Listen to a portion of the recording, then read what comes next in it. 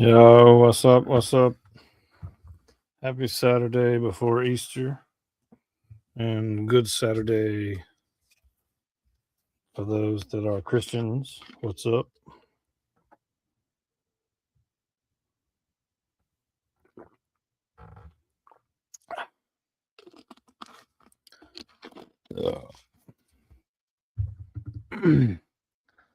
I'm going to be doing a little bit of reacting, hanging out.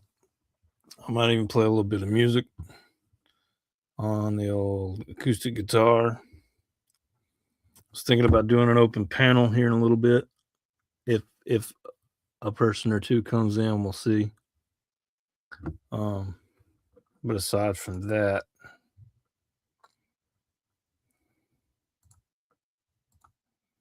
I'll go ahead and put that there.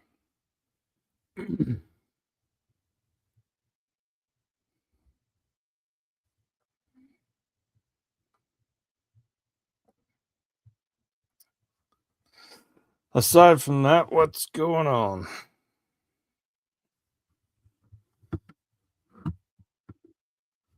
It's another pretty day in April.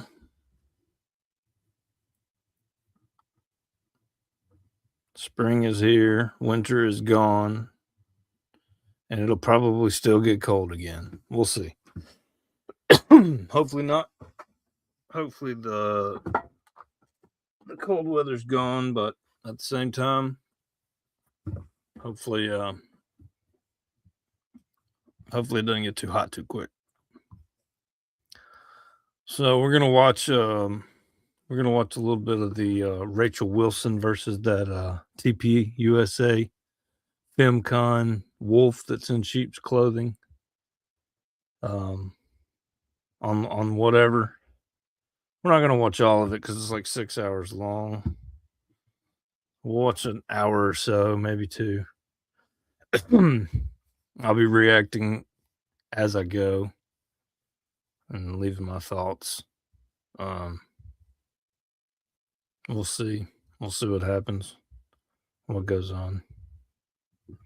But yeah. So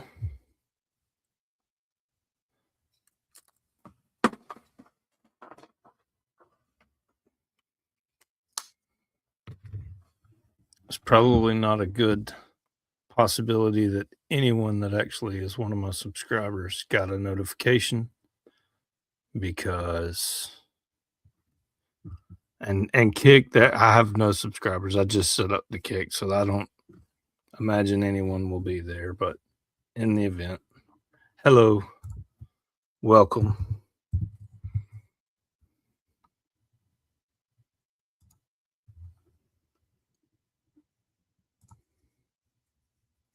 Hello and welcome.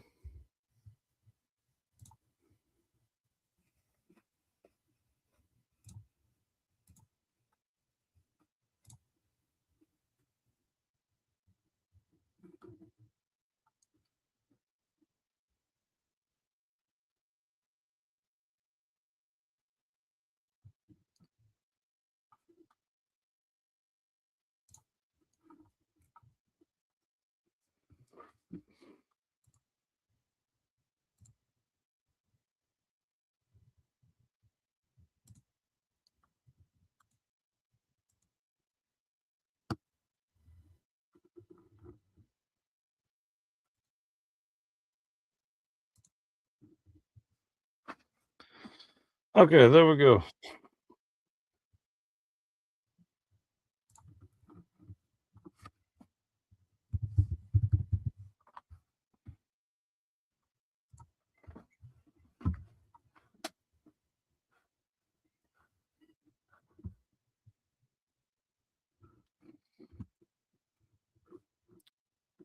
We are now on Kick.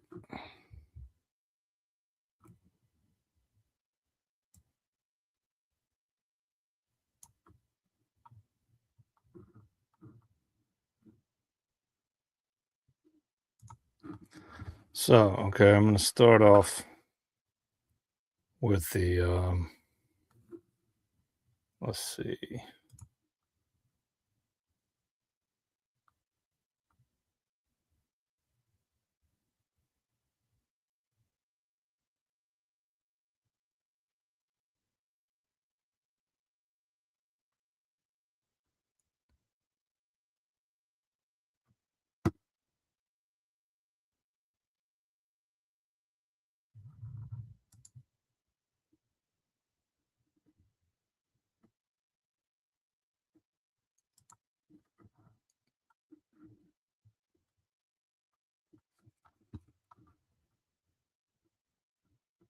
All right, here we go.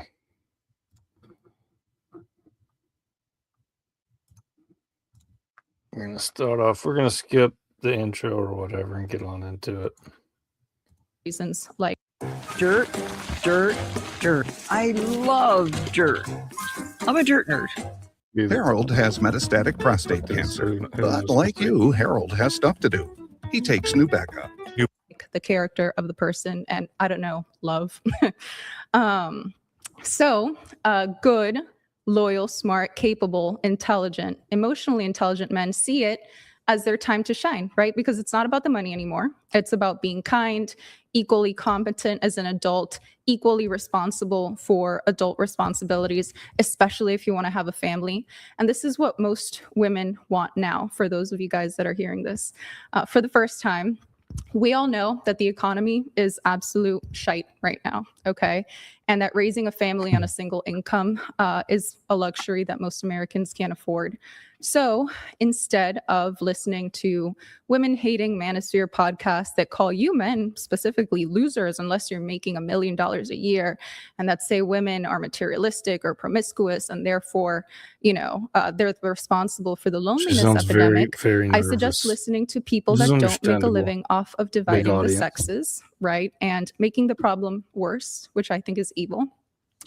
And if we're trying to promote strong traditional family units, well, which I am, despite the economy, men need to become the kind of leaders that women can look up to, can trust, and can depend on. And it's in a woman's nature to look for these things in men for partnership, which means men cutting vices that keep you weak, addicted, and with a warped sense of reality when it comes to women, like pornography, which a majority of men consume, and I argue is the single largest contributor to the decay in relationships between the sexes. And I think afterwards, women will naturally want to look forward to relationships. I would argue, and granted, I'm married, so take what I say with a grain of salt. I would argue it's the perception that men have of women, because women are now entitled, they're feminist, not feminine. Obviously, as I said yesterday, we like feminine women. It's feminist women, the ones who are secretly feminist, pretending to be conservative, pretending to be godly, yet not dressing modestly, not displaying good values and implementing them. When you have someone who's getting ran through, that's not what men want. No man wants that. The ones that do, the Coomer gremlins, as Andrew says, yeah, they may. So I'm not going to speak for them, but that's not the majority of men. That is not the majority of men. You got the manosphere, a few select ones in the manosphere. Yeah, they're chads. They're going to be blowing the, every one that they can get. They're gonna be banging. All right. The majority of us are not like that. The majority of us want a woman, not a bunch of women. That we don't want to go, and we don't all have jets. We don't all have yachts. We don't all have Bugattis. So we're not all Andrew Tate. The majority of us want a woman that we can love, appreciate, take care of. Okay. So there's a big misconception with that right off the bat. And she is sitting here saying that it's basically what now? Men sitting here and, pornography. That's a big part of it. It's a big part of it. It's an element. I won't deny it. But at the same time, even if there was no pornography, they've got like JCPenney catalogs, and you ladies are just showing it everywhere and flaunting it everywhere for nothing anyway. Although I will say a big problem is OnlyFans and things like that. And if that weren't the case,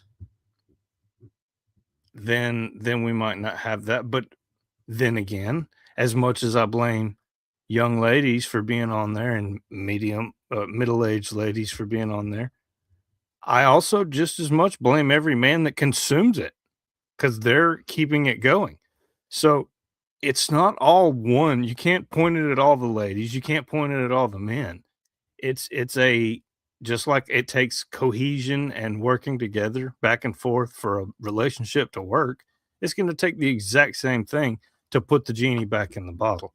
And I think things are too far gone. Andrew thinks that this can all be fixed, and generationally, with good parenting and enough messaging and actually capturing the snake and letting it not poison anymore, I believe he's right.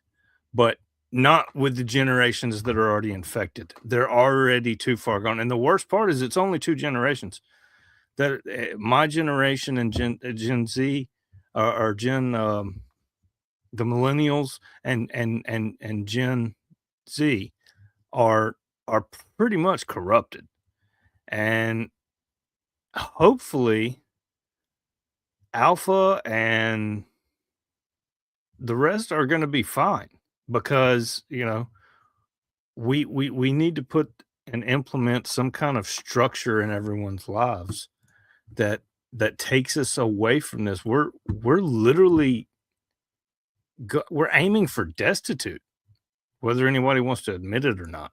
So With men more. that's Because just why my would a take. woman marry a man that watches porn and thinks it's okay to do that while in a relationship, which in my book is emotional cheating? Or why would she marry a man that wants her to work and split bills, which I understand is the reality of most Americans, but then Why would a man want to get in a relationship with a woman who he believes has the cheat code to an infinite money glitch of having his baby and then immediately divorcing him and getting child support and or prolonging it and getting alimony and making him feel secure and then duping it with the child support and the alimony and everything else? Things are not equal. We're not identifying problems equally, and I'm just as guilty because I'm a man. I'm biased. However, I have a daughter. I have 2 sons. I want my daughter to find a good, responsible, respectable husband who will love her for who she is. But at the same time, I would love for my sons to find decent, respectable women who would love them for who they are and give him children or give them children and be good wives, submissive, yet pleasant, pleasing, working together. These things don't always happen. And when you do, it's mainly because we're not all identifying the problem honestly. Obviously, like I said, I'm biased because I'm a man. However, having a daughter, having sisters, that somewhat equates it, especially when you have a daughter. You want your daughter to love that. I mean, and find something good and righteous and respectful as well. So and isn't equally competent or responsible partner when it comes to household duties or raising children. It just sounds like an irrational deal. Or worse, why would a woman want to give children to men who think being a stay-at-home mom has no inherent value? It's just what women are supposed no, that has so much value. Men so respect stay-at-home moms so much it's not even funny. to do when That's not nothing. That is a huge job. That is the job.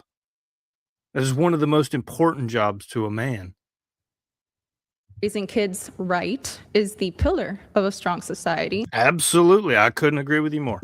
And the market value of what a stay-at-home mom does is extremely high. Or worse, nowadays there's men that say women that do want to be stay-at-home wives means that they're gold diggers, when nobody ever called grandma or great-grandma a gold digger for being a homemaker her entire life, right? So the solution to our modern problems is in telling women that they shouldn't be allowed to vote or have financial independence, which is just a stupid, sexist, losing message for the right. But to make sure, It's not really necessarily that we don't want you to vote. It's we want you to vote informed. Because if you look at who votes for the left, with an exception of the purple head, Stephen Bonnells, the Destinies out there, it's the purple haired lesbians and the purple haired leftist ladies. They're 90% of liberals. They're the ones who are voting in. Who voted in Mamdani in New York? I'll That just men leave and that right women there. value the opposite sex and what they contribute to society. And the onus is on men to hold themselves accountable and become men worthy of leading a family, because women can't and shouldn't trust men or follow men that let vices or urges control them. And without strong men, women have had to step into their masculine energy and fill that void. And that's the problem we face, not that women have rights, right? And if you disagree with basic human rights for women, then I suggest never to be a hypocrite and take a one-way trip to Iran where women don't have rights and can't vote, right? Just like I'd recommend communists here in the US to take a one-way flight to Cuba if they don't like it here so much. That's my closing statement. Well, opening statement. Okay. Would either of you like to respond to anything you've heard there? Or? Well, I think let's start with, what do you think feminism is? And then I'll tell you what I think feminism is. So I don't really care because so many people have different definitions. I only care about two things, which is women voting and women having financial independence. That's it. I'm not here to argue for feminism in any other way. Just a woman's right to vote and a woman's equal financial rights and opportunities as men. So egalitarian rights.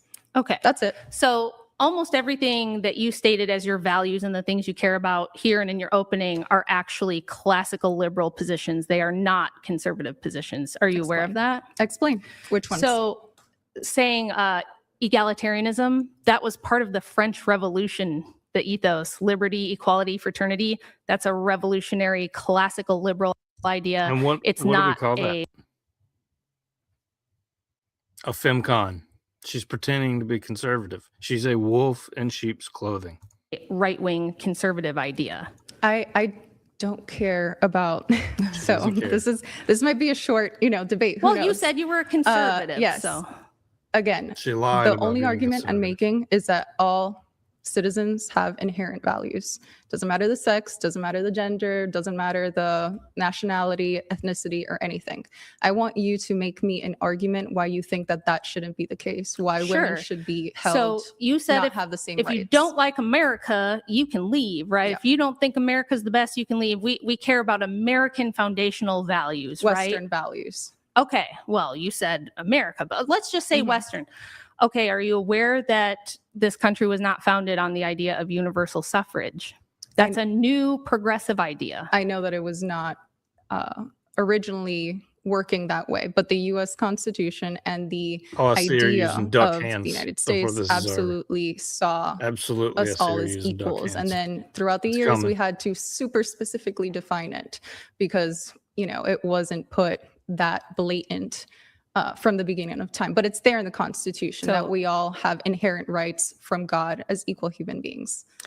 That's funny because it took until the progressive era to pass the 19th Amendment, which was a progressive piece of legislation. It was not conservative. So all I'm trying to do is say, please don't use the label conservative if you're actually a classical liberal. So let's just get that straight. All of your positions are classical liberal positions. And you're doing what a lot of MAGA babes do. They're like, I like Trump and I want to deport illegals and I'm not super woke, therefore I'm conservative. That's why I don't use the label conservative, because it means nothing anymore, because people like you are actually libertarians. You're classical liberals.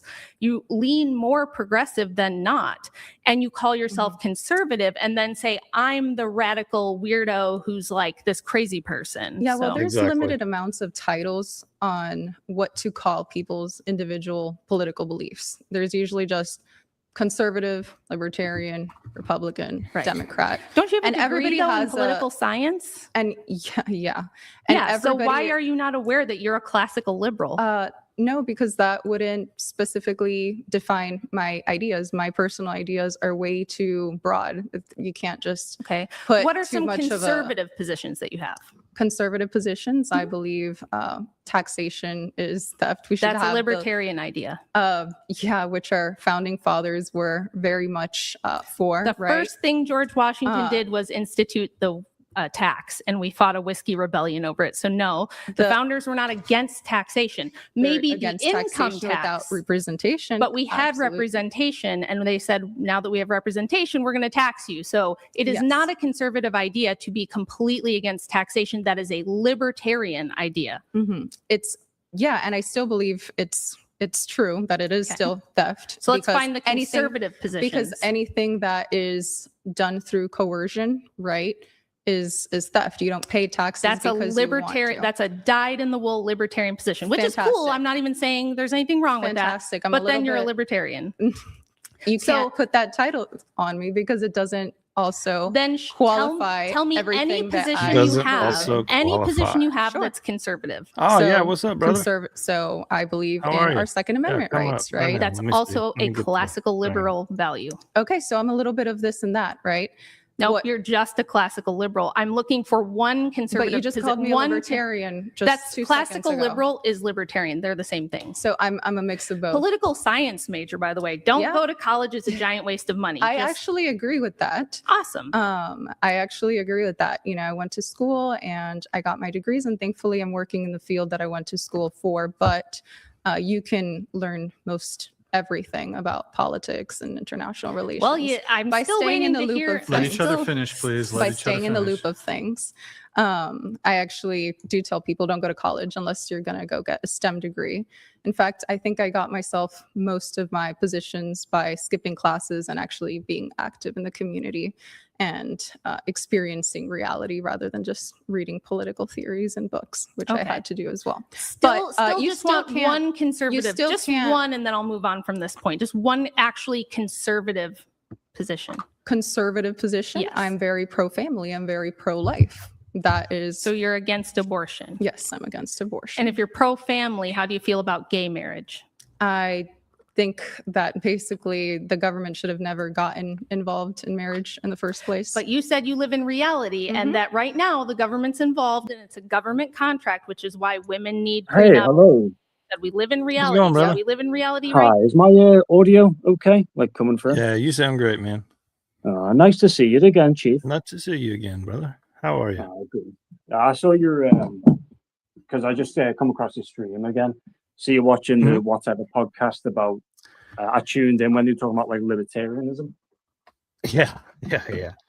I haven't seen it. I didn't even know it had taken place, and I saw on Andrews that he was putting some comments on it. So I figured, hey, why not? I'll just check it out for a little bit. Yeah, there's a lot of like, from that podcast, there's a lot of episodes you can miss. Like I saw the one where it was like Destiny about the question about abortion. That was a really good one to watch. Oh, okay. On what now? Abortion? Yeah, where it was like pro-choice versus pro-life. Oh, okay. Yeah. Who was Yeah, he and it was, debating against? Funnily enough, Destiny was debating against the pro-choice people, which I wouldn't have like expected, but he brought up like a very good amount of points from his side, and it was like just really good to watch how he articulated his points. It wasn't just a Yeah, he's like, pretty smart. Yeah, Yeah, he's pretty smart. yeah, and the thing is, that was like from someone from his position, the fact that he was able to bring up these points and explain them was just Right. really, really good to watch. It wasn't just like from an emotional point; it was from a like a intelligent point of view.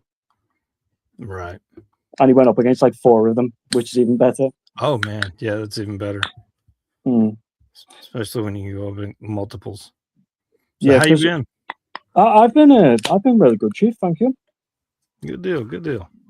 Mm. Yeah, I I've just just got been, off work just a little while ago and figured I would get on here and kick up a stream, and I didn't even give it long enough to, send out any alerts or anything, so I didn't figure it would. But But at least this time, like I've come in at the right time. Like it wasn't when you were like 5 hours into the stream. yeah, there you go. Yes, that's right. Yeah, because it worked out for me today because I finished work myself and I was with some friends and then we were talking about like the stuff where around and that, and I was like, oh, I need to go. Right. Excellent, man. I'm glad you stopped by. Thank you for Glad having you me stopped again. by. Yeah, absolutely. Anytime. Mm. Do you know Yeah, I'll have- the woman I'll on have the to check that one podcast out. now? Was this the one we were watching last time? Was it something Wilson? That said that The one woman- more time. The woman in the pink, was she the one that we were watching Yeah. last time as well? Yeah. Yeah, that's. Are you familiar with Andrew? Yeah, I've heard some of Wilson? the points about like libertarianism before. Yeah, she's his wife. Oh. Oh, Yeah. so he married the correct woman then. Yeah, he pretty much like he kind of hit a jackpot. She's very, very intelligent, and which I mean, granted, I'm not the bar, you know what I mean? So who am I to say? From my perspective, she's very intelligent, and Mm. yeah, you know, the one on the right, don't get me wrong, she's not a bad person per se, but it's just the fact that like they come over here and they act like they're this when they're really that. You know what They I mean? act like they're the smartest person in the room when they're not, when they don't know about Exactly. like other worldviews, Exactly. other political clashes. For them, it's all perfect and nothing can be wrong to them. And then when it is Well, proven wrong, they tend to go, "Oh no, yeah." No, you're exactly right. I mean, I spent most of my life, maybe even half of my life, with like all of the same positions as the lady on the right there.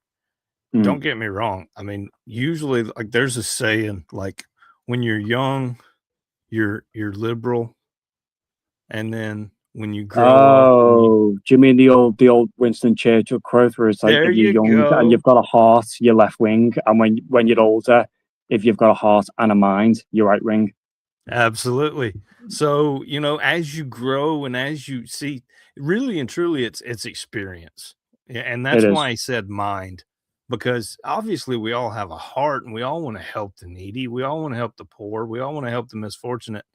But once you start using your mind and you realize half of the ones that I want to help don't want to help themselves, you know, and they just want to take advantage. So, I mean, granted, you still have to have a heart, but you know, and you start as you get older, you realize, you know, I can't keep these same values, even though they're not really values, they're just outlooks. Mm. Your values really don't change, I don't think, but you know, kind of the way you look at it. But yeah, the old Churchill line. I'm impressed that you knew that. That's excellent. Yeah, but no, you're right, because it's like you can keep the same views but interpret them in a different way. Like you could be someone who is very charitable and you want to help the needy and the poor, but you don't have to be like, you know, very left wing to have those positions, or you don't have to be very left wing to act upon those. You could be a right wing person who's like, but yeah, I am going to help the poor and the sick. It's not always about politics. It's just where you align yourself with those views and what you actually do with them. Because most of the time, these people who preach about like full equality and helping those, they won't actually go out themselves and do that. They'll just preach Yeah, about exactly it. Right. Exactly right. My wife gets on to me because, you know, when we're and this is not a pat myself on the back thing, but like you just said, we all want to help. You know what I mean? Especially somebody who we feel like, you know, this guy just needs a break. And I'm a, don't get me wrong, I'm a blue collar guy, so I take a lunch box and a sandwich and whatever to work. A couple of drinks, some waters. So if I've got any spare cash, I'll give it, you know, but and she'll get on to me. You know, he's just gonna buy alcohol or whatever else. I really don't care even. But at the same time, I know that I'm contributing. So later that makes me feel bad. But it's just like you said, we all want to help some way. And the ones that don't want to help probably want to help. They just had something in their life that turned them into a bully, you know, or a mean I person. would say the ones that say they want to help but don't actually help, they're just like hypocrites. They just want to have the platform to get the attention of saying what they're saying without actually doing it. There is at the end of the day, you know, with yourself, let's say you give like a few bucks to a homeless person. Not everyone's going to see that, but you don't do that to get the attention. Whereas these people who go on like platforms and such to say these things, they're only saying that because they want the To get attention. They credit. don't actually want to. Yep. Yeah, they don't actually want to make that type of change. They just want people listening to what they have to say. That's close to that whole, line in the Bible where it said, take no heed to the people who are out in the streets making their exaltations in their prayers. Instead, go into the privacy of your home in your prayer closet and do your prayers and stuff like that, because you're doing it to honor and worship God versus Mm. having the glory of all the people that are watching you do it. So it's the Exactly. same. Yeah, it's the exact same thing. People are doing it, and I think in that same thing, he said they have their reward, and the people that are around them, that's doing that. So that's a good observation right there. Yeah, it's all like vanity with these people. Oh, Like the best thing I've ever heard is that someone said, if especially like a lot of these very like left-wing people online, a lot of people say to them, okay, if you really believe these things you're saying, go to Eastern Europe and say those things if you really believe what you're saying. And it's like, no. Absolutely.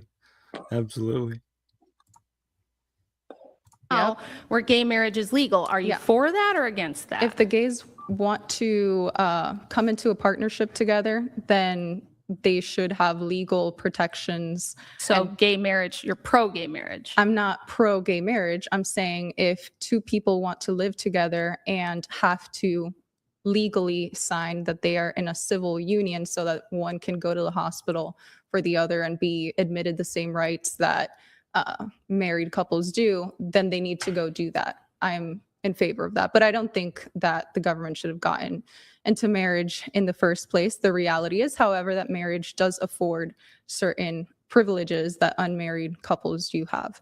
Right. So that's why would it's the legal you, advantage. are you in favor then of gay marriage? Because it kind of dodged around. Do you just want civil unions that are different from then how I'm married or how you would get married? I mean, most, I guess, gay couples, I think, just wanted the same legal rights and tax benefits of married couples. That's Not the the same fact that- thing like all of the leftist women have been saying for years. And I only know that because my aunt is a leftist woman who's been saying that for years. And I'm like, look, they and granted, I don't care.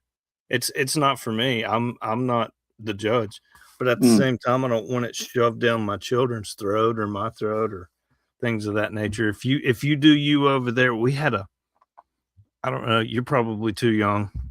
It was right after 9/11. There was a don't ask, don't tell policy implemented in the military for homosexuals. Oh, And granted, yeah. do you know what I'm talking about? Yeah. You ever heard that? Okay, so when that was put into place, that it was kind of broad. So they don't ask, don't tell.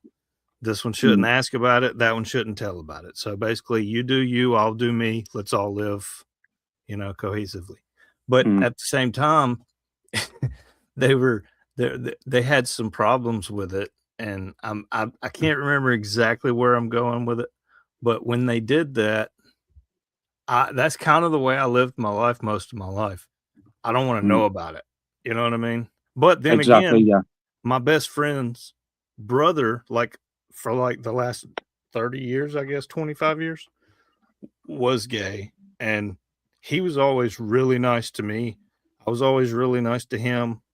So it's not for me to say. However, do I believe they should get married? No. And the whole time I did hear, well, we just want to be able to, retire together, and we just want to be able to take each other's, retirement, stuff like that. Okay, that would be one thing. But you see how the slippery slope is. As soon as that was implemented, there was zero trans. There was zero trans. That just blew up out of nowhere. Out of nowhere. And you know where it come from? The slippery slope that was letting homosexuals get married. The moment that happened, it was implemented and just came out of nowhere. So Yeah, because I at the time the big argument was it was like, why can't they get married? And I think a lot of people said like, no, they can get married, but the big difference is that are you married by the government or are you married by the church? Because the church has it where it's like, we're not going to marry you because we don't hate it, but it's not something that we can like ratify. Whereas the government can just marry you through a civil unionship. But a lot of people were misconstruing that, saying, "Oh, no one wants us to get married," and it's like, no. The point is, it's a separation between church and state. Whereas if you're a Christian, you can get married by the church and the state. It's just people don't want to have homosexuality married by the church. That was the thing people were not reading into. Yep. And really and truly, I mean, I almost thought that marriage needs to be specifically the church, because marriage is from God. Yeah. You know what I mean? It is from God. So, and I understand there are different religions and different things like that. Don't get me wrong, but it's from God. So, I mean, he gave us language. He gave us laws. I mean, or you take it as any country has a law that says do not murder, or the penalty is either death or, years in jail, whatever. Even atheist countries, even,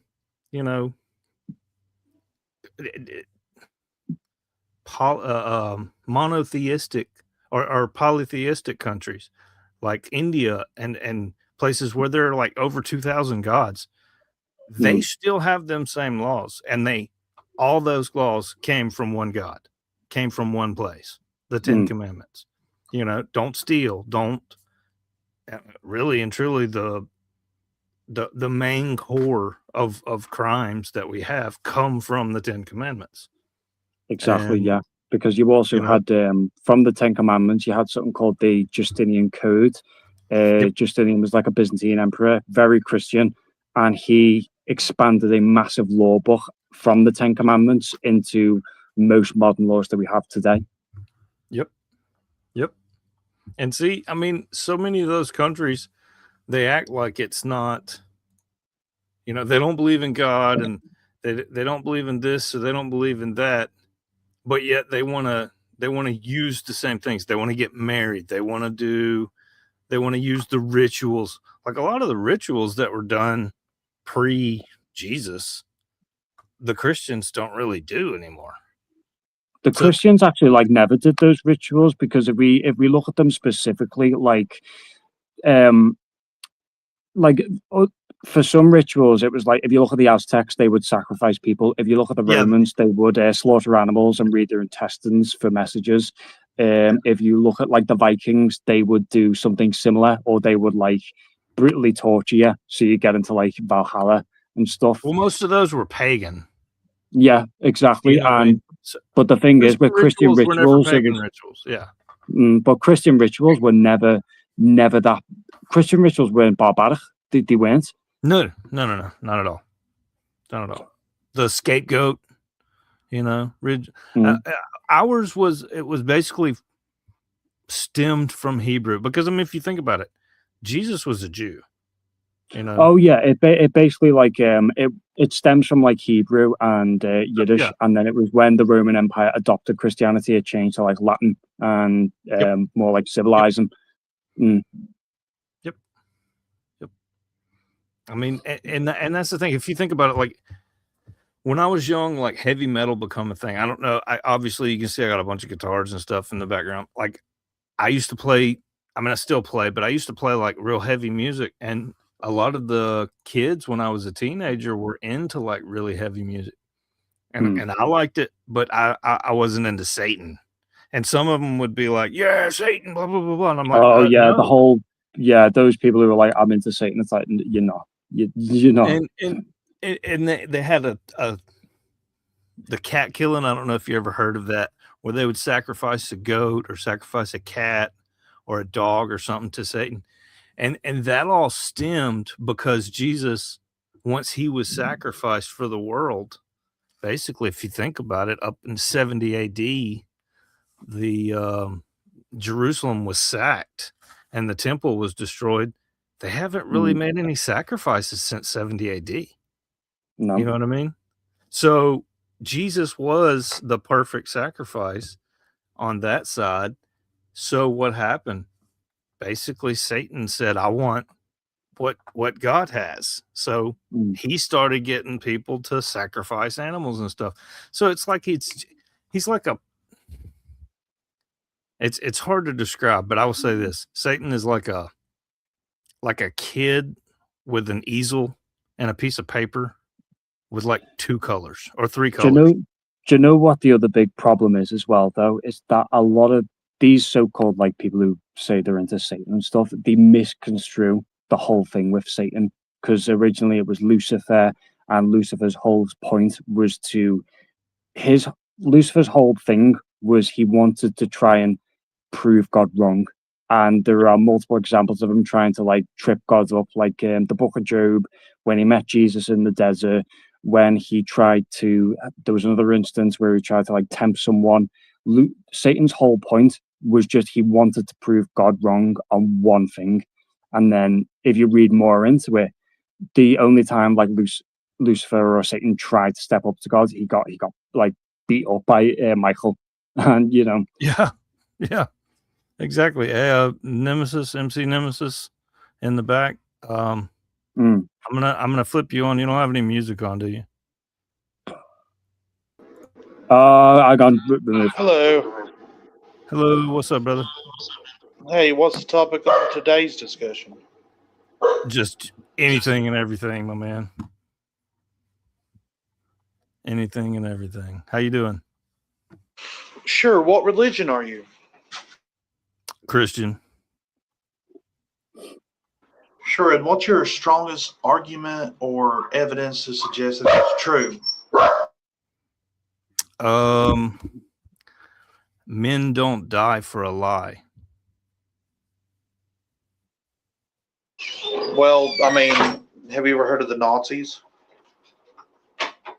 Yeah. I mean, was that a lie?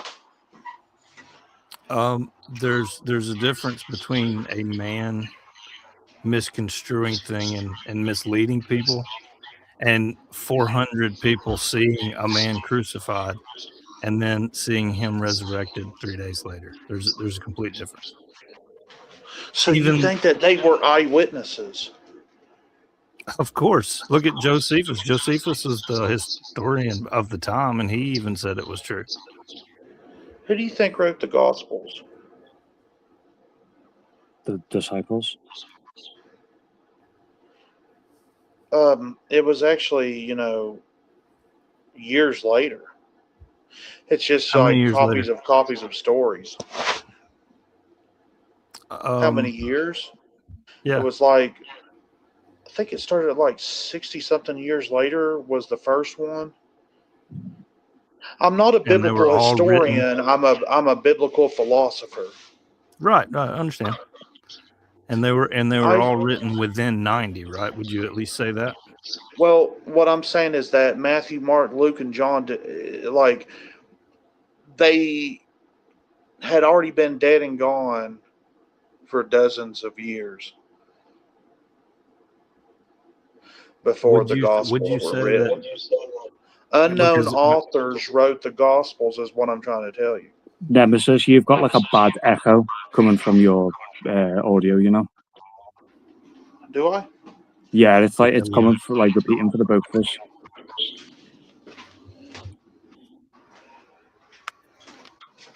I don't have that problem when I do the You fixed like it. when I'm on chat roulette or anything. It might just be because it's StreamYard.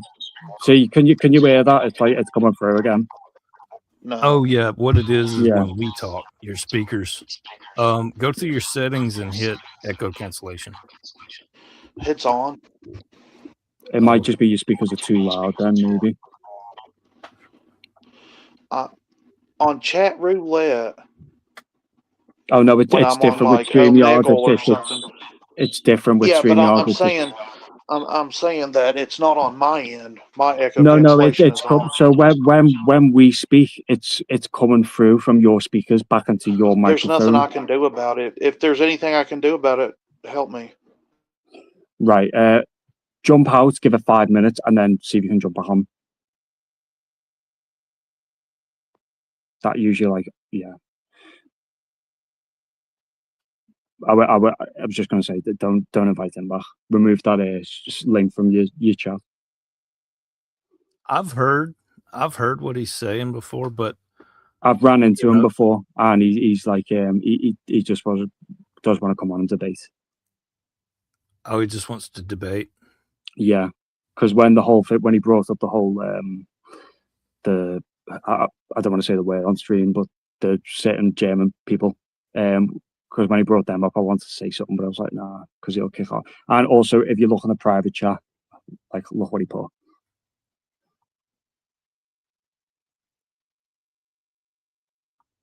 Okay, let me go to the private chat. I haven't even. Oh, good gosh. Exactly, yeah. So have you removed your StreamYard link from the comments? Yeah. Yeah, and then if he joins back, don't let him on. I've had him before. Yeah. Okay, well, thank you for warning me.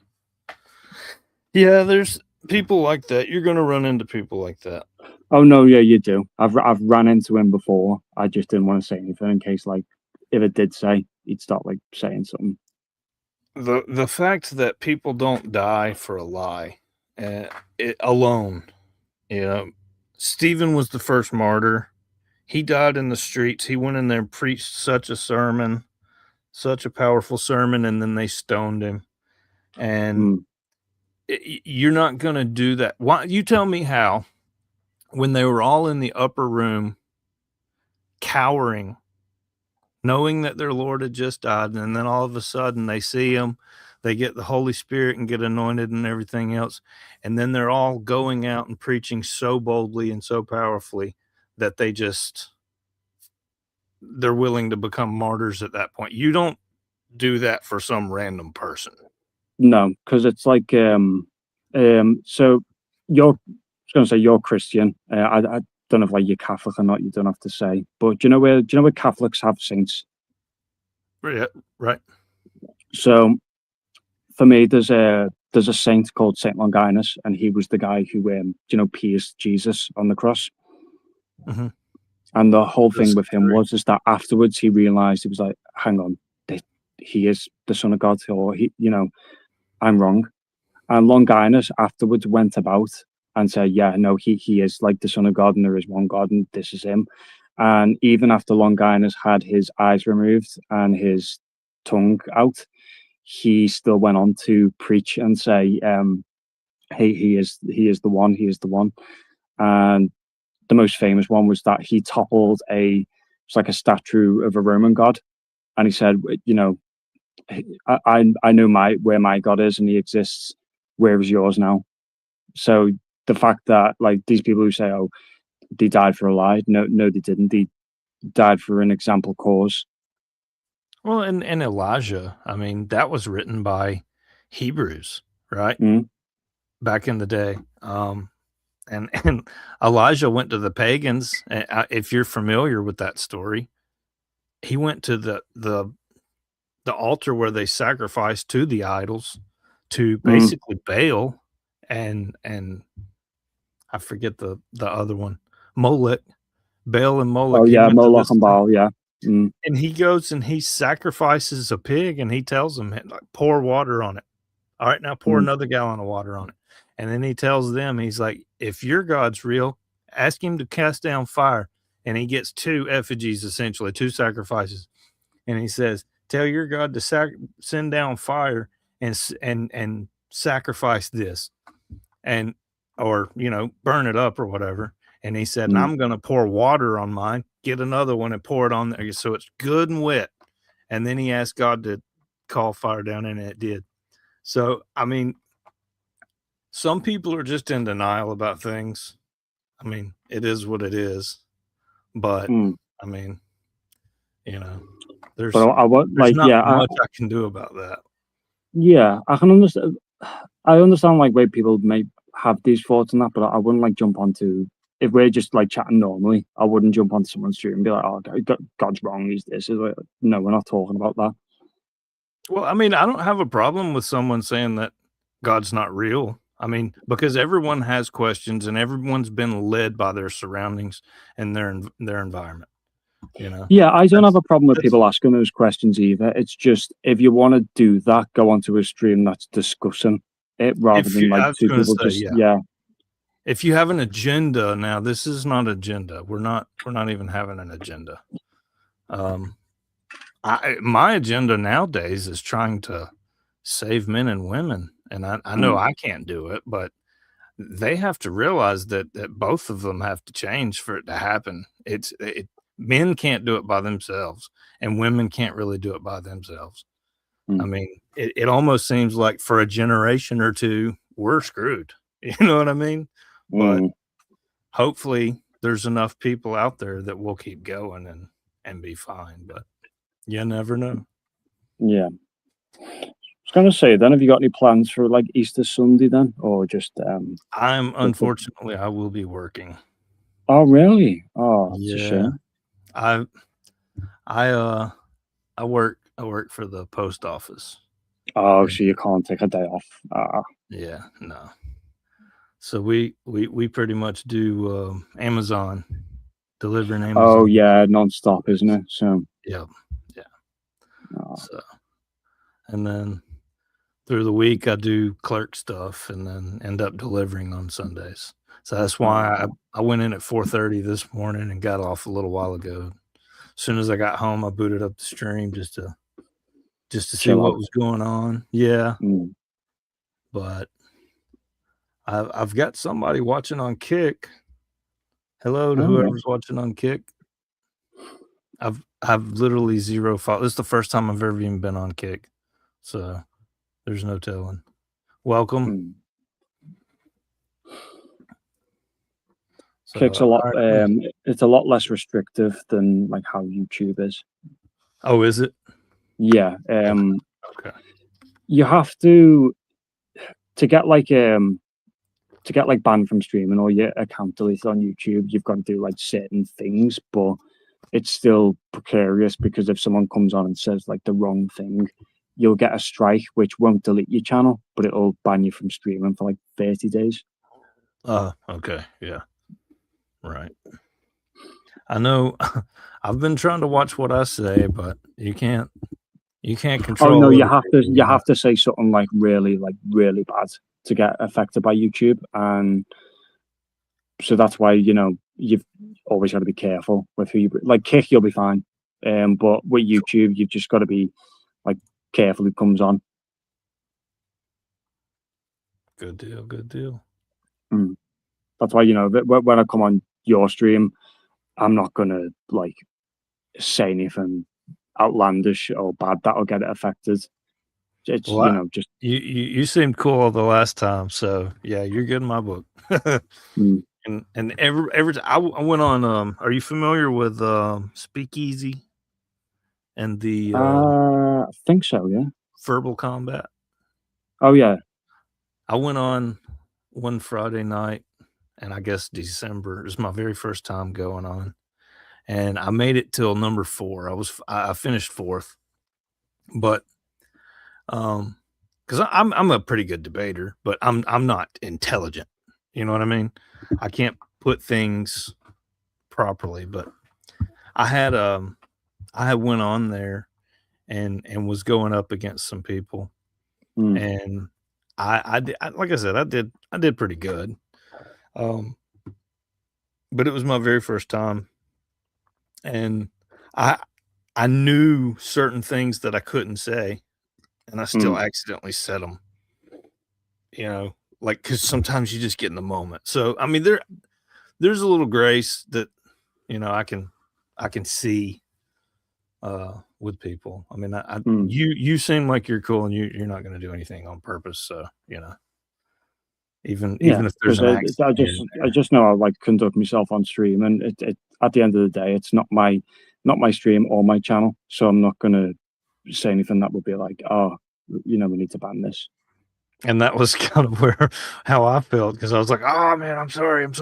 He's like, "No, you're good. Don't worry about it." So I kind of pulled back, but all right. So she's clearly a little more left than she says she is, but They see. could get an dress and a tuxedo and go in a church and get married, because then they would have to take it up with the church Right. itself. See, and this is the problem with your libertarian position of itself. turning marriage into a contract with the state, is that you have no grounds on which to say the gays can't get married.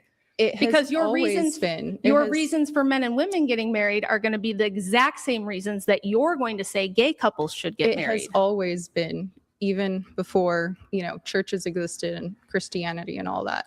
Marriages, civil unions have always had some kind of legal contract and observed within the communities that, like in Rome, for example, right? There were certain privileges and certain responsibilities that were given to civilly married unions So you're talking about Who's pagan wrong there? Rome or Christian Rome? before. Yeah. Pagan Rome? Yep. Okay. And there's Oh, been yeah, see, that's civil, good, what you there's been, said. again, the union of man and woman since the beginning of time, right? Yes. Even in the Bible, but man it and was man and not. woman became Wait, hold one. on. Let her finish. Yeah, man and Yeah. woman became one before God, not before the church, right?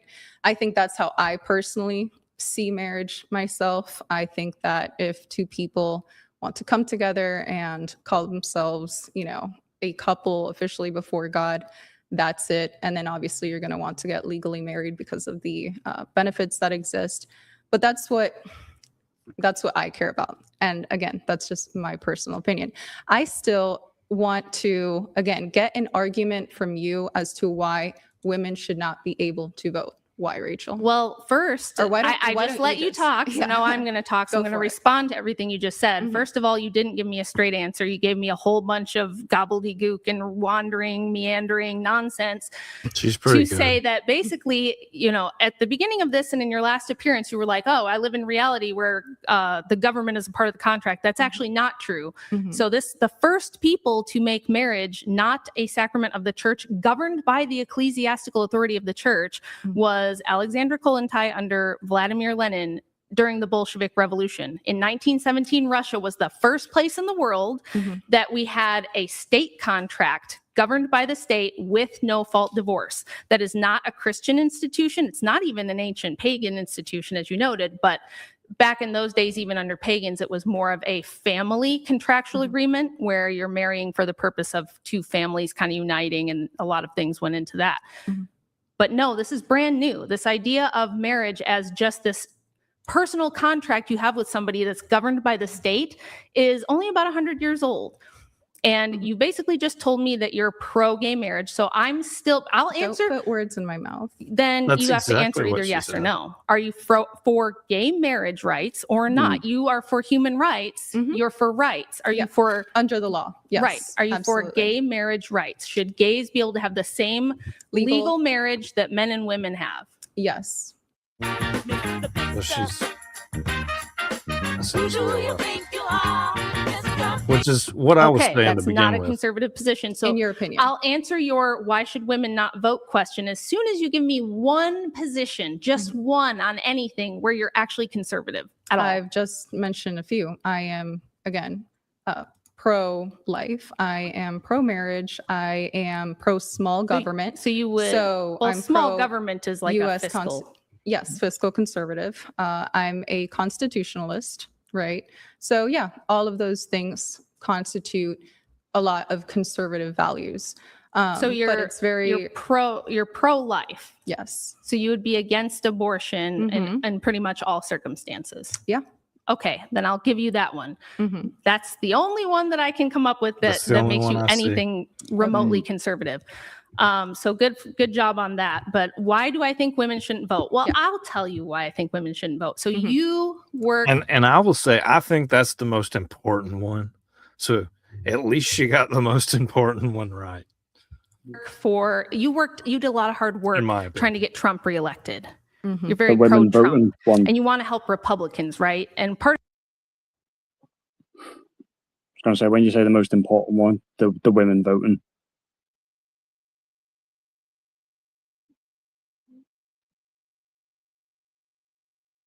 Sorry, I muted my mic. No, No, I'm no. I'm okay with women voting if it's an informed vote. You know what I Oh, mean? but when you said the most important thing, that you meant like abortion. Yeah. To me, because I mean, even okay. Let's just use the guy that just left, and you showed me what he said in the private chat. Like, number one, I'm glad he didn't say that verbally. But number two, let's say he wanted to delete a bunch of people, like racist, essentially. You can't say like a bunch of people say that conservatives are racist. You can't say conservatives are racist if you look at what demographic of people are deleting their babies and the biggest numbers in America. I don't know how it is in the rest of the world, but over here, I know how it is in America though. It's mainly black women and white women. You know what I mean? And so if a guy was racist, he definitely wouldn't want to stop black women from aborting their babies. You know what I mean? Exactly. At all. I would like all women to quit aborting their babies. All women. And at least to me, she got that right, because that's the most precious thing is life. We can make it work out one way or another, adoption or whatever. And a lot of people say, well, you can't always adopt. There's always people that can't have kids. I think we discussed that last time too. So because there's people who can't have them, and then they will go out to adopt, or you'll have people who, do you know, where they have like the family homes where they'll adopt like 8 or 9 children and raise them and keep going afterwards. That those things they do exist, because people do want to do that. Absolutely. Well, not only that, we have foster programs, which I would rather an actual adoption than a foster program, but we still have foster programs for the older ones. And then there are so many people, a lot of people don't realize microplastics, like certain chemicals that they're putting in our food. I know they're not doing it in the UK because they are standards. They are a bit, yeah. Are they? Yeah. Oh man.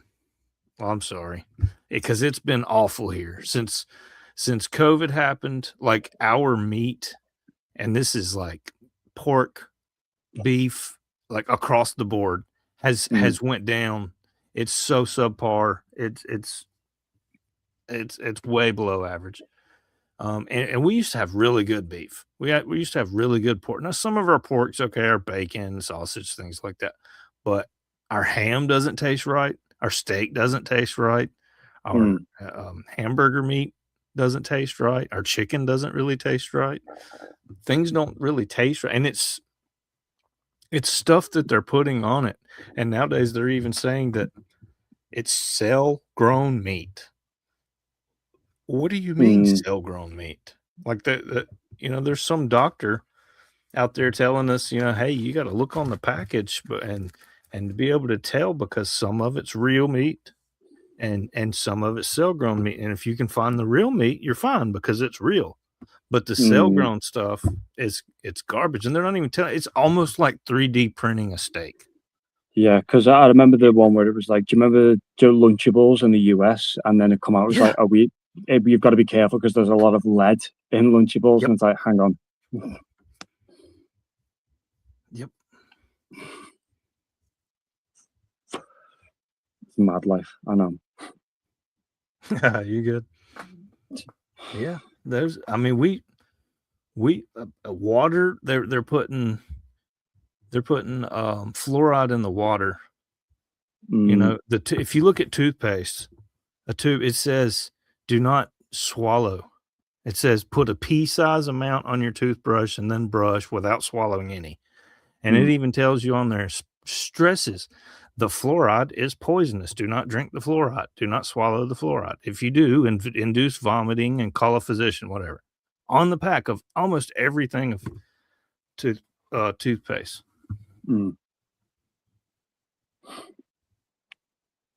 That's scary.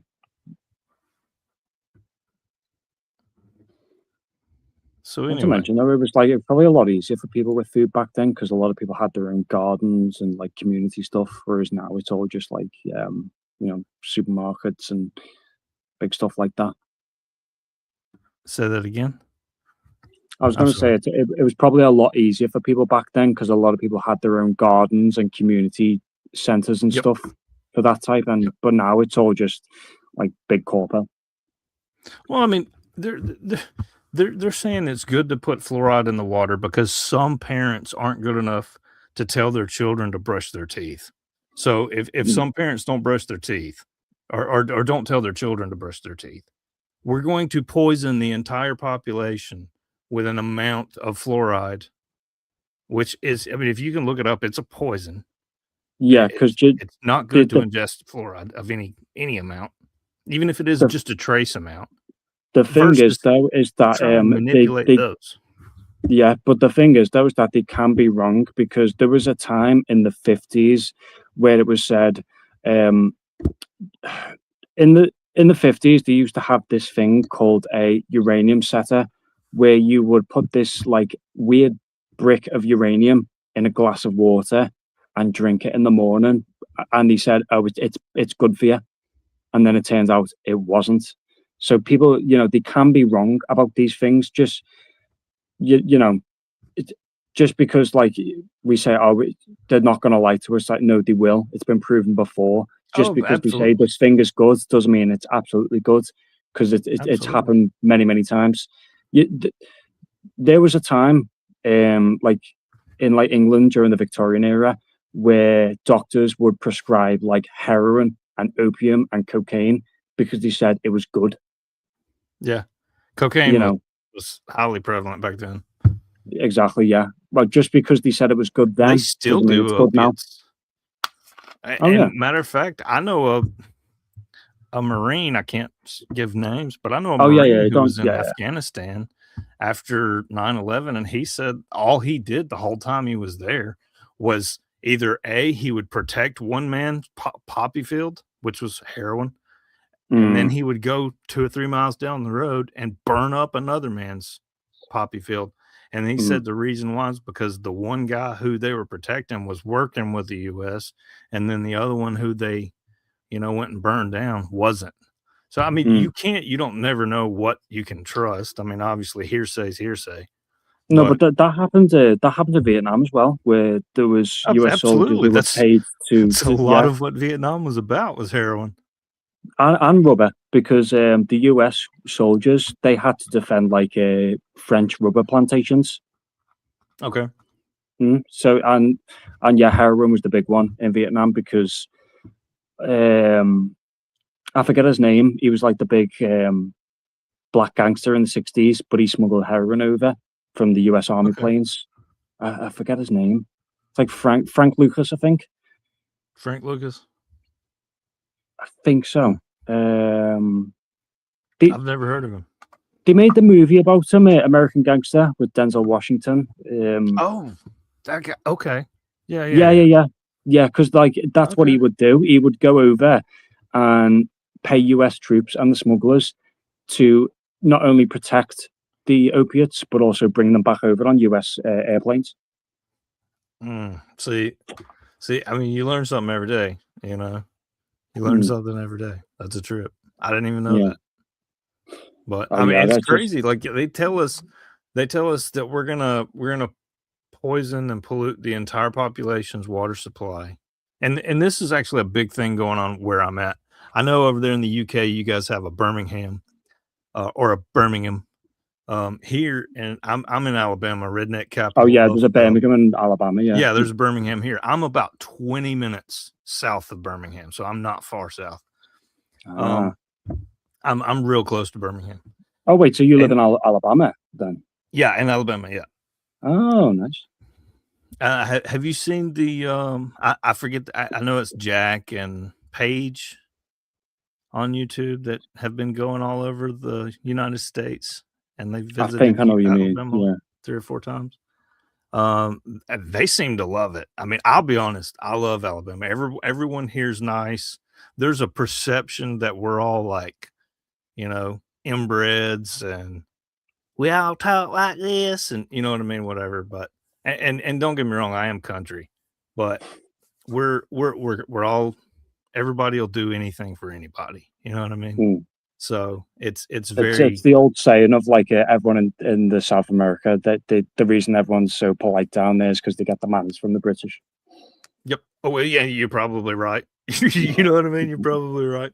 But we're very we're very polite and respectful here in Alabama. Now, I know Mississippi's that way. Tennessee can be. Georgia doesn't seem to be. But it's Or like isolated Montana, parts. like in Montana, wouldn't know. everyone's nice in Montana. I've heard. Have they? Okay. Yeah, I haven't been to Montana. But you know, in Birmingham, they literally just had a scandal. Like they had a waterworks company, and the company had been putting fluoride in the water for the last 50, 75 years, 60 to 50 to 60 years, let's just say. I worked there for 10 years. And when I left, like they were still putting fluoride in the water. Now, granted, you could do studies like they had the 4th best water system in the Southeast. They were literally number 4, like top of the line, top tier, like really good. Coca-Cola products, the Coca-Cola company actually got their water from them to make all of their beverages. So it was really good water, but it had fluoride in it. And there was this thing I went to. It's called a tapping competition. It's basically when you have a pipe out in the middle of a street, they call it a main. It was called a tapping contest. And you would basically see who you could tap the main and then get it sealed really quickly under pressure while the other guy's running the line to a meter and setting the meter. So you're basically doing the meter and the main line tap all at one time, fastest time. And it was, a couple of different water systems doing it. Birmingham won every time. Long story short, I'm doing some research while I'm there, and that's where I realized that, fluoride's in the water and it's poisonous and blah, blah, blah, blah, but it's only a trace amounts and it's to help the teeth of everybody. Well, I started looking and they've been putting fluoride in it for all these years. 3 years ago, and I've been gone for as long as I was there. So I've been gone for like 12 years. But they stopped putting water in, and they only have 4 pump stations, which means there's 4 filter plants. They stopped putting fluoride in the water on 3 of them like 3 years ago. And one of them, which is the bougie, uppity place called Mountain Brook, I don't know. It's basically like one of the richest places in Alabama. Theirs still puts fluoride in the water, but none of the others do. And there's this big uproar and stink that's going around right now about everybody wanting fluoride in the water. And I'm like, if you only knew what you're wanting and what you're asking for, yet it's been gone for 3 years and everyone's been fine, because they're all like, well, these kids' teeth are going to fall out, blah, blah, blah, blah. Well, tell them to brush their teeth. You're not poisoning the entire population for some kids that don't want to brush their teeth, because fluoride is good for your teeth, obviously, but it's not good for you to ingest it. So, you can have something that's good for you and not good for you at the same time. It's like, like asbestos, where it's good for fire cladding, but if it ever crumbles and you breathe it in, it's bad for you. I did HVAC too, so yeah. HVAC was no friend to asbestos.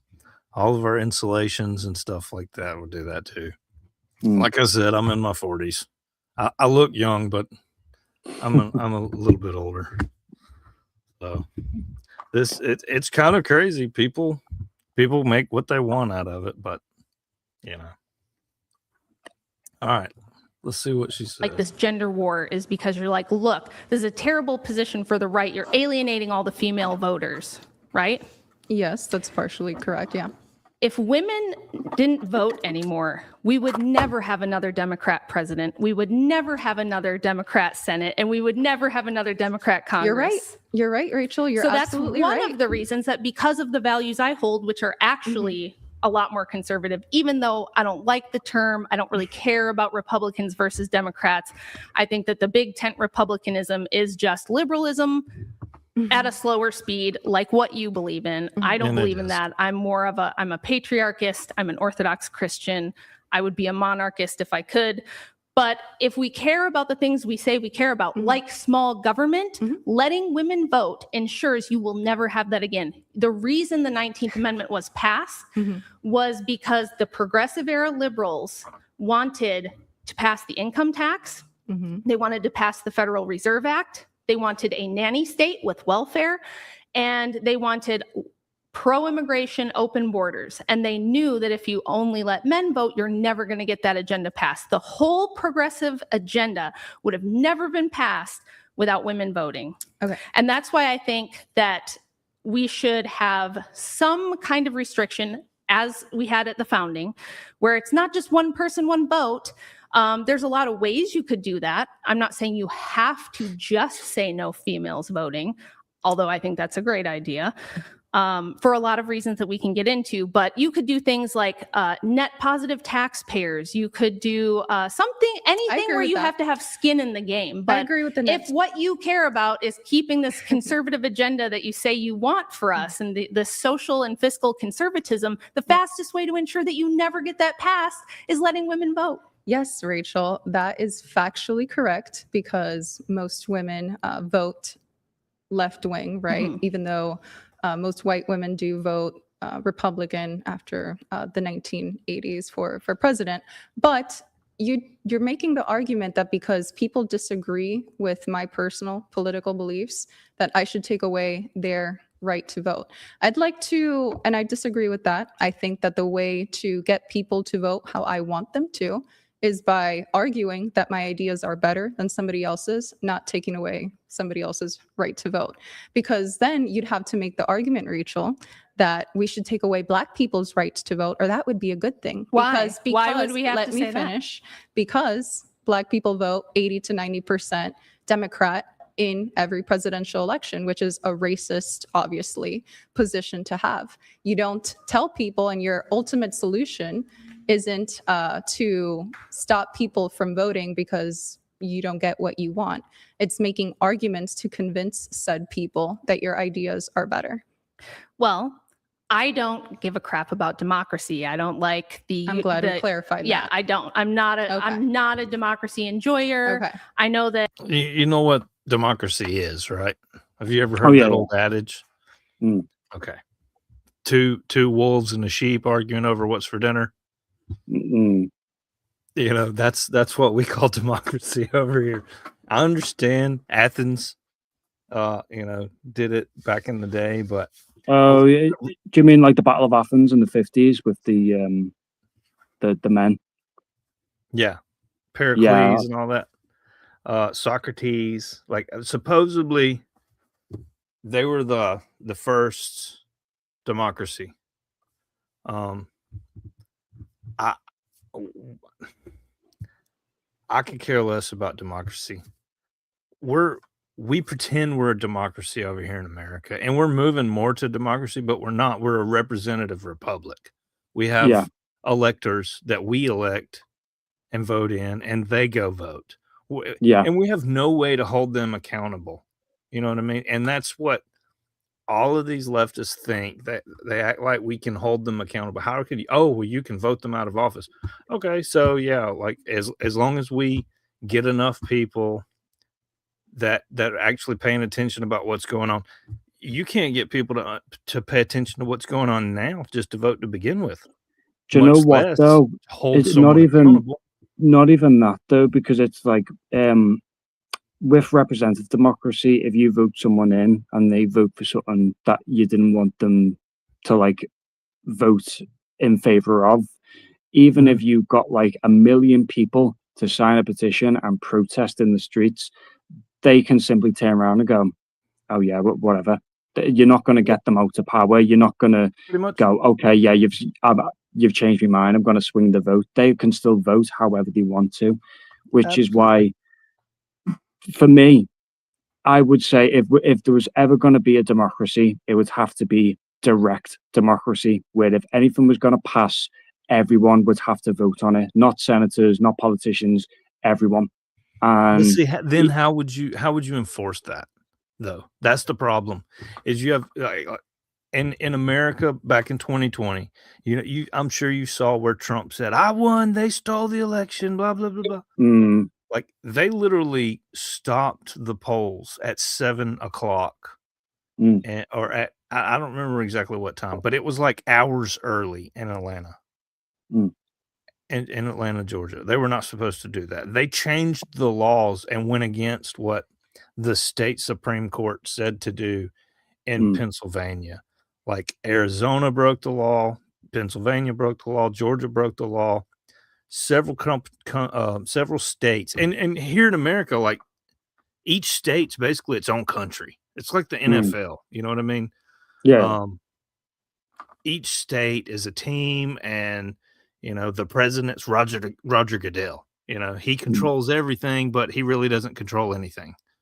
Each governor or each team owner is the one who really controls everything. But they're all held to power. It's kind of like he's a babysitter, I guess, and like a team cheerleader, I guess, trying to get everybody on the same page, which Trump is very good at. Don't get me wrong about getting, governors and such on a particular thing. But at the same time, there's so many people that do not agree with each other.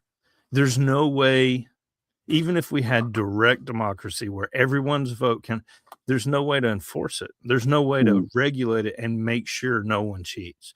Now they've got mail-in ballot. They say it's like 8 million.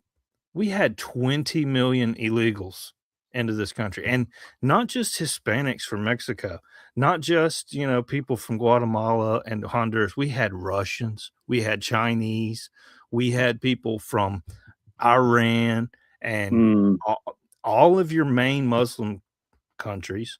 And I understand you guys have some problems with that going on over there in your country, but I did see here recently where they're putting the UK flag back up a lot more.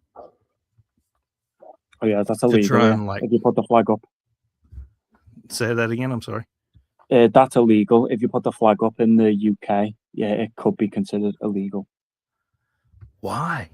Because of the mayor? Just for like the whole government as it is, because it's seen as like racist for putting the flag of your country up in your own country.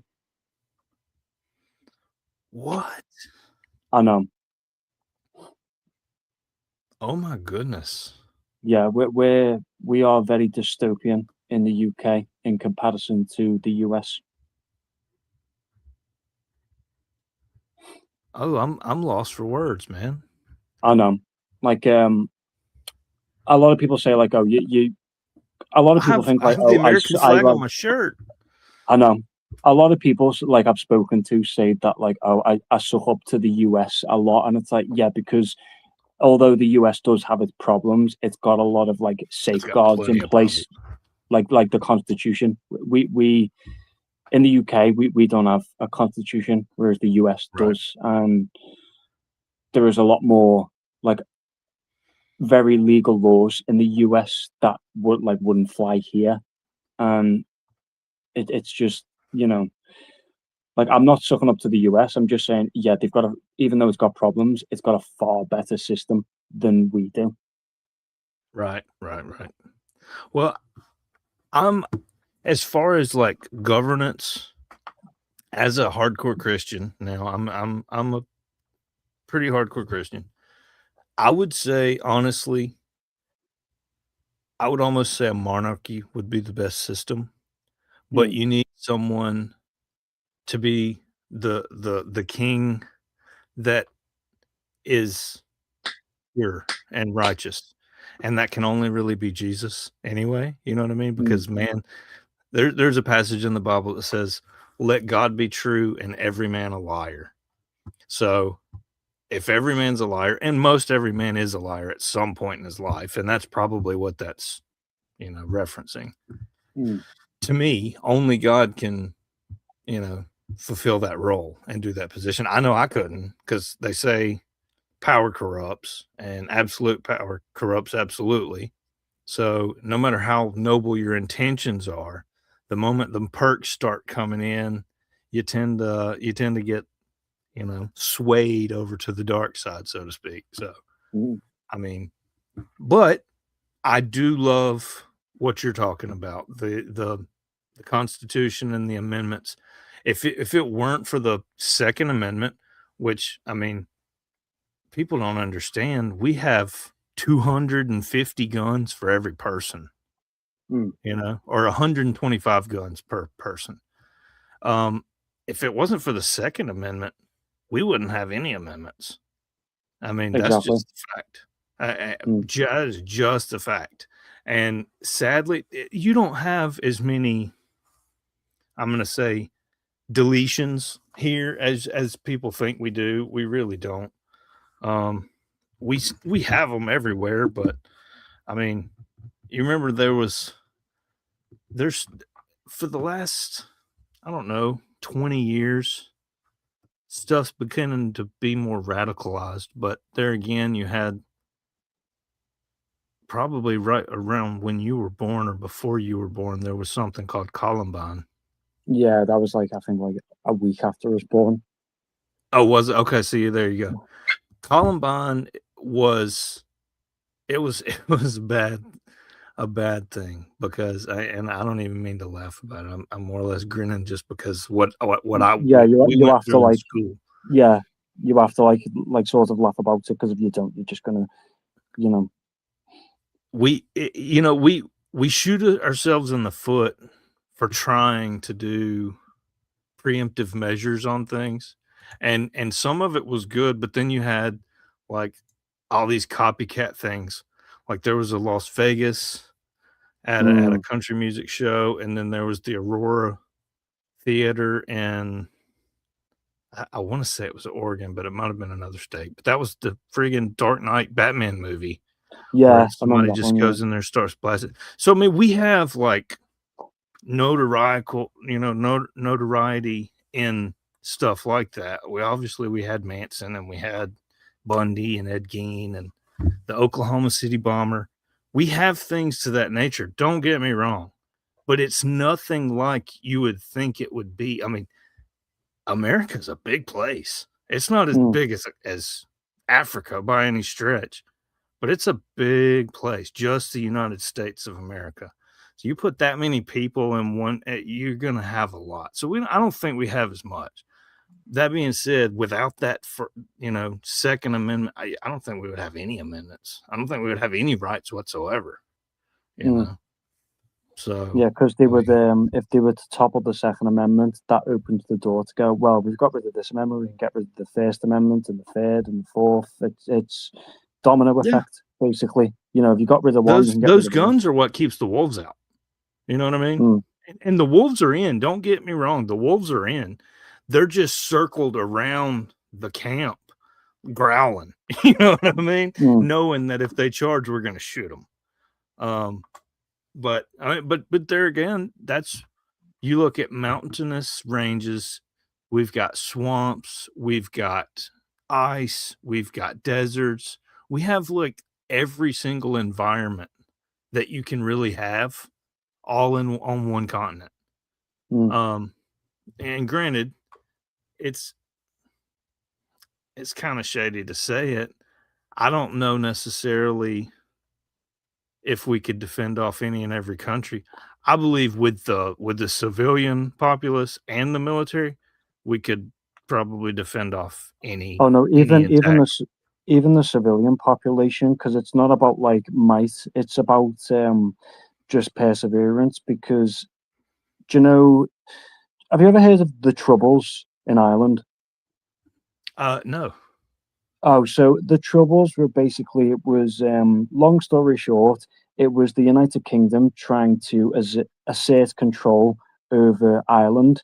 But the problem is that there was a lot of resistance from civilians and militia in Ireland that basically forced the UK over time to like take a step back and negotiate. Okay. So even though the UK had more, like 10 times the military prowess and experience and power over these people, it was just impossible to crack down on them, and in World War II, the famous thing from the Japanese admiral, where he said, yeah, it's impossible to invade the US because even if we were to beat the army and take over, we're never going to control the population. They're unbound, they're unrestricted. Yep. And seriously, there's 125 guns. It might be 125 guns per 100 people. I literally just saw this the other day, and I can't remember the exact number. So I think there might be 25 more guns per person, but it may be 125 for each person. I cannot remember the specifics. I'll check that. But I mean, there are a lot of guns in America, and a lot of friggin' rednecks who know how to use them, with a lot of ammo and stuff like that. I don't think anybody would want to come. If they were going to do it, they would just nuke. You know what I mean? They would just nuke somewhere off the coast. That way, you send a tsunami tidal wave in, and take out all of the coastlines. That would probably do it. But especially if you did it on, 3 and did it all from the end, from that bottom, the left and the right. But I mean, Canada, really and truly, that's you guys' territory, right? It used to be. Now it's just like sort of fallen off. Oh, is it? Okay.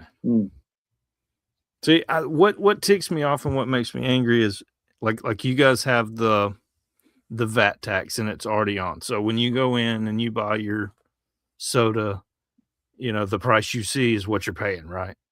Oh yeah, it's like applied. Ours is not. Ours is it's like completely separate, and you've got to it's sort way out with separate, and it's after the fact. Like, I don't smoke anymore, but I used to smoke cigarettes, and it got to the point to where when you would buy a pack of cigarettes, you were paying, like, they used to be $3. All right. And this is when I was in my 20s. If they were $3 a pack, and then when I quit smoking, they were like $8 a pack. And the CEO of the cigarette company said, we literally have not changed our cigarette prices. So all of that was different taxes that was put on it. And if you would flip a cigarette pack around, they would literally have a little stamp on the bottom for each. You'd have a city tax, you'd have a state tax, you'd have because if you go to a different state, tax. cigarettes are different prices, aren't they? Oh, Where it's man. like, if you go to Arkansas, it's like cigarettes will be like $5, but if you go to New York, it'll be like $12. Actually, they're a lot more than that in New York now. Yeah, they're bad. Like they're almost $11 a pack here where I live now for what I used to smoke.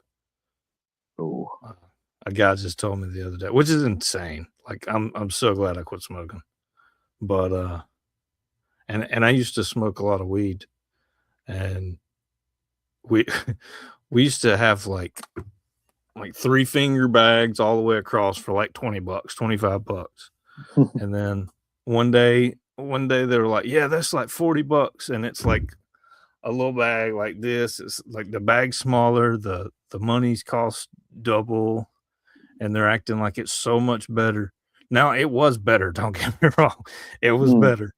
But I don't know if it was worth it for it to be that much better, but still. All right. Go to Iran. I know you think that's Americanism, like the American ethos. So many places. America was not founded as a democracy. And if you went to school for this, I would expect that you would know more about this. It was not a universal suffrage democracy. It was a very extremely limited suffrage representative republic. See, and the one thing she's probably fixing to say, when this originally started, you had to be a landowner to get a vote. Like, men didn't even get the right to vote until like 10 years before the women did. So they're acting like it's so much worse than it actually is. But the numbers say that most of our men over here are conservative and vote conservatively because they're the ones who are paying for things. But now you have a bunch of women who, I mean, I'm just going to tell it like it is. Like, every HR position nowadays in every office in every city and every state in the country now is filled by women. And that's Yeah. okay. I mean, women need stuff to do as well. But the days of a man having a cushy job with a salary that he can support his wife and kids on is over. And it's all because, and they don't understand this. You cannot drill this into a woman's head. It's all because overnight you doubled your workforce. Hmm. You know, how can you pay double the people? You can't. And they don't understand it.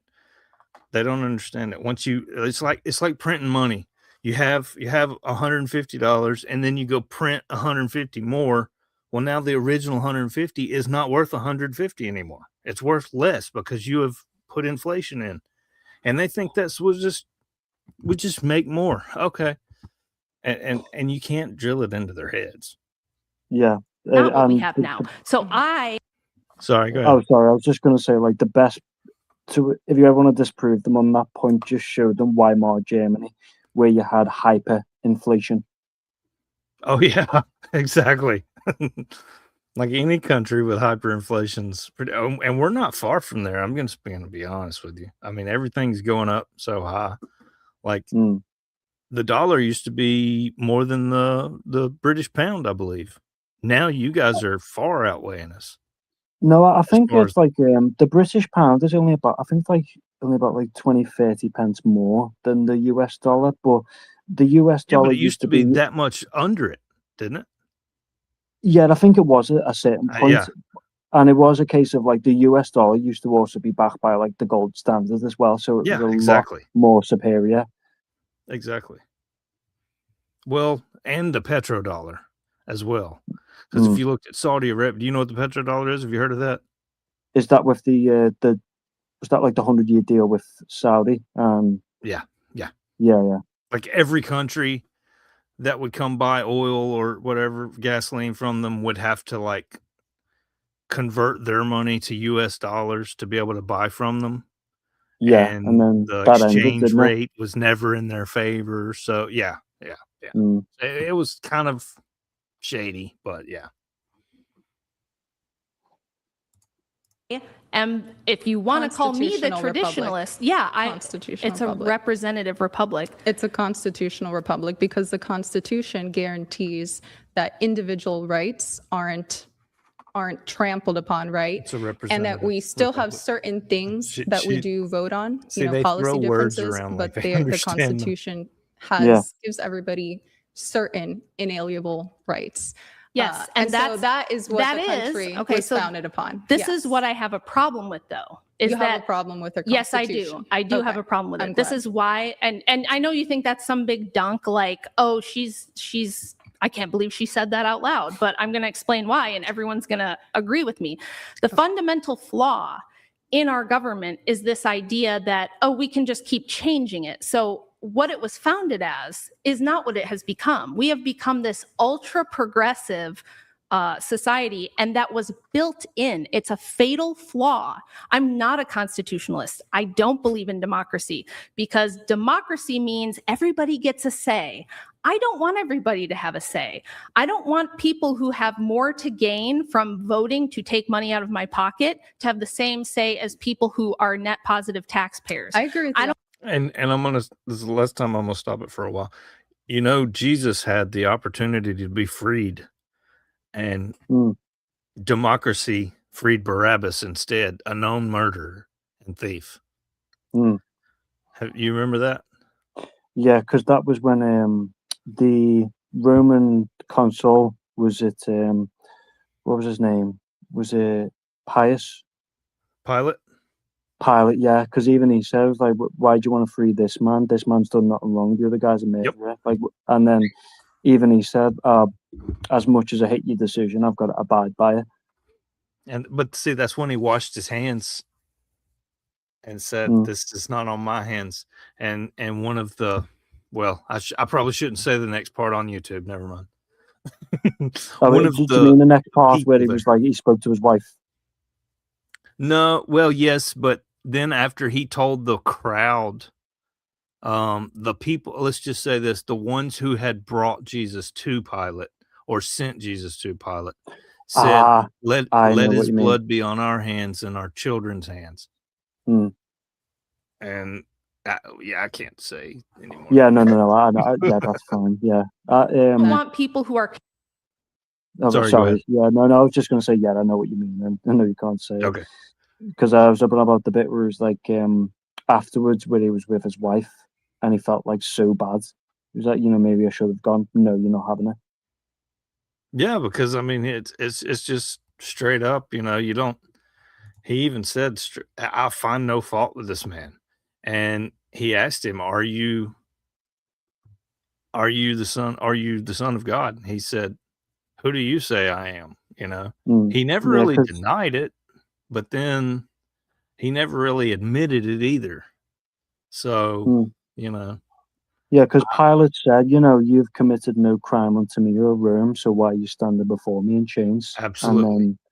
And he said, even if you are a king, it's like you don't see a king to me, and you don't pose a threat. And again, I ask you, like, why are you in chains?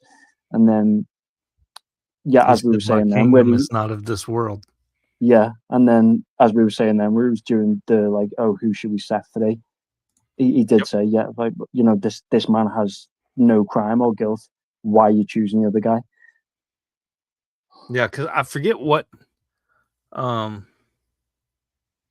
Was it Pentecost? No, it wasn't Pentecost. It was one of the festivals. I forget which one. The feasts. And it was tradition for them to let a prisoner go on that one, and I can't remember which one. Contributing. I know to the system. Yeah, you know what I mean. I can't for the life of me. I can't remember which one. I think it was Passover. Because, I think it was because he was basically the sacrifice for the Passover. Yeah, because the Last Supper with Jesus was like a Passover meal, and then at the time for the Romans, they would, to appease like the citizens of like Israel at that time, they would do that to go, because of the Passover, we'll let one of you go. This is what it is, though. You have Somalian daycare scammers who are getting millions of dollars for free because of scams, but the rest of us have to go to work, and if we don't pay our taxes, the IRS is down our throats. They're about to put us in jail. I agree. You have welfare queens. You have people taking more from the system than they're getting. This is a terrible idea, and the inherent flaw is this idea that just because you live here, you should have a say in how the government is run. Flaws, right? Let's work on those flaws instead of the blanket statement. It's a fatal flaw. It's built in. It's keep everybody that I don't like from voting. Okay, but you didn't let me finish. It's not a bug. It's a feature. You can't take it out. Your classical liberal foundation of everybody has rights. You don't care about duties. You care about rights. You're going to say everyone should have rights. Okay, let's get into that then. Well, first of all, I want to go back to your assertion that we'd have to say Black people can't vote. That's atrocious and ridiculous. And I didn't say that, and I wouldn't say that. However, if Black women didn't vote, that would help. If white women didn't, if all women didn't vote, we would not be battling trans kids. Be quite the clip. We wouldn't be battling. It's going to be quite the clip. Women voting is the larger issue, because this is why they wanted to give women the vote, because women are easily swayed. They're easily propagandized. They tend to vote on emotion. Don't interrupt me. I'm not quite done. Let her finish. Hold on. Let her finish. It's not done. I'm not done. Go ahead. Women. Did I say anything the other day when we were talking about Eve in the Garden of Eden? I think we talked about it a little bit, yeah. Okay. Because if you think about it, when that serpent slithered up, if he slithered up to Adam would have told him, he'd have sent him packing. You know what I mean? Women are more easily swayed. You can talk a woman. That's why nowadays, like, loose women or easy or fast women, that's just why they're more gullible. They're more susceptible to deception. It's harder to fool a man than it is a woman. We've got our guard up a lot more. Men do. Because another example, Lot's wife, where they were told not to turn around, and she did. Exactly. Yeah. Well, even Lot wasn't that great of a guy. I mean, if you think about it, he was in Sodom and Gomorrah for a reason, and you know, he was Hmm. doing what he was doing for Abraham, technically, right? Yeah. If you think about it, because he said, you know, if you find one, or if it started with 50 and then kept working down in increments, and then it went all the way down to one, and he's like, I'll spare it if I find one good person. Well, he found Lot and Lot's wife and his family there, Hmm. but he went in and sent the two angels to tell them and he even told all of the population. He was like, you know, my daughters are here. Don't do this to these men, which was Hmm. clearly the angels. Have my daughters instead. Like, that's not good. You know what I mean? Yeah. But at the same time, different, you know, situation, different scenario. So It's like with you know, Pharaoh's wife during Moses, because Pharaoh was going to let them go, and then his wife was like, "No, you need to go after them. You need to stop them." And he was like, "Okay, yeah." that's a good point. I'm glad you bring that up. Like, think about it. Like, and I understand you've already told me you're not married yet. Do you have a girlfriend? Not yet, no, sadly. Not yet. Okay. A woman, and this is not all women, because all women are not liars. All women are not cheaters, and all women are not manipulators. But most women manipulate. And if anything, like, all right, here's the point I was getting at. If that serpent slithered up and told Adam to eat, Adam would have been like, no, God told me not to do that. Get out of here. But he went to Eve, and Eve either A, fed him outside his knowledge, or because the Bible really doesn't specify, or she told him, hey, let's eat, or I've already eaten. And the way I take it, and this obviously, you know, I take it as he loved her so much, he knew, he heard God say that when you eat that, you will surely die. So he was assuming God's going to go ahead and kill her. I've done seen him make all of these animals, and I love Eve. And a man loves a woman so much, especially when he's in love and married, that he's willing to do things that he's not willing to normally do, you know? So much as to didn't God make sin. Eve because for Adam specifically? Yes, absolutely. And see, a lot of atheists and agnostics will use that against Christians, and they'll try and argue you to death, and they'll say, well, didn't in the first chapter on day whatever he made all the trees, and then all day whatever he made the beast of the field, and day whatever he made all the fish and whatever? Yeah. Well, then how is it when you go to chapter 2, he's got Adam in the garden, and he makes a giraffe, and he makes a lion, and he makes a bear, and he makes this tree, and Adam names them all? They don't understand. He had already made the world and filled it with all of those things. He just made a specific place for Adam, put Adam in it, and created these things that way so Adam could see that he was God. You know what I mean? So that Adam would know that that's one thing Eve never got. She never got to see God create a bear, and then Adam named it. Oh, that's a bear. And then a cow. Oh, that's a cow, or that's a duck, or that's a giraffe, or a monkey, whatever. He did that with every animal and every tree. And Eve, okay, according to what the Bible says, we don't know. She never really got that chance. So if it is, in fact, that it was actually Adam's responsibility to tell her, hey, we're not going to eat of that. God said, don't eat of that. And maybe God said, hey, that is the one place you don't eat from. Who knows? What we do know is when Satan slithered up to her, he asked her a question. Did God say you would surely die? Did he say you can't eat of this one? So he's a manipulator. And if you think about it, the women manipulate, and the serpent manipulated. They're both manipulators to an extent. All of them aren't, obviously, just like some men are rapists. But you wouldn't say all men are rapists, right? You know? Exactly, yeah. You know, broad brush strokes is, you know, doesn't really help anyone. But that's the point with that. Like, it just, when women don't make good choices and good decisions as a natural trait and a natural instinct, they're gonna, like, if you give a man a vote and then you give a woman a vote and he goes and votes for this and she goes and votes for that, like, you just canceled out each other's vote.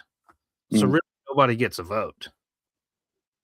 Yeah. And that's what's going on. You know? Yeah, because like women's voting was affected with do you know when they instilled prohibition? Because there was a lot of women who voted in favor of it, and then after it was repealed, a lot of people were like, "You voted like the wrong way, so we're not going to trust and the way women you couldn't vote vote anymore." back then. Yeah, You know, they got prohibition passed without being able to vote, just by putting pressure on their husbands, by leaning them. You know what? We're not giving you no sex. You get that done, or we're not doing it. So they clearly had a voice and they had power, and they want to act like this all they want. But really, the reason is because, like, this lady's a closet feminist. And maybe she's not even a closet feminist. She's just a feminist. And me, myself, my wife's feminine. And I love the fact that she's feminine. I wouldn't be with her if she wasn't, but she's not a feminist, you know? And that's the difference. A lot of people do not understand the difference. A feminist is borderline repulsive. At least to me, obviously. This to me. I'd say the modern day ones, because at least like I would say, like with like the classic feminists, they had a point to a view with certain things. Of course, but it's just the modern ones that are like you're making stuff up at this point. Of course, but even the ones from you know the classic ones, most of them were women that couldn't get a husband. And that's a lost detail that a lot of people say. All right, I don't know what they do and what they did over in the UK, but I'll tell you this: when I was a kid, evolution was not a thing. It was a thing, but it was a theory that was so bamboozled and batshit crazy that no one thought it was real. Nowadays, they teach it like it's a fact, and if you talk to some random person on the internet, they think you're absolutely crazy if you don't believe in evolution. Well, so you're saying everything came from nothing? If that, by that logic, literally a tornado could go through a junkyard and assemble an F1 Ferrari out of all of the parts, because we have a humane system, a health system, a muscular system, a friggin' vascular system, an immune system, a skeletal system. We have just the human body, the way we see, the way we hear, the way our skin is. Like, there's so many things and defense mechanisms that just the human body alone has. That alone proves design. No painting ever painted itself, you know, and that's the point, that they want to pretend that God's not real. Okay, fine, fair enough. A child can pretend that they're the parent, but at the end of the day, they're not the parent. Creation cannot be creator. Well, I drew a picture. I created this masterpiece. Okay, fair enough. I'll give you that. But the paper was already there. The lead was already there. You just manipulated it. It was already there, you know? Like they said, the statue of David was a block of marble for months and months and months before it was carved into the actual statue of David. Now it's a masterpiece and whatever else.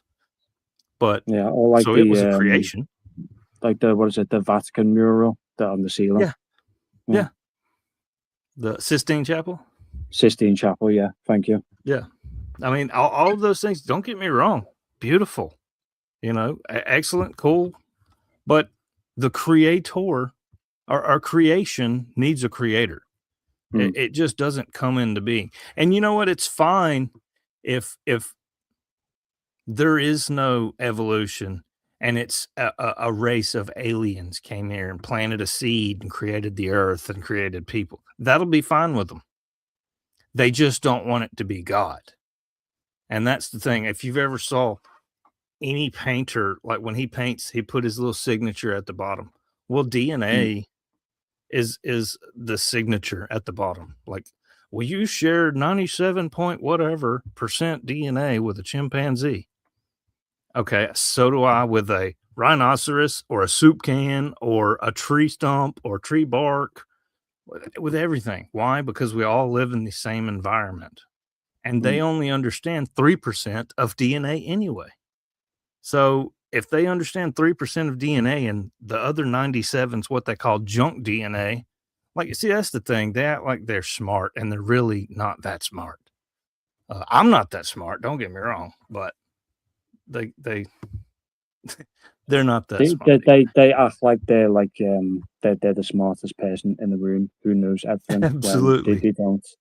Like when they quote these like scientists and stuff, if you actually look at these scientists, a lot of them will say, yeah, that there has to be a creator in the universe. Because I think like Einstein and the other guy Oppenheimer, like they were the big ones to go, yeah, there's a creator. I can't prove him, but there is a creator. Absolutely. Well, you can't prove that there is, but you also can't prove that there isn't. You know what I mean? And more scientists have tried and set out to prove that there's no God, and they've only became more religious over time. So, you know, it just, you know, kind of is what it is. But I, you know, the way I see it, it's I don't know. It's beyond crazy for us to think that reality just come in out of nowhere, that a fish with scales that breathes with gills and lives in water, or you know what I mean? Everything's specific, you know. Yeah, because Just it's the way our that like environment and our climates or our ecosystems for each zone, everything is specific. That means that's what I was. someone had to think it through. Yeah, because I was gonna say like the way our Earth has been like crafted, it's said that like it's so like mathematically accurate the way we have done, because they've said like if the moon was like a centimeter in or out of orbit, we'd like be like crushing the gravity, and if we were like a centimeter close to the sun or further away, we'd either be stuck on an ice ball or melt. And it's like the way it's so that accurate to everything, there has to be like some type of higher power that has made it this way. Right. See, and that's just crazy. I mean, the way all of this goes is beyond my comprehension. You know what I mean? And it's just proof, honestly, that as much as we think we know nothing. You know what I mean? That's the reality. That's the reality. Even though we know stuff, but we don't know what we think we know. You know, and I don't know. They've done a lot of. I have a whole book on. Sorry. No, it's all right. I was just going to say like the stuff we can't prove, like faith and spirit. Exactly. But well, gravity is still a theory. You know, they've really never proven gravity. We all understand it. We actually we don't understand it. We just know that there's some force that keeps us to the earth, and we call it gravity. But the really, greatest the greatest thing I've ever heard is that like when we talk about gravity and stuff, is that people say like God. I'm gonna be away from keyboard for just a minute, but I am listening. Go ahead. Oh, no worries. It was just that like when people speak about gravity and stuff, they'll say like, well, God's with his infinite wisdom and his intelligence, maybe he did craft these things in such a way where we do have gravity and atoms and stuff like that, but it was just never like, you know, like it was never like shown from the get-go of what these things are. Like, you know, God did make all these things to such a minute level, but he, you know, like never presents it from the get-go. Because if you went back in time and tried to present a physics book to a medieval peasant, they're not going to grasp it. But God made these things and we've just uncovered them over time.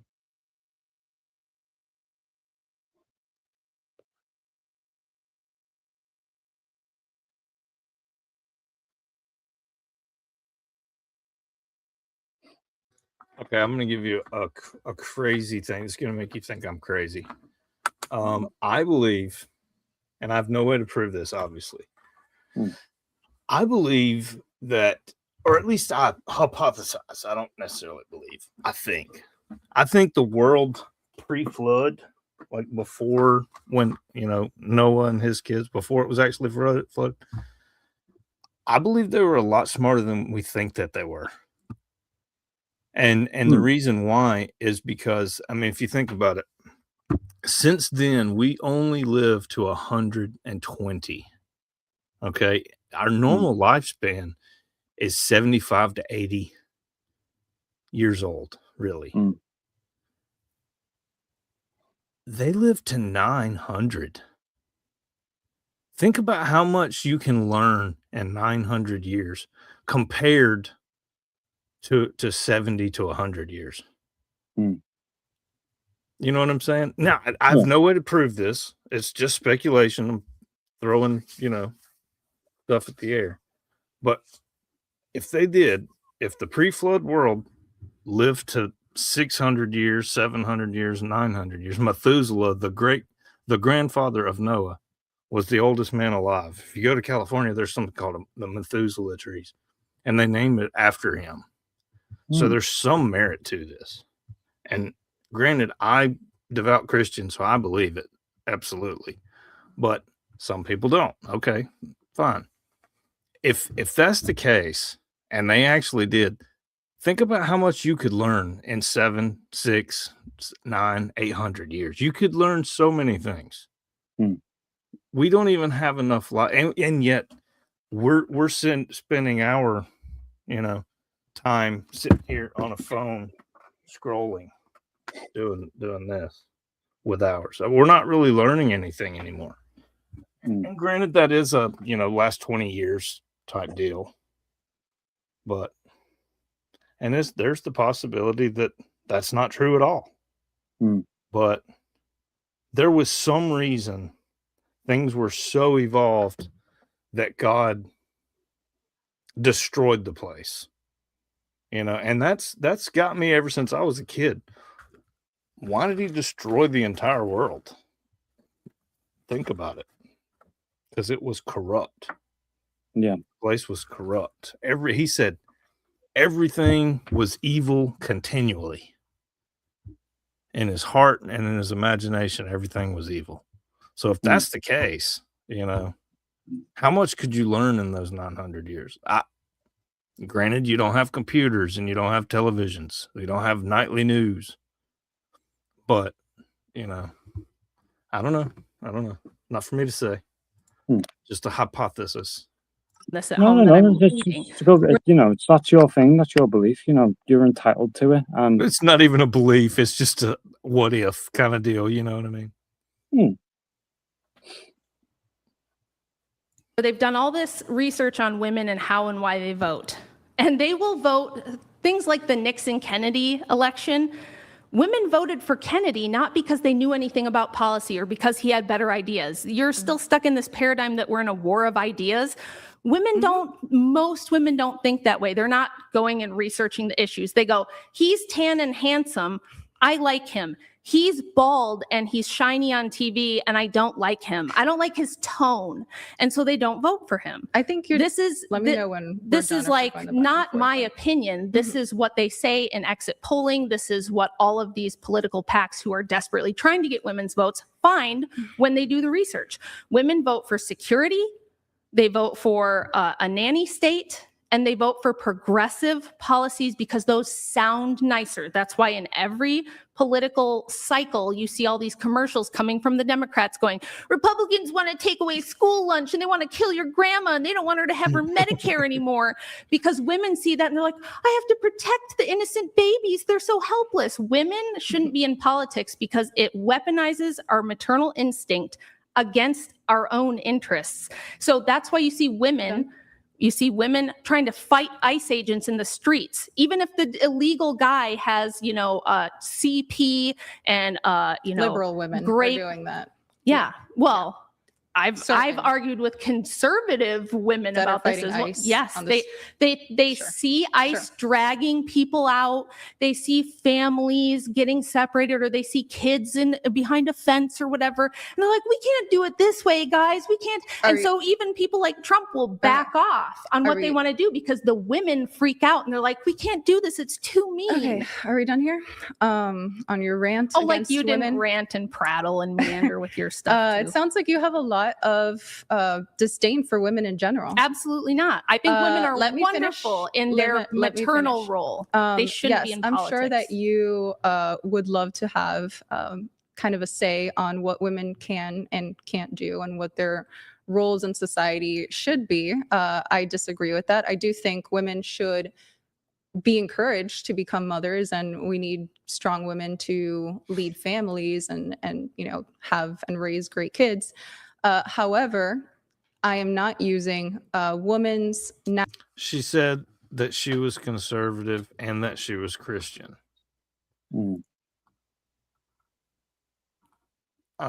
Which basically proves she's lying because about one of the two, because the Bible even says that the man's the leader of the household and that the woman should submit to him, but he should love her as Christ loved the church. So, I mean, even that natural biological differences as basically fodder against their right to vote, basically. Even if it costs you your liberty and it costs you all of your things that you value? They voted for a majority of them for a Republican in the last election. So it does show that with the right arguments, you can convince people to vote Republican. That is a factual statement of recent elections that happened. So Rachel, if you are just bad at showing people why it's better to not vote and for women to live under the rule of men and only have them make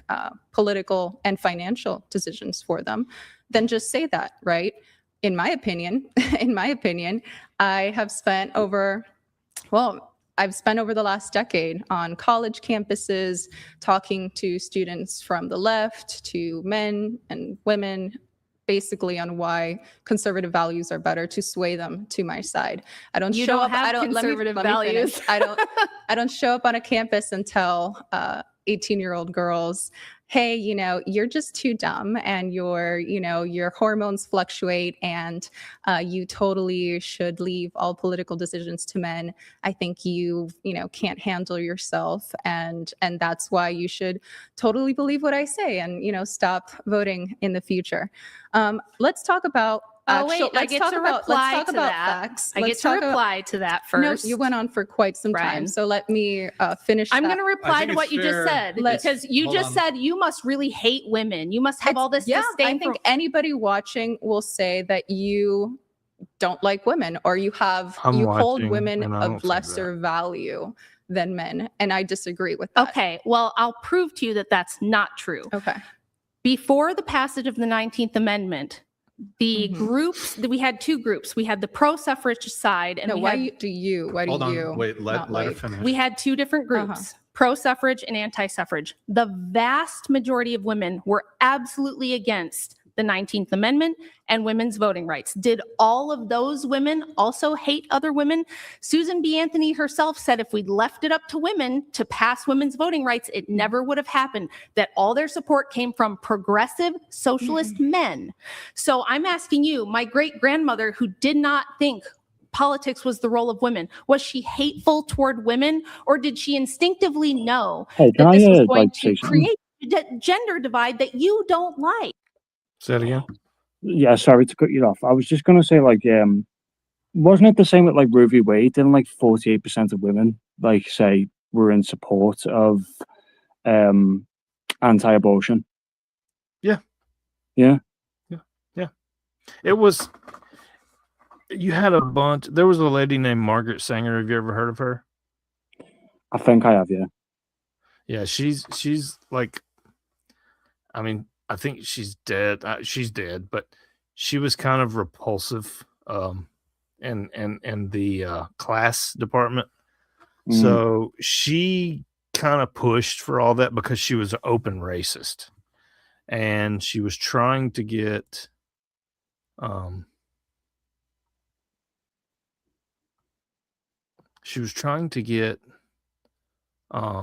what was she trying to get? Oh yeah, she was trying to get she was trying to get all the black lady to abort their babies, essentially. So that's what started all that, because she said that they were a lesser race.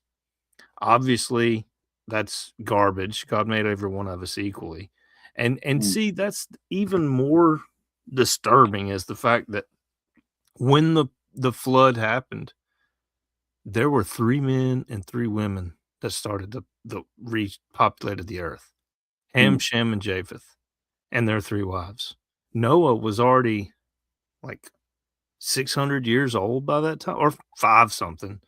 So he wasn't really having any more children that we know of, but it doesn't say that he did. So, I mean, that's 3 lines right there. But, it doesn't take long. You take, this kid and this kid, they have one, and you know what I'm saying? It's spider webs. Yeah. So it was we're all come from the same people. We're all literally brothers and sisters, like every single one of us. And so many people don't realize that because it was only like 200 or 300 years after they repopulated the earth that the Tower of Babel happened. And the reason Tower of Babel even happened is because Nimrod, there was a king called Nimrod. You ever heard of Nimrod? Yeah. A lot of people think he's the actual Antichrist. Nimrod wanted to make war with God for flooding the earth. Like he had revenge and vengeance on his heart. So he said, we're going to build a tower so high that we can go up there, and we're going to use slings and arrows, and we're going to kill him. And that's why in the Bible it says, anything they set their mind to do, they're going to do, or basically they're going to die trying because I'm in heaven and they can never get to me here. And I don't want all of my people dying. So he went down there and confounded the language and confused everybody and changed the nationalities and the tongues and stuff like that. Man is the ones who put paganism here. And, a lot of people don't even realize that if Satan goes, and you were talking about it with basically how there was the fall and Lucifer was trying to prove God wrong. The same thing happens in the very first book of Job, where he goes up, or the very first chapter of Job, where he goes up and it says that all of the angels had come to present themselves to the Lord, basically kind of like a parade type deal. And Lucifer came also, and he said, that these people only worship you and praise you because you give them so much. At the moment you take them away, they won't. And that's when he was like, well, have you considered my faithful servant Job? Well, what was he doing? If you look in Revelation, it says that he had taken a third of the tail of the stars. Do you know what that means? Yeah. He had taken a third of the angels from heaven, because it references angels as stars several times. Okay, so he had already taken a third of the angels when the angels had failed to begin with. So he was coming back to try and get more. All right, well, if you go all the way to Genesis 6, it says that the earth was basically so evil, and they were that because that the ones that had fallen had come down and mated with women, that they had created giants, or the Nephilim.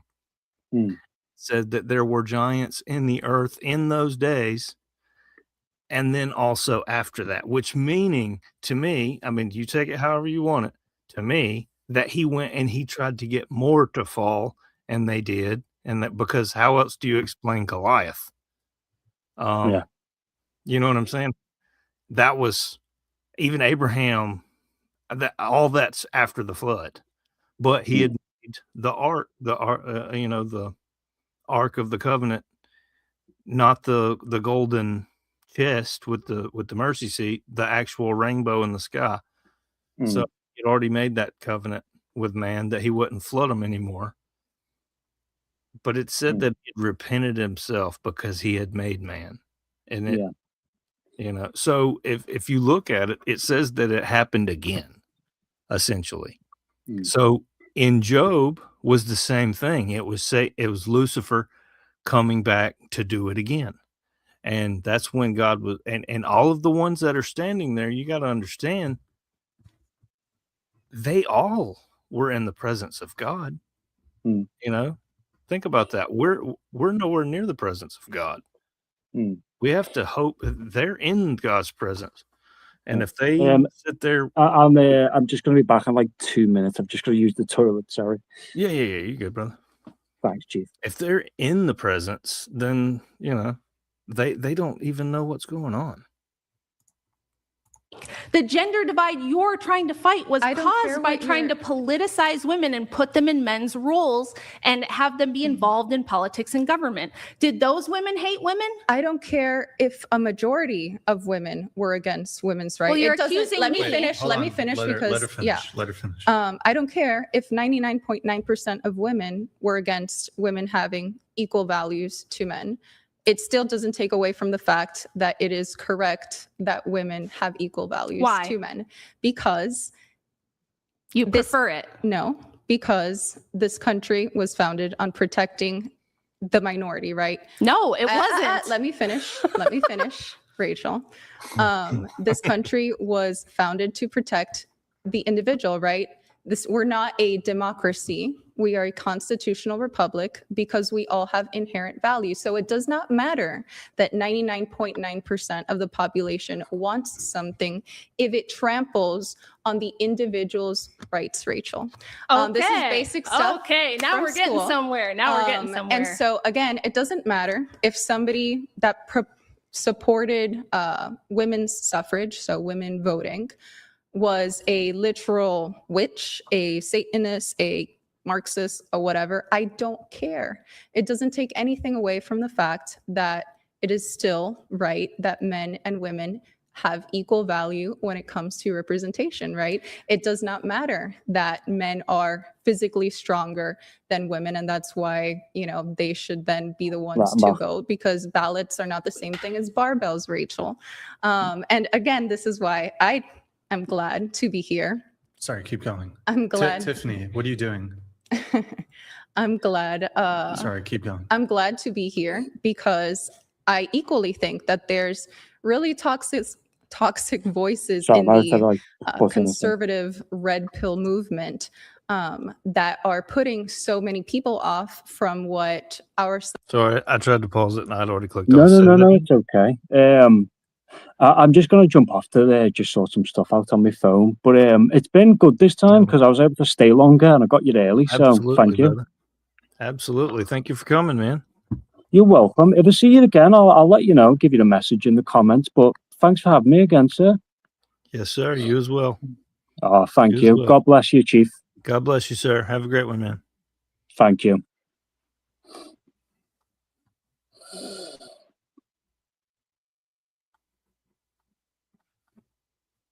Side really is about.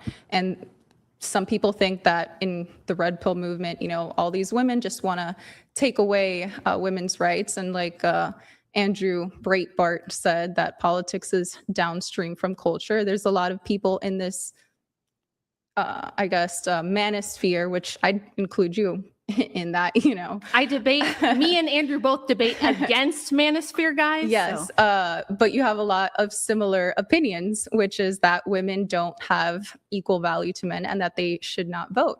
And I think that's toxic, and it's part of the culture, and it is flowing downstream, and it is affecting politics. And as a result, Rachel, young women in this country are the most left-wing they've ever been in history before. I wonder what that is. And I wonder if telling those young girls that they, are not smart enough to vote, that they are not emotionally mature enough to vote, is going to bring them to our side. I think that is a personal thing as well, like as an individual. They're definitely emotionally mature enough. They're not emotionally stable enough. And we see that by experience. seem to have a higher emotionality rate than myself, and the same goes for men. That Blah, can blah, blah, blah, that blah. can Are you- vary. You just talk So- and talk and talk. You're Yes, just gish galloping. we're gonna be here. This is We're a gonna be gish here gallop. for 5 hours, But it has Rachel, to be a so we're back and gonna forth be exchange. I talking don't and want to talking hear and about talking. all you just gave me was emotions. You No, just I gave me a didn't. whole, I feel like this and I think that No, I blah, didn't and- feel, and I think I gave you specific Can you examples. land But the now plane? I'll turn it back over to you again, Rachel. Why shouldn't women vote? Might I quickly ask a moderation question here? Mhm. You had posited that Mhm. women turning to becoming more left-leaning Mhm. is because of Can I just get this other stuff? Well, I wouldn't. Roundup. This stuff works. You are unlike the rest. Hmm. And so sentiments that Rachel holds. Yeah. Rachel, do you believe that this trend in women becoming more left-wing is because of the some of this rhetoric, or Well, I'll answer that in a second, Sure. but first I want to point out that she's a contradiction machine. I had to wait and wait and wait Contradiction for, machine. yes, first you were like, ooh, I got her. She doesn't believe in democracy. Ooh, that's a good clip. I'm going to tell everybody she doesn't believe in democracy. And then you said, we're not a democracy. We're a representative republic. So Constitutional which is republic. it? Do you believe in democracy or no? I believe in democracy because a constitutional republic is a mix of a constitution that holds specific inalienable rights for people, and then a democracy where people vote on things that are not up for debate. Do you understand those two concepts? Of course I do. Okay, You're the one great. that doesn't understand Fantastic. those two concepts Fantastic. because you don't understand the difference Okay. between the founding form of government and the one we have now. You want universal suffrage. That's a progressive position. You just contradicted yourself on human rights multiple position. counts. You said, if I don't agree with women voting, that means I hate women. And I said, the vast majority of women never wanted votes. They didn't want And I votes said for that women. does not matter. They even banned women from voting on whether they wanted to vote. It's my turn now. I know you're waiting to speak, but let me finish. Women didn't want to vote. They weren't hateful. I don't hate women. I'm not emotional. I'm overly emotional here or something. I'm saying that women are of equal value. That doesn't mean that they have the same roles as men. This idea, what you're doing is muddying the waters and saying, unless we're the same across the board, that's inequality. Again, a leftist position. Time after time after time, you say you're for liberty, you say you're for rights, Correct. you say you're conservative, Yep. but every idea you articulate is a left-wing progressive idea. And you keep contradicting yourself. Your You worldview do. is no, I haven't contradicted myself at all. Okay. Sure. Me not wanting women to be involved in politics does not in any way mean that I hate them. In fact, it's out of love for them that I don't want them involved in this sort of stuff.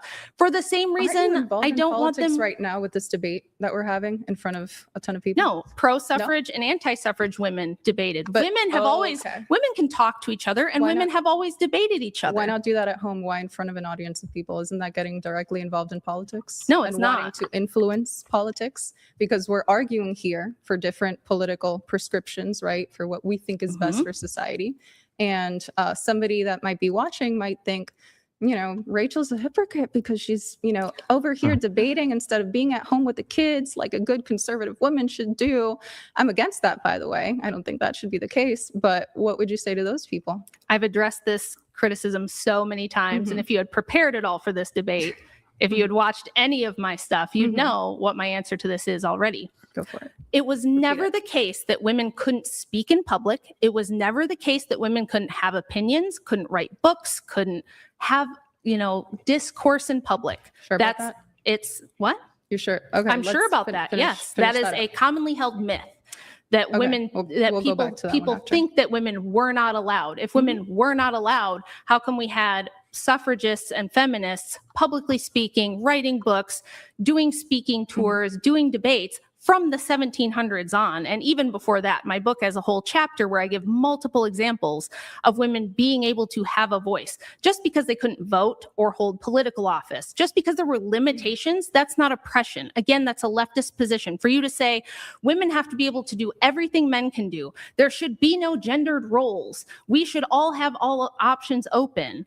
That's a progressive all gender position. roles. That's a So little bit you're broad, saying but women should be able to do anything men can do. I never said that. Yeah, but if men can vote, have the women should be same- able to vote. Same If legal men rights can, and financial rights, yes, but not Yeah. do everything men can why? do. Why? you know. Why should it be the case that women should be able to vote? Why? Because we have equal inherent values as human beings. Says who? Says me. Says you. God. Right? You know that No. we are also Where does God equal as well. But let's We have go back. equal value. No. Let's go We're back. not going to go back. Equal rights. Explain equal rights to me. Why do all Rights are- people have the because exact rights same rights? are representative of values. I'll go back to the argument of, you know, how certain people shouldn't have equal voice because of, you know, their tax contributions in the U.S. So and whatnot. you don't believe all let me people should finish. vote. So Let you me don't finish. believe no. Let me- So you don't let me believe all finish. people should vote. Let me finish. To get to the point, the more recent point we were making, you said that women could freely express themselves and, you know, do all of that.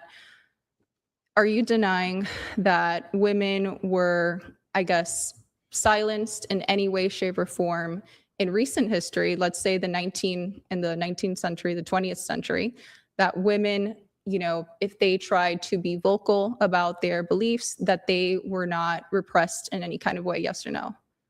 If you're talking about like stigma, like people didn't like it or it was looked down upon, so what? I'm saying it was not illegal. No, I'm not talking It about was never stigma. illegal. Let Rachel finish. Go. Yeah. Okay, so to that point then, it is clear and documented reality, for example, that if women, even in the 20th century, right, up until the 1960s, we are still doing lobotomies on people here in the US and lobotomies on women. So On just women? no, not just This women. is another myth. I'm let glad me she finish, brought this Let up. me finish talking. Go Not just ahead. women, but a majority of women. Absolutely, yes. This was happening in the US still in the 1960s. So loud, opinionated women could be easily diagnosed with something like hysteria or anxiety or anything, be carted off to an institution, and then be recommended different medications like opium tinctures, right? Happy pills for moms that were acting too crazy and that were overwhelmed, forms of heroin, alcohol, nerve tonics, right? A very popular one before Valium, which happened in the 1960s, was barbiturates, right? From the 1900s to the 1950s. So in recent history, you could say that women's voices have been stifled and repressed, and I'm obviously against that.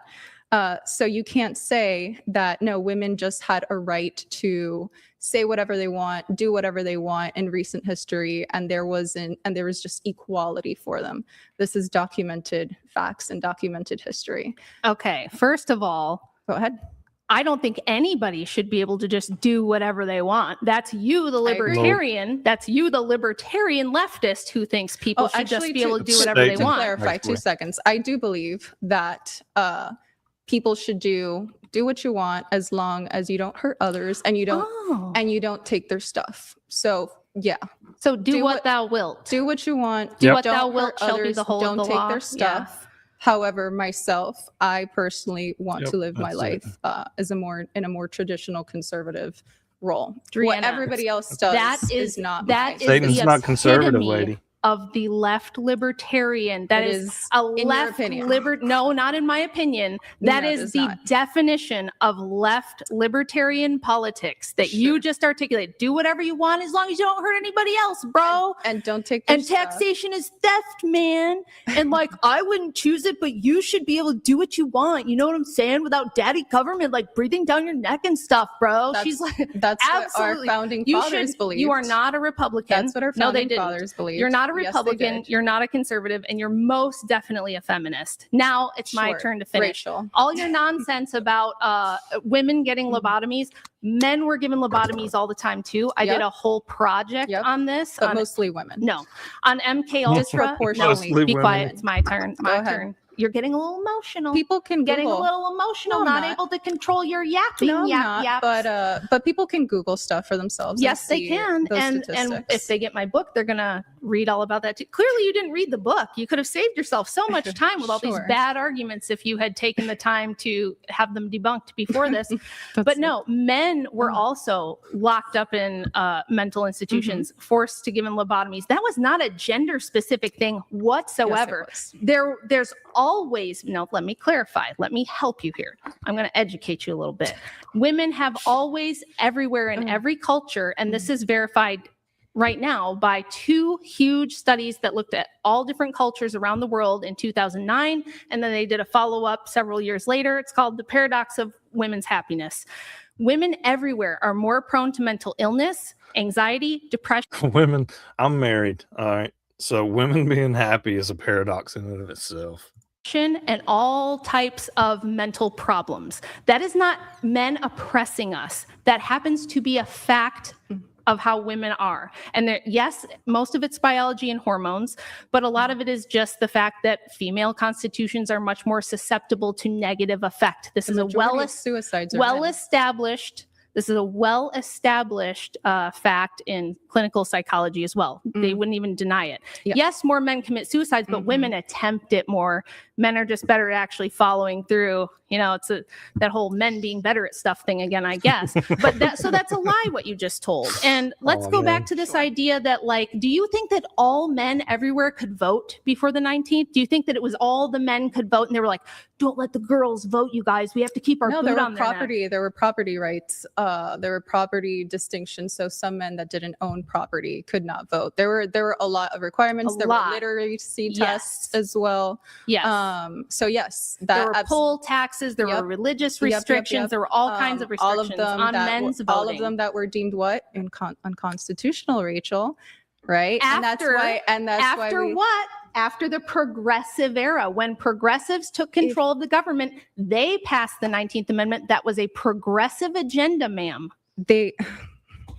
You're not a conservative. I hate to break this to you. You are a liberal progressive. The U.S. Constitution being clarified is not a progressive thing, right?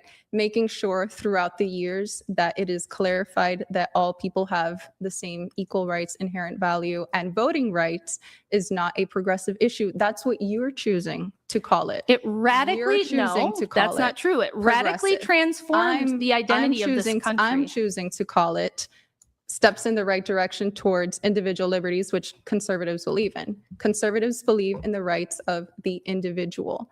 If you are against that, then you are not conservative. I don't use the label conservative. And you're the one who uses the label conservative, not me. I'm broadly and I'm telling you, you're not conservative. And I also have libertarian values too. You know, you can't really put people in 2 boxes like that nowadays because not everybody's opinions on every single little topic, there's like 200 different things we could discuss, is going to fall cleanly into conservative or libertarian. So what you want to conserve is Obama era policies. You want to, what are you conserving? I'm asking you one thing you're conserving. Name one, Rachel. What are you conserving? No, you just said Obama era Gay policy. marriage. Obama, oh my God. That again, you want to conserve Obama era politics. You can't give me any conservative position you hold that you want to. What are you conserving? Except this for is why baby. I don't call myself Republican. Why I don't call myself conservative. That's what I'm conserving. Freedom to marry your boyfriend and smoke weed and not pay taxes. Okay. Individual liberties for another generation. Your freedom of speech, Rachel. I am very much trying to conserve that, because if it wasn't for conservatives, then all of your opinions, you know, if we're not under this administration that we currently are right now, if we were under a government like the UK's, you'd probably be put in jail as soon as this podcast was over for saying something like, I'd be happy that Black women wouldn't vote, and a bunch of other I didn't say that. Wait. We have to back that up, because I did not say that. Remember the words, but you said it'd be beneficial for Black women to not, for Black women to not vote because they would no, hold on, just for the purposes what was of clarity. Exactly her? You said what are you asserting? Do you want to like play it back, her clip It's on difficult for us to. I can to tell you find it. exactly what Okay, happened. so- She said, "Oh, if you're going to deny votes based on sex, then you're also going to have to not let black people vote." And I said, That's "That's not what I said. absurd." You said you would have to, That's and not what I said. I said That's exactly I what she absolutely would said. not say that you would Exactly ever what have she to said. say black people can't vote. I'm not for that. I'm against that. I do not believe that race should be the defining factor in who gets to vote But whatsoever. gender, yes. But gender, Gender yes. should be part of it, and I'll tell you why. Women do not have to sign up for the draft. Mhm. Women do not have to defend this country with their bodies. In fact, the anti-suffragists articulated this and said, I disagree we with the don't drafts. want to be involved with politics. Just let me finish. Just Go let ahead. me finish. Disagree The with women who drafts. didn't want to be political equals with men said, why would you task us with something we can't do? We can't defend the borders. We can't defend the nation. We can't rule the nation. Men have the monopoly on force. That's for men to do. We want men to protect us and our children. Our role is to raise the children. That's too important. We can't be involved in politics So it's for that important reason. for women to raise children, right? It's an Yes. important role, Mhm. right? A role important the and most equal enough for important them role. to vote on It's the the most future crucial of this role. country and Like, the that's the rules that they thing. live by, right? Or do you think it's not important enough for Well, of a role for them to vote? The problem with that is it comes down to force. So you can have an opinion, and women did. So you don't need voting rights Mhm. in order to have your voice be heard. A good example of this is prohibition. Women, the Women's Temperance Union, got prohibition passed. Bad idea, by the way, but somebody listened to the women, so we got prohibition passed because this was a pet project of the Women's Christian Temperance Union. They did not need to vote to get their voices heard. They did not need to vote to have their agenda passed. So you don't need So why voting does it rights matter to be then? heard.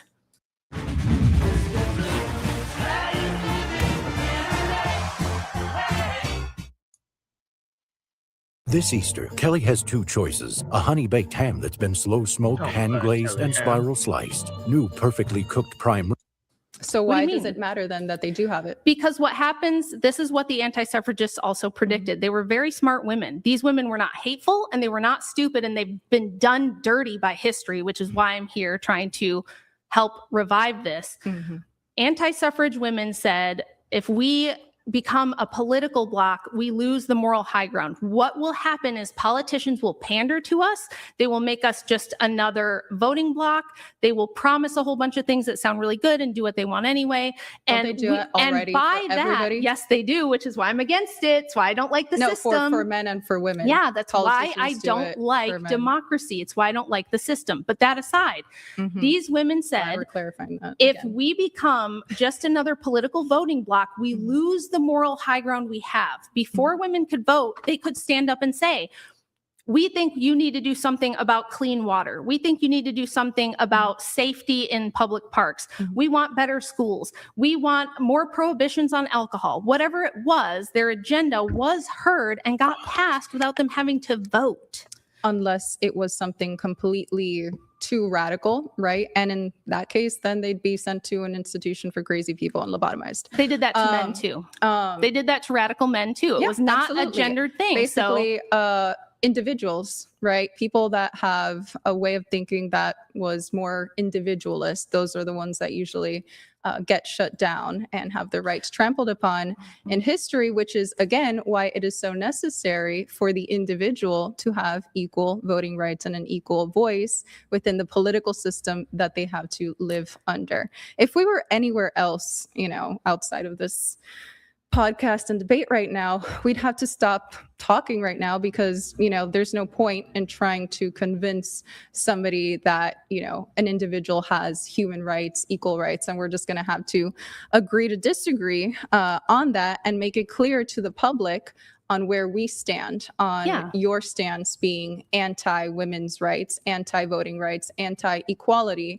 And my whole point here is to just make it clear that that is the case and that that is not representative of the conservative movement of a whole, and that it is counteractive, counterintuitive, and a negative thing for us because it's just turning more young women to the left seeing these kinds of positions. You don't being think the held. fact that we have to pander to the emotions of young women, what you just told me is, Rachel, don't say that out loud, because we have to pander to the feelings of young women because they have a lot of voting power. They have a lot of political power. And so we have to tell them what they want to hear, and we have Not to what they give wanna them what hear. they want. The truth. We Hold have on, let her finish. We have to tell them what they want to hear. We have to give them what they want, because if we don't, they won't vote for us anymore. Rachel, don't you think that's a problem? And You don't I'm care saying, about voting. I'm saying that you're thinking about it wrong, and most people do.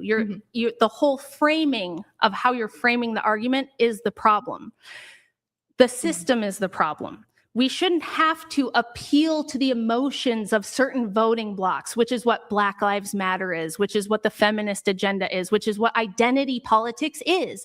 When you give everybody one person, one vote, you end up with all these special interest groups. You end up with all these little voting blocks, and politicians have to pander to them. And so you get these radicalized movements fighting for this group's rights and that group's rights. And I'm saying, I do think that that's we've ended up in a place where, with your universal democracy, where everybody gets a vote, we're going to end up in nonstop, like, basic gang wars, political gang wars. All so I'm that's hearing the problem. is that you're really bad at making an argument for what you believe in, and would rather just shut down the entire political discourse and keep people from having an opinion.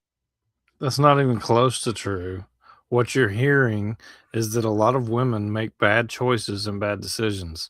Look at California. Look at New York with Mom Donnie. Look at friggin' Minnesota with, now it's Somalia over there. Like, you look at a bunch of these things, and it's either A, homosexuals, or B, liberal women or liberal guys, but it's mostly liberal women, period. That's what you're hearing, lady, and you don't want to hear it.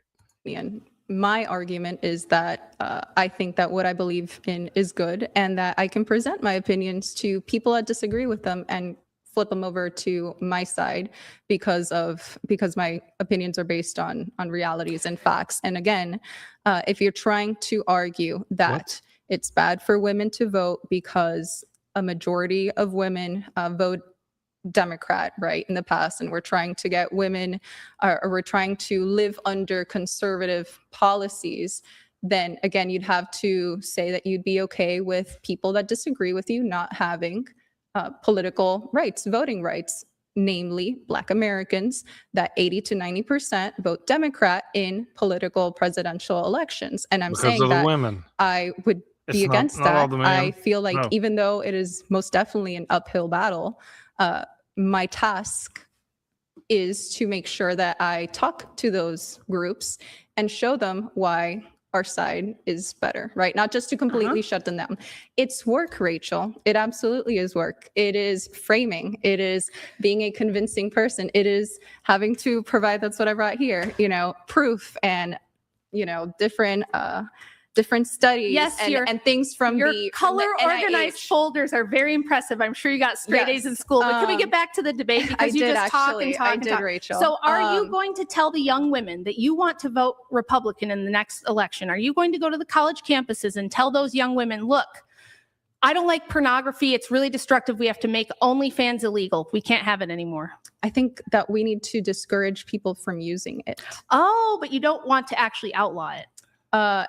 It'd be good if it did not exist, but again, I think that we're attacking the problem from the wrong end. I see. So Yes. you want us to tell the men that the watching it is bad, but the young ladies producing it, we can't tell the young ladies producing it that It's they bad. can't make pornography anymore, It's because bad. then they'll get upset and they won't vote for Republicans No. in the next election. So we have to say, ladies, look, It's I'm going to bad. appeal to your better sensibilities, and we'll see how this goes on the Dating Talk podcast. If we have some OnlyFans girls, I There can't will wait. be. I can't wait to hear you A lot of convince them. And I hope that by the end they quit. I do. I hope that by the end you can convince them and they can quit. I think the odds of that happening are basically zero. no, Are no. you disagree willing with to that. outlaw And you're a pornography? Christian, right? You disagreed the last time you were on there. You literally did nothing but fight with Andrew and Brian the entire episode, the entire time. So how are you going to convince anybody when you're combative the entire time? You're a Christian Yes, yourself. of course. This town ain't big enough for... Yeah. What's that? AI music is now on Artlist. Now you can make any wasn't the whole point of, you know, Jesus talking to people that sinned to bring them to their side by engaging with them and talking to them? Do you not think just that dismissing Jesus them? was wanted Jesus. Are you OnlyFans Jesus? to be legal? Of course not. But I think Of course not. So but I let's. think he'd talk to the women that are engaged in that whole, you know, thing, because Are unfortunately, you going to go to the college campuses Prostitution- and tell these young girls to let stop each doing other- OnlyFans or Prostitution- no? finish, please. prostitution, you know, it's called the oldest career for women in the books. And again, it does not make it a good thing. But I think the problem comes from the demand side of things. Women also have lots of temptations that could corrupt them, right? But it's up to us being accountable for ourselves, holding ourselves accountable for if we decide to consume Yeah, like certain feminism. things. Yeah, engage that's in working certain out great. behaviors. That's working out great. Are you Um, aware of the numbers of how of many how young many- of women? how many women engage in that versus how many men consume that? Yes, I actually am very aware of the numbers. Feminism Oh, seems by to the be way, what's women corrupting consume these young plenty of ladies. pornography. Yes, This about idea that it's 20%. only men is baloney. I agree. I never said that. About 20% average women do consume pornography.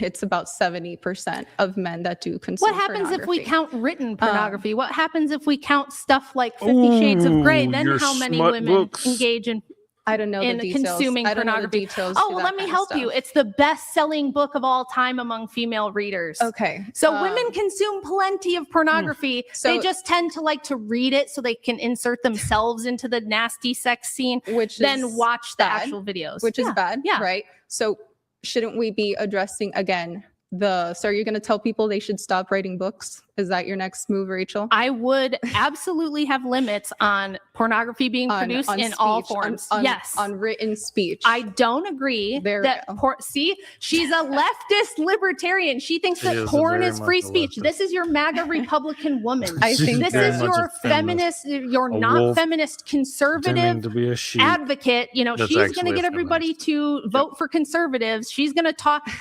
It always I think you're reduces to the bad. men. You're It just- always no. You're Not just the men. you're exactly what I thought you were. You're worse than I thought you were. It's always, what about the men though? I go, are you going to Not tell the the men. are you going to tell the women to Are- stop? Wait a minute. Are you going to tell the women to stop making porn for men to Yes. consume? And she goes, no, I would just Yes. encourage them. I would say That you was not your probably question. No, shouldn't, no, that was not sweetie. your And I'm question. going to tell the men that they can't have the porn.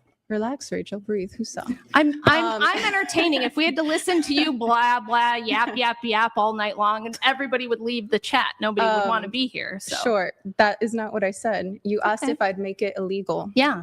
And no, but I would tell women to stop doing it. Those are two completely different Oh, well, things. that's okay. She's Yes. going to tell the women to Thank stop doing goodness it. you And they're going to stopped go, it by okay. telling Show them them that to there's a better stop. way. Yes. Daddy told him absolutely. not to do Well, it to begin that with, is and what she you didn't You got to listen. work harder. in the You got to work public- harder in the because it ain't public working. discourse. It ain't working. This libertarian idea that we can just talk It is- people into doing what's logical This- is the whole problem. lives in the Libertarian clouds. idea that Yeah. we could talk people into doing what we want. That's not a libertarian idea. That Yes, has it is. existed from the beginning of Your time. idea This is a is thing that from- let me I'll finish just let you that. Yeah. yappity yap. Exactly. From the beginning of time in Rome, where people would like gather in a town square and then talk about their ideas and then decide on whether they agreed with them or not. So you're arguing again against people discussing ideas and proving why they're better than others, which is bad enough. I'm as not is, arguing against it. but I'm doing it right now. But I'm but saying I do Let's think go back to I do think that we should make certain things illegal. Yes, I don't think it should just be do How whatever did- you want, bro. How did the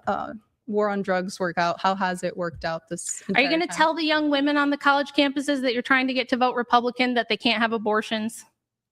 Are you going to tell them that's killing babies and you can't do that anymore? I'll Or explain. are you just going to try to talk them out of you it? just and go, you just presented a question to me.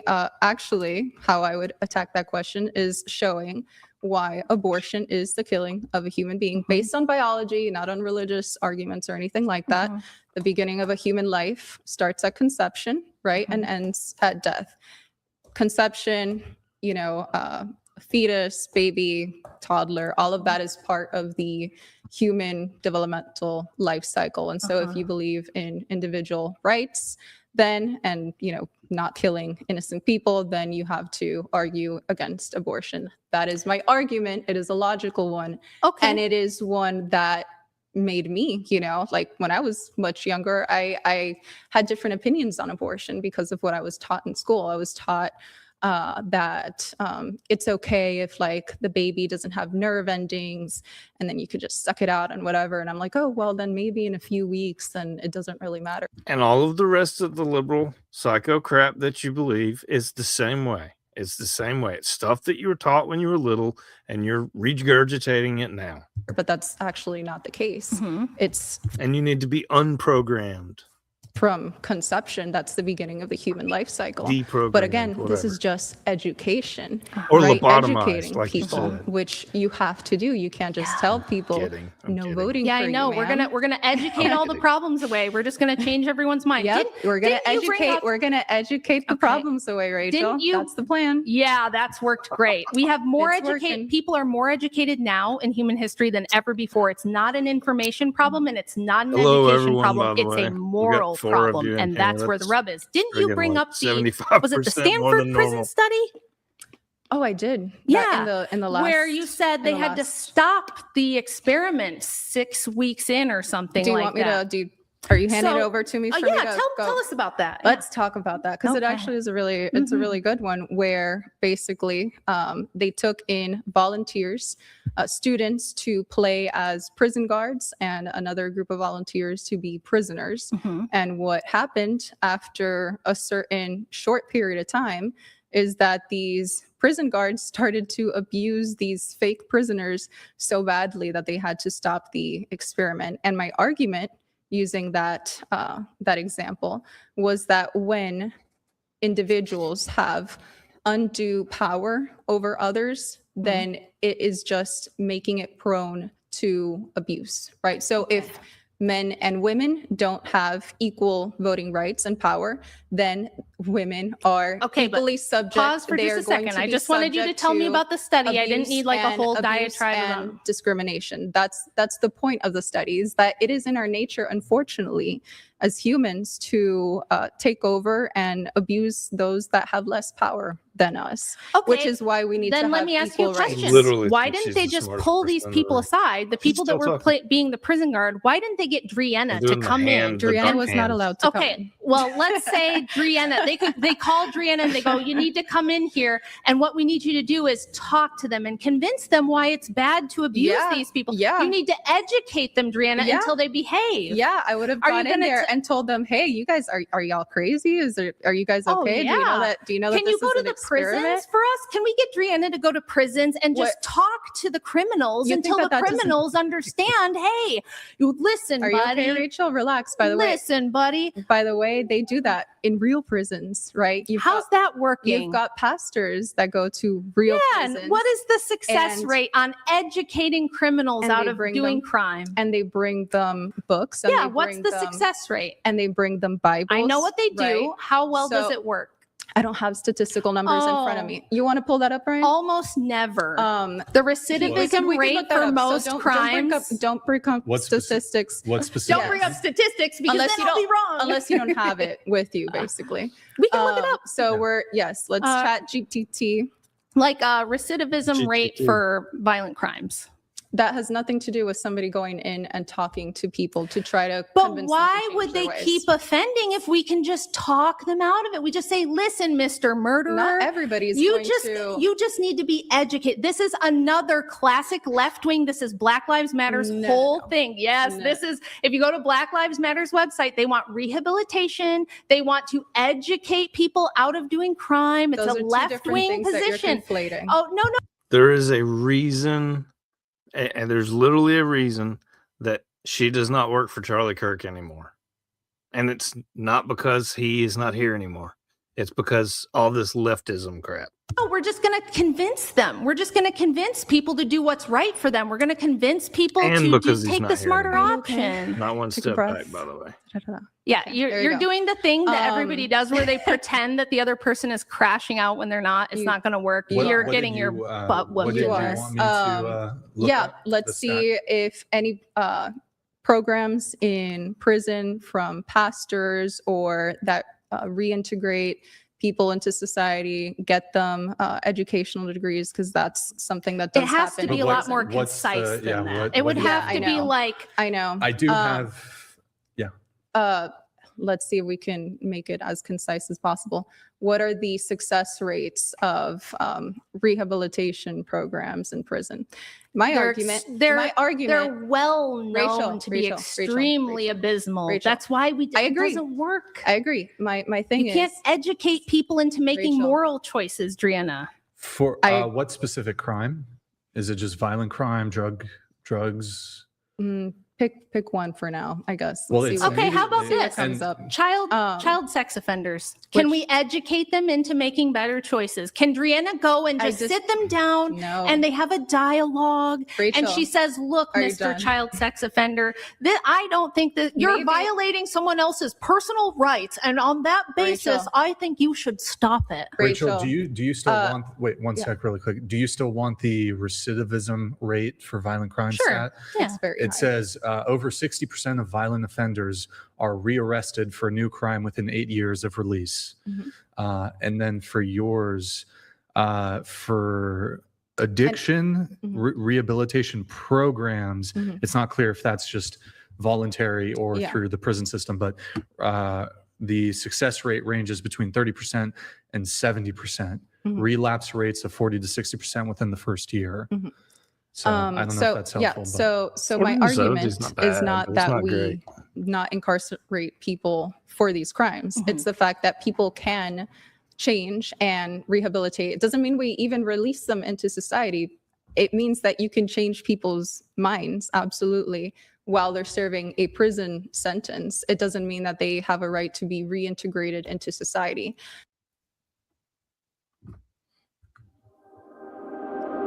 Art is something that archives how So that's my thing, is that Right, yes, even so- even in prison, so you why- can go in, even in prison, you can go in and you can preach the Bible to prisoners, or you can show them a better way, and you can absolutely rehabilitate them. I'm not arguing for lax criminal punishment laws.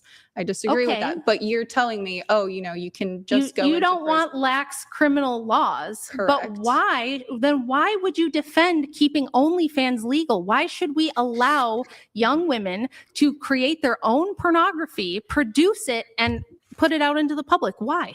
I disagree that it's bad, but the why is because then it sets a dangerous precedent for censorship in the future on things that other people don't like. Because let's say then we fall under So the you government. think- Let me finish. Let's say we fall under the government of we have a Democrat president, and they believe that people saying right-wing things on live shows like this is bad. So we are going to ban that. And You they haven't did, by said the a way, right-wing under the thing the Biden whole time. administration. So that's what I'm saying.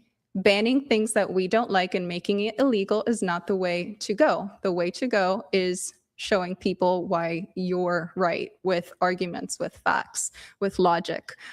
And we can't set the precedent that, we as conservatives and Republicans don't like pornography. It's bad. Therefore, we're going to make it illegal. Then when a Democrat president comes along, they'll say Republicans that I get your point. You Republic- don't have to keep repeating and I repeating. feel like and I feel like I need to for you to No, understand it's this. not me So you who's got having it, and trouble everybody at home tracking. got it, that it's a bad president. Do you understand that? If then? you take the libertarian progressive view that you have, sure. But what I would say is What? we believe in right and wrong, don't we? Yep. Okay, why don't we make things illegal if they are inherently morally evil? You said in your opening pornography is evil. Mhm. Why would we not criminalize for the same? I'm just gonna say this. This lady is in her 30s. She's drop dead gorgeous, and she's not married. She's got a boyfriend, but she's not married. She's got no kids. The clock's ticking. Don't get me wrong, kids are not for everybody. But when we have a citizenship rate issue, and you're sitting here spewing all this garbage, she's clearly a leftist. Why do we clearly criminalize murder? Why?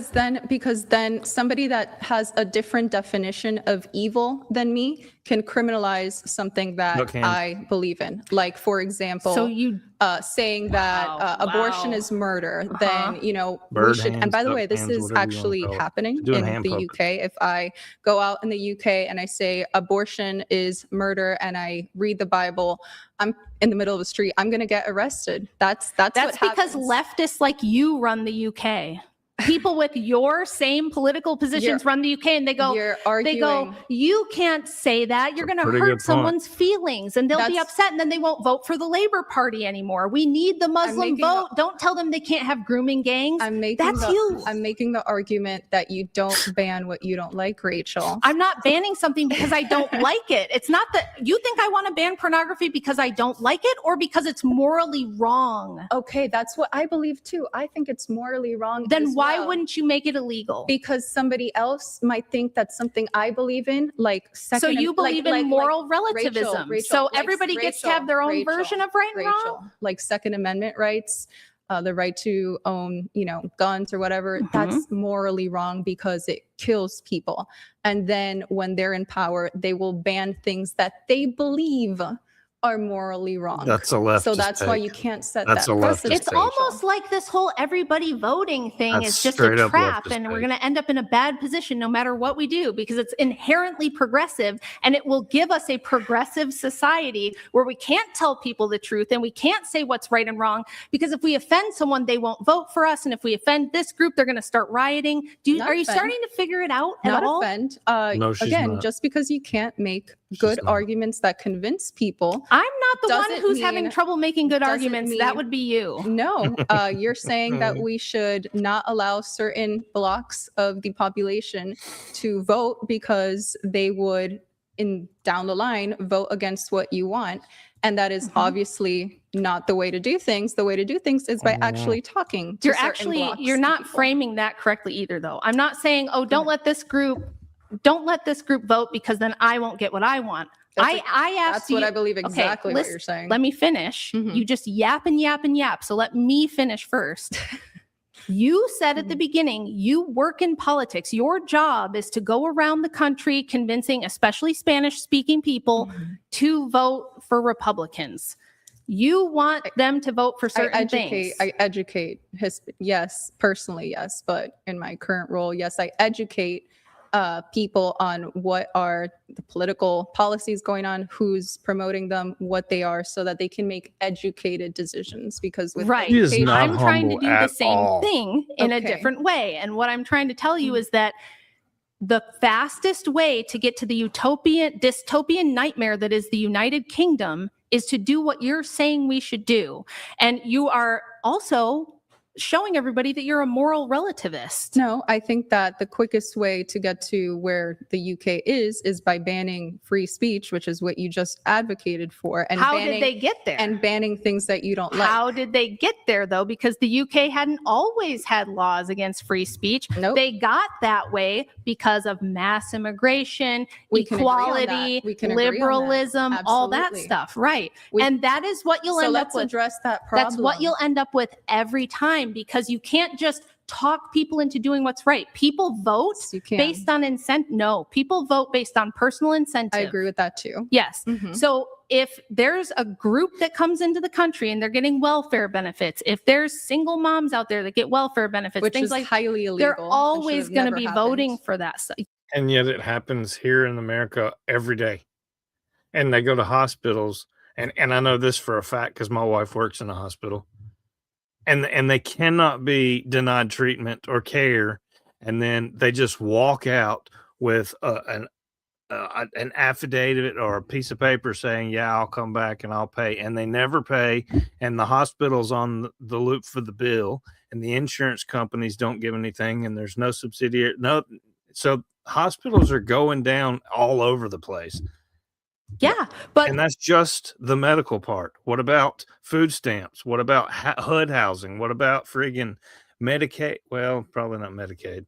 Maybe WIC, schools, places. There's stuff like this all over this country that's getting eat up on illegal aliens, and it's ridiculous. The reason we got that stuff is because women voted for it. Those things would have never been passed. I don't think that. I don't think that having an open border policy for 4 years, like what happened under the previous administration, is something that women voted for. It is. It's something that. Have you looked at the polling data? Women did on men versus women on open borders. Did women vote for the Mexican-American border to be completely open so that 20 They voted for so that all 20 of the million people who can- instituted can- those can policies. come in. Yes. Yes. No, they did not. Yes, they did. Well, Have you looked at border states? first You of all, just that- keep talking about presidential elections. that's Look not at border something states. anybody has Would either of you ever- like me to look up any stats on this? On On- the who's are men or women more in Yeah. favor of illegal immigration? Of open, Or yeah, open or borders. immigration, I think whatever. a better one would be the percentage of Americans that are for voter ID, right? It's 83% nationally. So men and women, Democrat and Republican, for the most part, agree on this.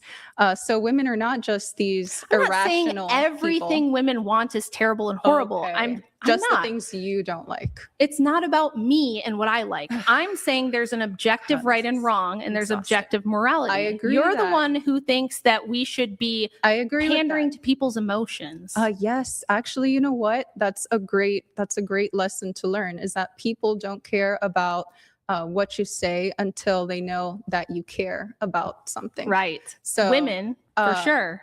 Yes, Men are and much men more open too. to logical. It's not And 100%. too, but that's why But women you are have to, far more easily swayed and Sure. propagandized by emotion. Sure, but that means that then I don't you want a have to be- country run off of that system. I don't you want have that. to, Rachel. It's called adapting, right? And adapting to the situation.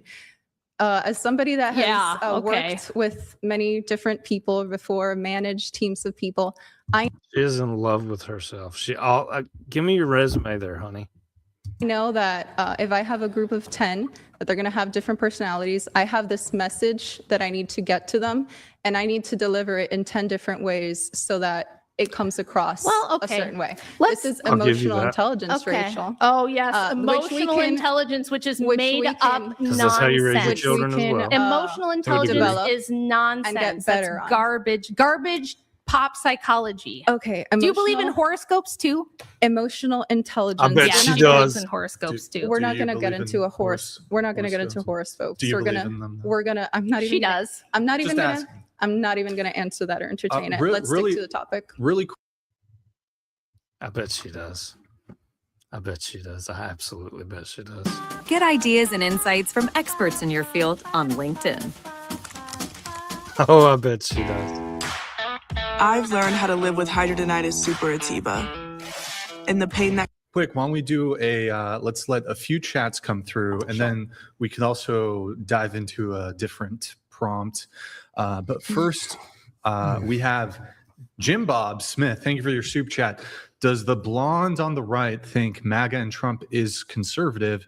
She is a conservative in the same liberal way Trump is. Do you want to respond to that?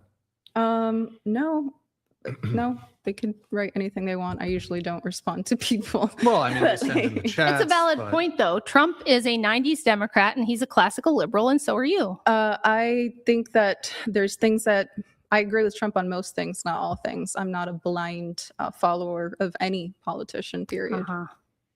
All right, we have a chat here from, hold on, Brian's Conscious. Shit, I should have listened to the Unknown Soldier when he said to never have this low IQ nitwit back on the show. Good thing another Wilson is here, so this episode is actually making money. Okay, thank you for that. We have a chat here from Desert Jorge. He writes, Rachel, here are the facts.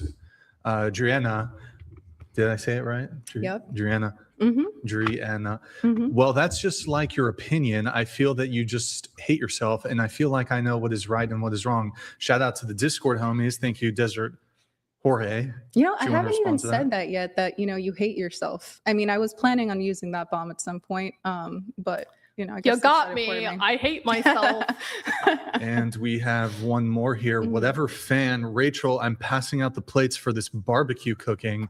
You're going to do and feed the whole chat from whatever fan. Thank Well- you for that. Well, she believes her role is in the kitchen, so I think that's do. appropriate. In fact, the kitchen is the best room in the house. Can't wait to get back there. I even got a hotel room with the kitchenette in it Nice. because I wanted Nice. to cook my own food. Nice. Guys, The if kitchen you're, is awesome. if you're enjoying the stream, please like the video. Also, quick reminder, $10 display, $99 and up for reads. Also, really quick, Tiffany, can you just pull up Twitch?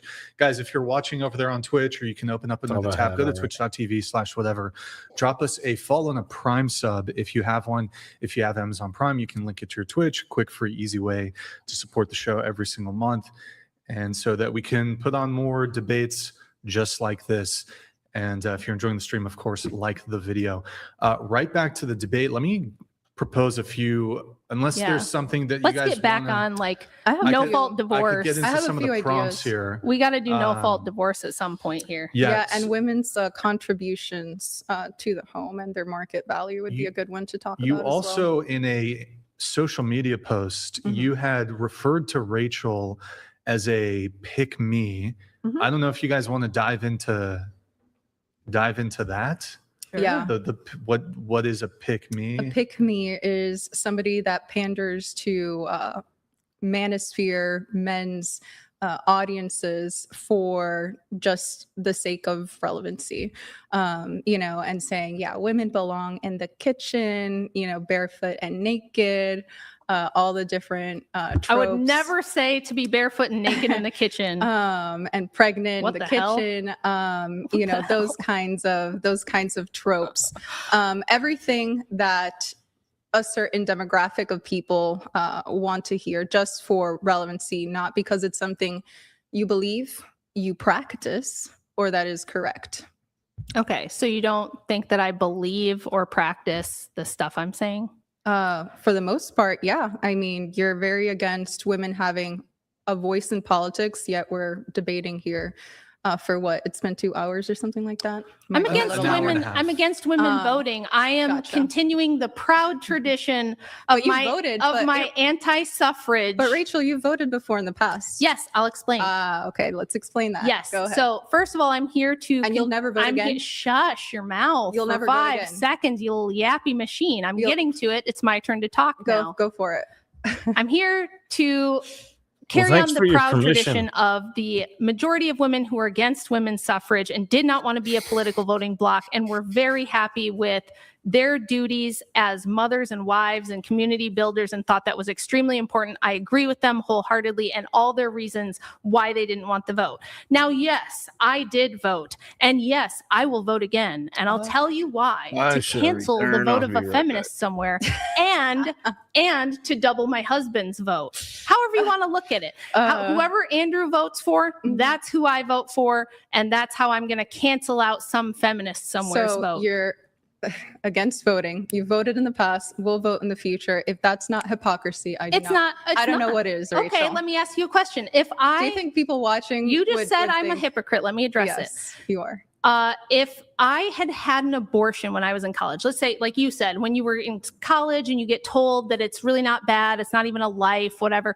I get pregnant, I have an abortion in college, and then later I learn, wait, that is actually murdering a human being. I'm against that and it's wrong. And I go out and I tell people, don't get an abortion. It's wrong. Am I a hypocrite? No, because you actually changed your behavior based on new information. Well, that it's you not got. a behavior you can change. You can change your ideas, what you espouse, and your behavior based on new information. So if that you I get. vote, you'd be a hypocrite. if I vote to You'd be a cancel a hypocrite. feminist vote, You'd that's be hypocritical. You'd be a hypocrite, Rachel, is if you found out this information personally were against abortion, now that you know this, that it's bad and murder, and then still went out and told women abortion is okay and it's not murder, then that is hypocrisy. In your case, what we were talking about previously was voting, right? So you don't believe women should have the right to vote. But you I voted live in the past. reality, Driana. We'll vote in the we future. don't want to deny reality. You keep telling Andrew he was denying reality. We live in the time and place we live in, okay? So I have to be here talking to women like you. I have to be here talking to women like you to talk some sense into you, to persuade everybody out there that you're wrong.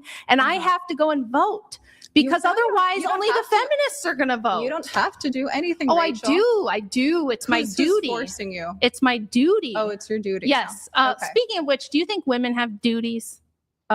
Women have duties. Do you think? Well, women have rights. You've spent the whole time talking about what I rights think- women have. Do women have duties? I think adults have duties. Yes. Well, what duties do you think women have? Well, you would say men have a No, duty what to duties do protect the homeland, what right? duties do you believe women have? Oh, I'm not going to give you any answers. I want to know what you think.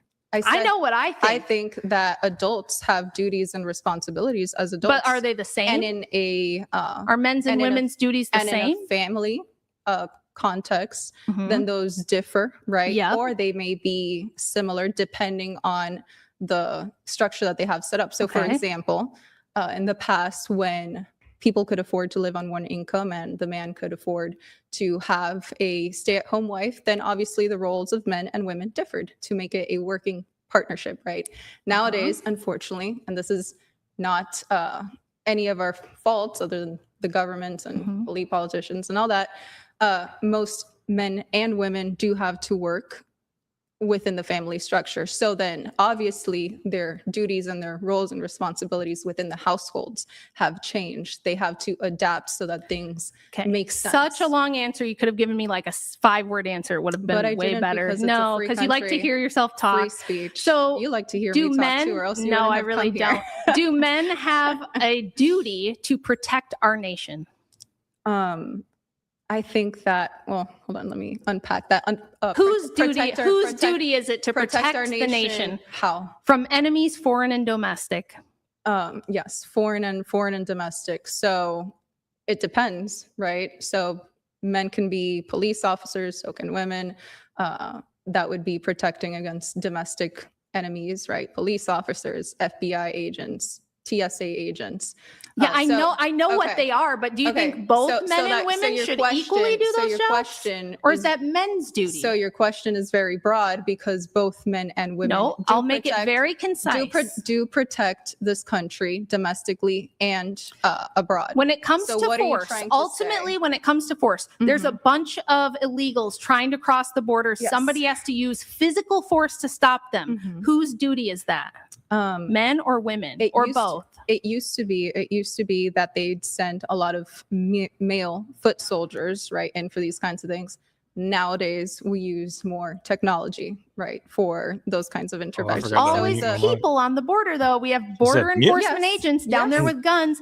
Do you think, are you for equality in that job? Do you think we should have equal women and men defending the border? I think that there should be a standard of can you meet these job requirements? Can you lift certain heavy things? If not, then you do not get that position because it puts us at, Yeah, at that's risk. fair. Would you say the same thing in the military? Like you can only be a Green Beret if you can pass the standard. And if you're a absolutely. woman and you pass the standard, that's At fine. least she Okay. says that. Are you aware that there's never been a woman who has been able to make it through special forces training like Green Berets? Okay, then they shouldn't be in that position. So if only men can do those things. That Green Beret position, but I just mentioned that there are plenty of other positions that do defend our country. Okay, what percentage of women do you think are on the front lines in war or Very defending minimal. the border? Very minimal. I'm not. What about? I'm not making the argument that. What about women critical infrastructure jobs like pouring cement, getting down in the sewer system and treating the sewer? What I about actually know oil a rig lady work, that the really pours heavy duty shit that keeps Believe it or society not. running?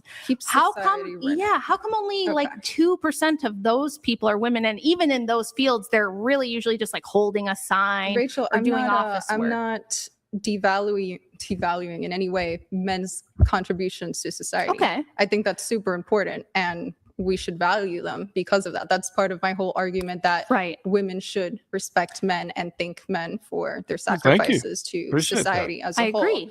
But What then I'm why trying- should Men we should give women respect equal and rights appreciate with Let women me men tell you. when Well, men we are take the only care ones of that can the do those critical household things? Sure, being sure. good Okay, mothers. now that you And- asked me why should. Mm-hmm. Women also have contributed to society in so many different important ways, besides a very important role of historically being the Mother. primary caretakers of children and being a So- homemaker and raising a home, What then? which is the pillar of a strong society. Can I just get this other stuff? Other than Well, I nurses wasn't. and teachers, Round what? up. This I'm stuff just works. gonna be. I'm just gonna be that guy. Peter Pan here. He's You know, gonna I be thought that guy. growing up would be the worst. Other than- but then I other found a than way to nurses hack and adulthood. teachers. It's called AAA. And Let's talk about What? that, right? We've got Yeah, let's talk women about it. inventors that have contributed to things like, dishwasher, just things that we use every single day to make. Are you aware our of the life- number let of me finish. female patents Let me- versus male patent Yes, holders? Yes, Okay. yes. Josephine Cochrane, dishwasher. Let's see. We've got Florence Papart. She improved early refrigeration systems. So because of this woman, we can not have food that goes that gets Bet you spoiled. anything if we look So- these so- up, so it's wait, going to let be me- a let me guy finish, who let actually me- did the work. But okay, Let I'll me just so- grant wait, it. let I'll me- just grant let it. me finish this Yeah. because we're talking about contributions to society. Obviously, I can't memorize all of these. I don't have that kind of a memory. But you know, there's a woman who created the refrigerator, Kevlar body armor material. Stephanie Kwolek, used in bulletproof vests that our brave men use in battle, helmets, aircraft components. A woman created the first computer algorithm, Ada Lovelace. She wrote the first algorithm for a machine.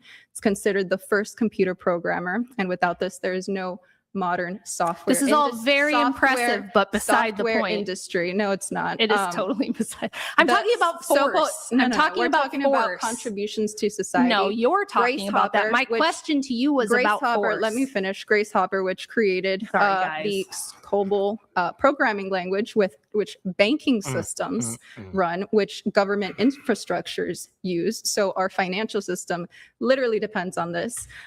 We've got frequency hopping technology, Hedy Lamarr, which is That's the foundation false. of Wi-Fi. Did you know that that's Bluetooth, false? I can't believe she did the Bluetooth, Hedy Lamarr thing.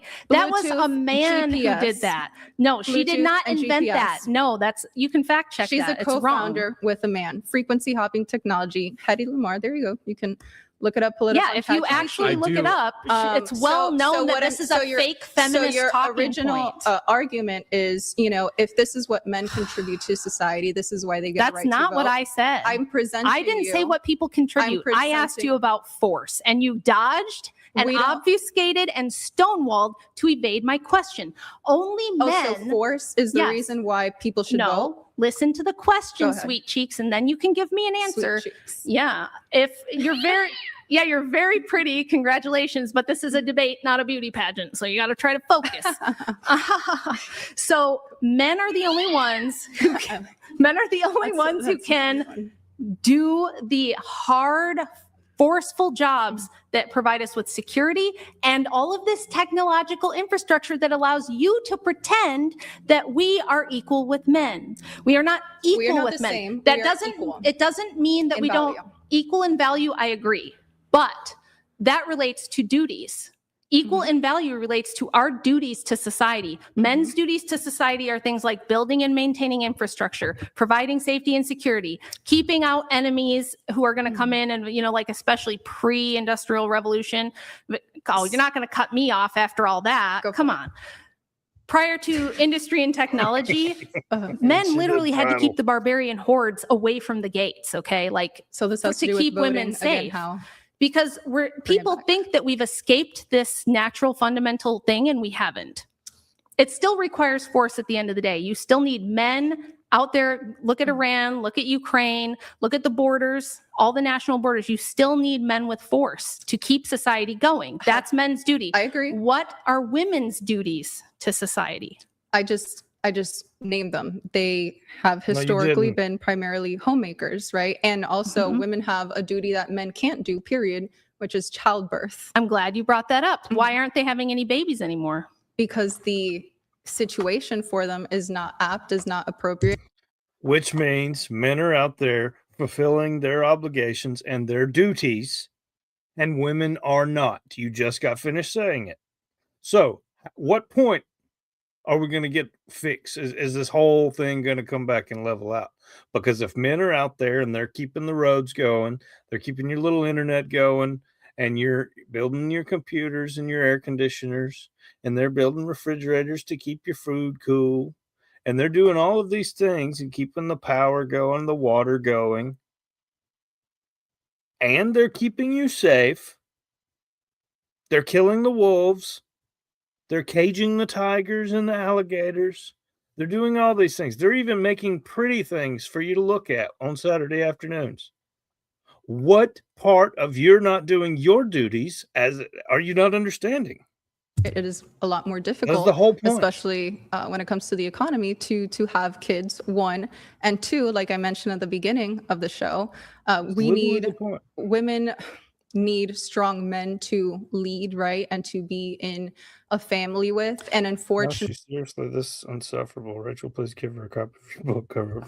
unfortunately, the men of today, I'm not saying all of them, But the men of today are quite literally not the same as men 50 years ago. In fact, and there's actual, you can pull this up, Brian, but I have it written here too. Men are actually physically different than they were years back, as in men nowadays on average have lower testosterone I'm than aware their of all that. grandfathers. So for you to say that Because of the plastic men and have to be the the ones leading vaccines and all of this, and the bullshit you're meat trying that you're to feeding us. say that, oh, women are not having kids because of women's right to vote or something like that, which is crazy. I'm saying that we need to build strong men back up.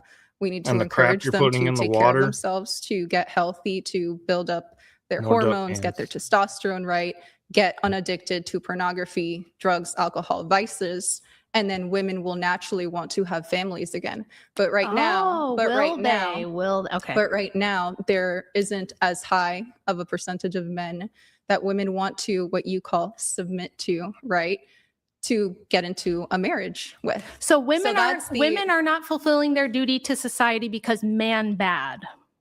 Did I say men that? just need to Man get bad? better. The men need to get better. Man they need to bad. improve. The men are in a sad, sorry state, and that's why the women don't want to have babies. It's a fact. I'm not saying man bad. not. I'm saying Why man aren't women fulfilling unhealthy. their duty? Why I'm are women saying- not fulfilling their I'm duty? Is saying- it because the men aren't good enough? I'm saying man unhealthy, in fact. And this is something. Men are unhealthy, and that's why women are. That's why This the is birth rate is so something- low, because the men are unhealthy. Are you going to let me finish, or let's? Are you ever going to get to a point? Yes, you just need to stop interrupting.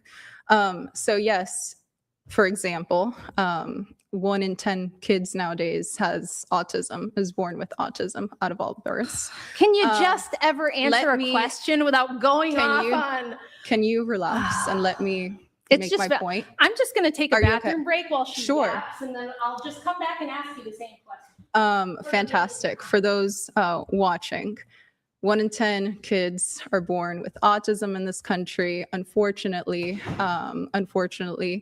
the men's health and the women's health is very important when it comes to fertility, when it comes to the health of a woman's pregnancy, and the men's health prior to conception is extremely important in making sure that that baby is healthy. Alcohol consumption is one of the largest causes of mutations and defects in men's swimmers. And so if men want to help the woman have a smoother pregnancy, a healthier pregnancy, then they have to take care of their health first. Women do too. I'm not saying it's like women should just do whatever. But again, this is responsibility on both people's parts, and women might not be having kids as much as they did before because, again, the economy is freaking terrible. That I Women disagree don't with. want to have kids that are. If you ever wait to have kids until you're financially prepared, you're never going to have kids. Period. I've had 3. One's 21, one's 17, and one's 11. If you don't do it, it's never going to happen. So going that's to bullcrap. struggle or go without. And men need to realize this and know that, okay, Mothers maybe and I can't fathers be a find man a way that to make it happen. provides everything And it's not as can afford a expensive as everybody stay-at-home says it is. wife, but at the If very you're least, smart. Still going. I can help in the household, and we can contribute financially and also with labor in the household. That's what I'm saying. Okay. Rachel. So I'm just going to defeat everything you said with one simple Go thing. for it, I'll just Rachel. point out the fact that the only people having children are the poorest people. So if the problem Thank was you. money, we would see rich people having all the babies and poor people would not be having the babies. So you're absolutely wrong on that. In fact, we've done Conservatives studies. are more responsible. Okay, now it's Rachel. my turn. Now it's my turn. They've done studies on this because dropping birth rates around the world are an extremely serious problem. There are think tanks around the world, In including every the World country. Health Organization, that I are agree. saying this could be civilizational ending for I some agree. countries. I agree. So The fact of the matter is, the problem with the birth rates is the fact that Karen and Susan are on TikTok and they're competing with Heather and Jane down the street, and they're not paying attention to their family. They're not paying attention to their husband, and they're not trying to fix their life. They're trying to compete with what they're doing. If this one's a whore, this one's now going to be a whore, and then this one's following that one, they're going to be a whore, and this one's following this one. Men don't really do that. And that's the fact. That's the fact. Sorry, I'm looking over here. I should have been looking. They've studied it at length. And the number one correlate around the world, regardless of culture, finances, religion, any other factor, is women's access to higher education and the job market. This means that when you tell young women to spend all of their fertile years going to college and preparing for a job and then get into the workforce and establish your career before you think about marriage and family, what you end up with is we have now women getting married and having babies for the first time at around the age 30, 31. Yep. When in my grandma's generation, shout out to grandma, she's turning 100 on April 1st. Love you, grandma. Now we have geriatric. She, in her generation, the first age of marriage was around 22.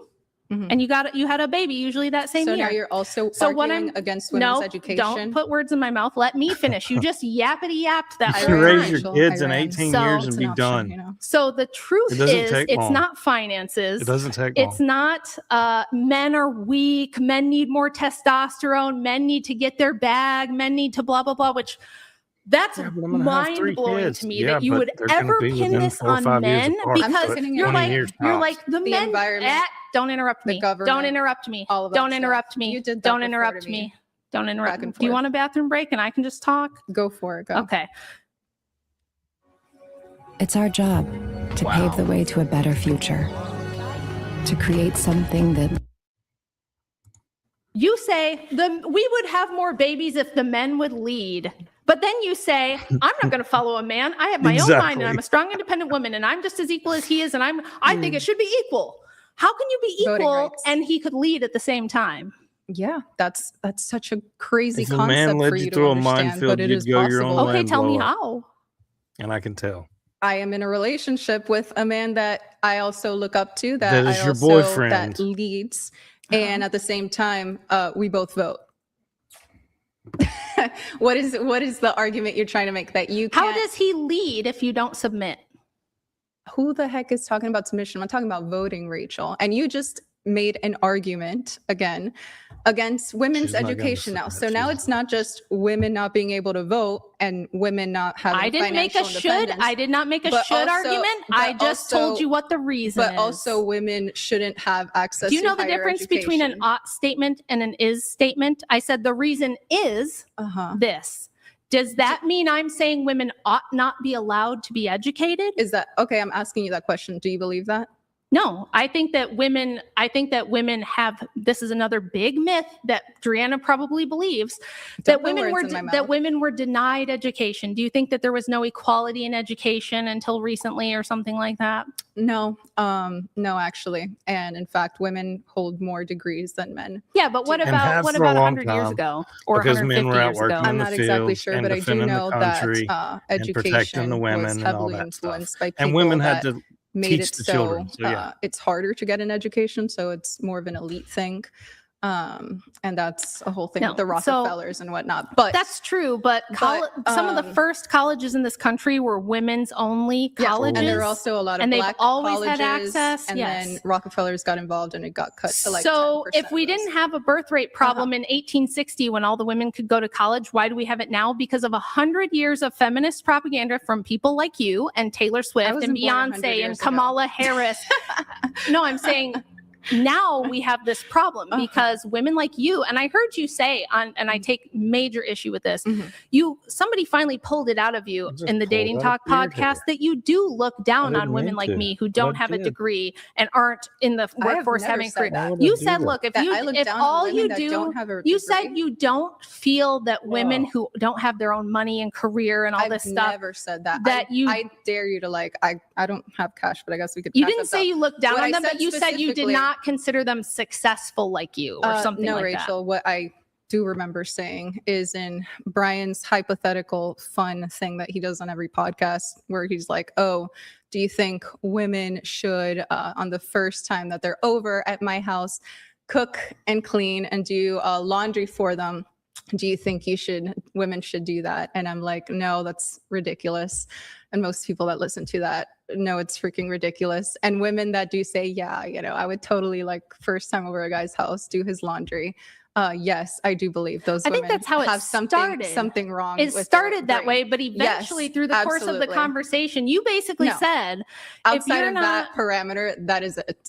okay, Uh-huh. I'll just take your word for that. No, but people can go back and look at that. It's actually one of the most we've viewed established that the episodes. fact of what's actually true is that women are not having children because the men are too weak. They need to up their game. They need to be better leaders. They need more testosterone. The men are That's lacking, and one that's of why the the reasons. women aren't having babies. The women aren't One having of the babies reasons, because yes. they go to college and they build careers first and they delay their first child until their 30s. And if Mm-hmm. you do that, there's a whole bunch of reasons why that doesn't work. The first is you're already past the majority of your fertility window. After 35, even with IVF, the odds of conceiving just go down drastically every year. That's a biological fact. Mm-hmm. The second thing is when you build your life around this idea that you have to have goals and be successful, and you've spent all your life, everything you're doing is towards your career for that purpose. So, Women Rachel, find it extremely hard to flip a switch and suddenly be a mom and a stay-at-home mom, or like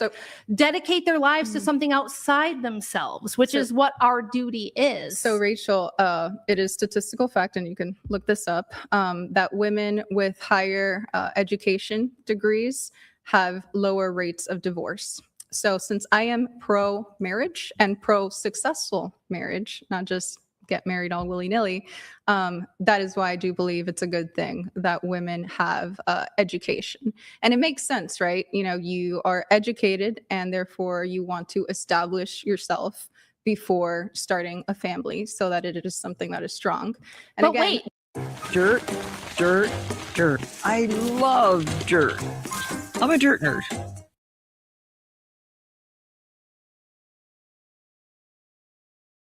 Harold has metastatic prostate cancer. But like you, Harold has stuff to do. He takes Nubeca. Nubeca is a prescription medicine used to treat adults with prostate cancer that is spread to other parts of the body and responds to a medical. didn't you say you're against women going to college? Didn't you? When? At Did the I say beginning, that? I said something about college, and you said, I agree. I think college is a scam too. I think you shouldn't go unless you're getting a STEM degree. Yeah. How many women get STEM degrees? How do those two things, Almost how are never. they? at You just odds with said each you other? think women should go to college and get an education.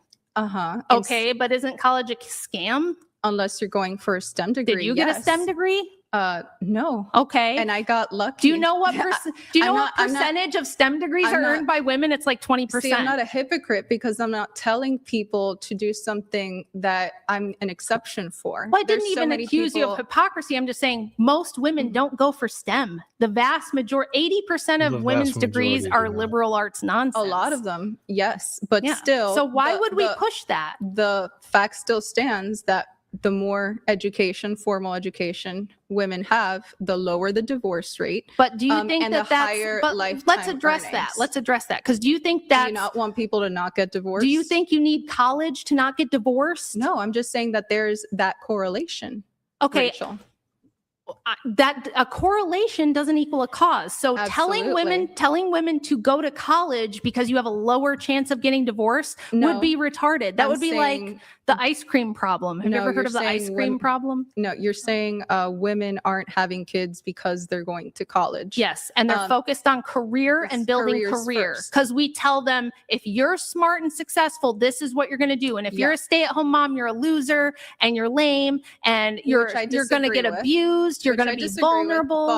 but when I have daughters, I am absolutely going to tell them you need to have the clock something is ticking, of lady. value that you can depend on because you can't just basically put yourself up as somebody that is dependent on neither the government nor another person, right? So yes, I would absolutely tell boys and girls, set yourself up for life in whichever way you see fit. It could be getting a STEM degree in college. It could be going to a vocational school, doing some kind of trade, business, whatever. Absolutely establish yourself before coming into a relationship with somebody else. And if you do decide to be What a do you stay mean by that, though? And if you do establish yourself, do you have to have like a 401k? Do you have to have a savings? just What do have you have some to have? kind of Just any old job. some kind of way for you to be able to depend on yourself. God forbid the worst happens, you know, Okay, but in a who relationship, in a can't marriage. do that? Do you know what the average jobs are that people work? The average person makes, very for difficult. women, it's like 40K a year. For men, it's like 60K a year. Okay, what I'm saying- most of us have like basic ass jobs that we Yes. can get straight out of high school. I did that. Yes. I didn't need to go to college and get into debt, Yes. which is the other big problem. This was a very women long time come, ago, women Rachel, come by the up. way, No, for it's- you. It's the same thing now. No, it's yes, not. it is. But most It is the people same thing go now. and they don't The get a jobs job that in are in the field demand that are they not went for. liberal arts degrees. Okay. In fact, there's a ton of data showing that if you have liberal arts degrees, you have the hardest time finding a job because agree. you don't have practical skills. I agree. And Exactly. employers don't even want that shit anymore. And I they agree. look for people who try to start businesses. They look for people who are self-starters, smart, Yes. self-educated. Yeah. I'm debating you today with nothing but a cosmetology license. Fantastic. You And know? I So- agree that having degrees does not change facts, and having a title does not make for any kind of an argument. I've Right. never So said if that. you can get a retail management job by the time you're 21, why What- can't you get married and what start I'm- having kids? Sure. You know, what I'm saying is that 'Cause you could always having do that kids and being again a stay-at-home when mom, you have your kid obviously and raise your very kid valuable. in 2 or 3 It does years. take you out of the You're an adult. I'm gonna workforce, say and this if real you were to quick. get back in it. I've got like 4 people going, when you're an adult, you can learn easier. I know people say it's easier when you're a child. Yes, for spongy, you absorb more and you retain more. But you're more interested in the thing when you're an adult than when you're a child. When you're a child, you're worried about, at least me, I'll be honest, I was worried about marijuana and getting my next piece and what was Friday night's football game and going to the skating rink and whatever else. You're not worried about learning all of the stuff that you need to learn. As an adult, it's far easier. So you can raise your kids and then go do whatever you got to afterwards for the ladies. It's not hard. Then it'd make it a lot Yeah, more like it's a difficult. So possibility. if women decide to be stay-at-home moms, they need some kind of protection, agreement, guarantee before marriage with the husband to make sure that the kids primarily are taken care of. God forbid the worst happens, which is a split or a divorce. So that is what I'm saying. I'm just being a logical, reasonable Hey, I'm person, not and I trying to prescribe the same ignore you thing if you for people men. want kids, You know, You're not being logical and you're Yeah, I not am. being reasonable, and we're going to figure this out together. Okay. So how are we going to combat birth rates dropping like a rock and tell women you need to have your own money, you need to have a fail safe, you need to have a backup plan. You I have can't it- really leave the job market because if you do, it makes it really hard to come get back let's in. work on solutions, right? For this country, let's focus on this country at the very least. It's the one we care about. I think it'd be very helpful for women and men in this country if we weren't importing the third world or filling jobs that Americans can fill. Yeah, why do we But- have to do that? Do you know why? Because Because we're not having babies. And No, if the women because- were having babies, we wouldn't have to import our entire labor force from the third No, world. because we have Yes. sellout politicians that don't answer to us and answer to foreign interests, and that's why they're doing it, No, Rachel. we have a labor We're not shortage. each That's other's- real. That's a real thing. We're We have not- a serious, not just us, almost the whole world. We don't We're have a- experiencing a birth rate collapse, and it's created labor shortages and it's created supply chain Yes, problems. why would women want to have kids if if they know that the market for the kids when they do get born, they're not going to have the same opportunities they had growing up because we've got shitty politicians that are importing people from all over the So world. now That the women women are are having voting babies because in. shitty Keep that in politicians are mind. allowing too many immigrants. That's a big Is there reason. any Not- point at not which it's the one. women's choices You're- to shirk their duty to have children? Are we ever going to You're- hold the women accountable and say, maybe the values are wrong? Maybe the women should say, you know what? I think it's a really valuable thing to produce another generation to keep this beautiful, wonderful world that Yes, I get that's to a enjoy beautiful- going. Beautiful concept, and I agree with it. However, Well, you'll talk about what men should do. Why won't we talk about what women should do? women should also, again, contribute to their society. They should. There's one thing we There's- need women to do more of, and it's have babies. We don't need more media Okay, girls. but you- we don't need more psychology you- majors. We don't How do need you more convince- retail workers. Rachel, how do you convince women to have more kids? Well, I'll tell you.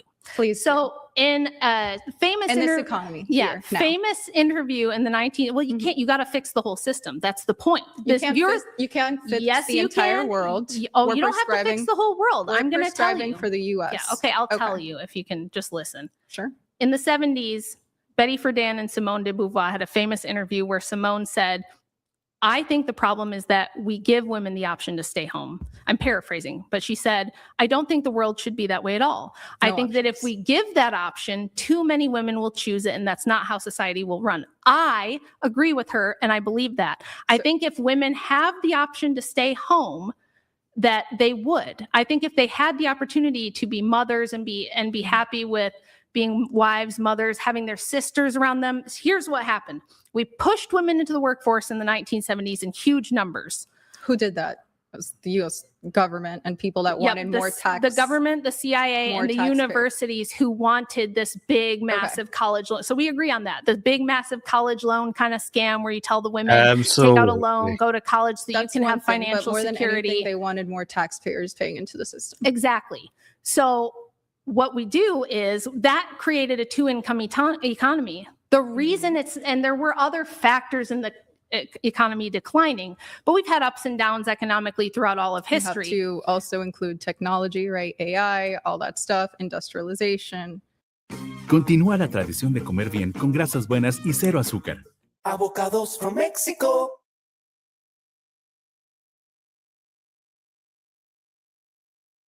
Do you support Israel and the Jewish people? Now, more than ever, Israel needs committed friends around the world.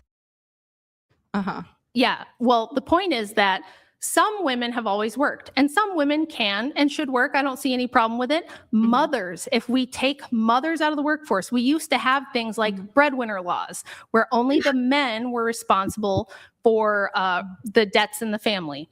We used to have things like clauses in women's employment contracts where once you were married, we consider you taken care of financially by your husband because he's the one responsible for that, not you.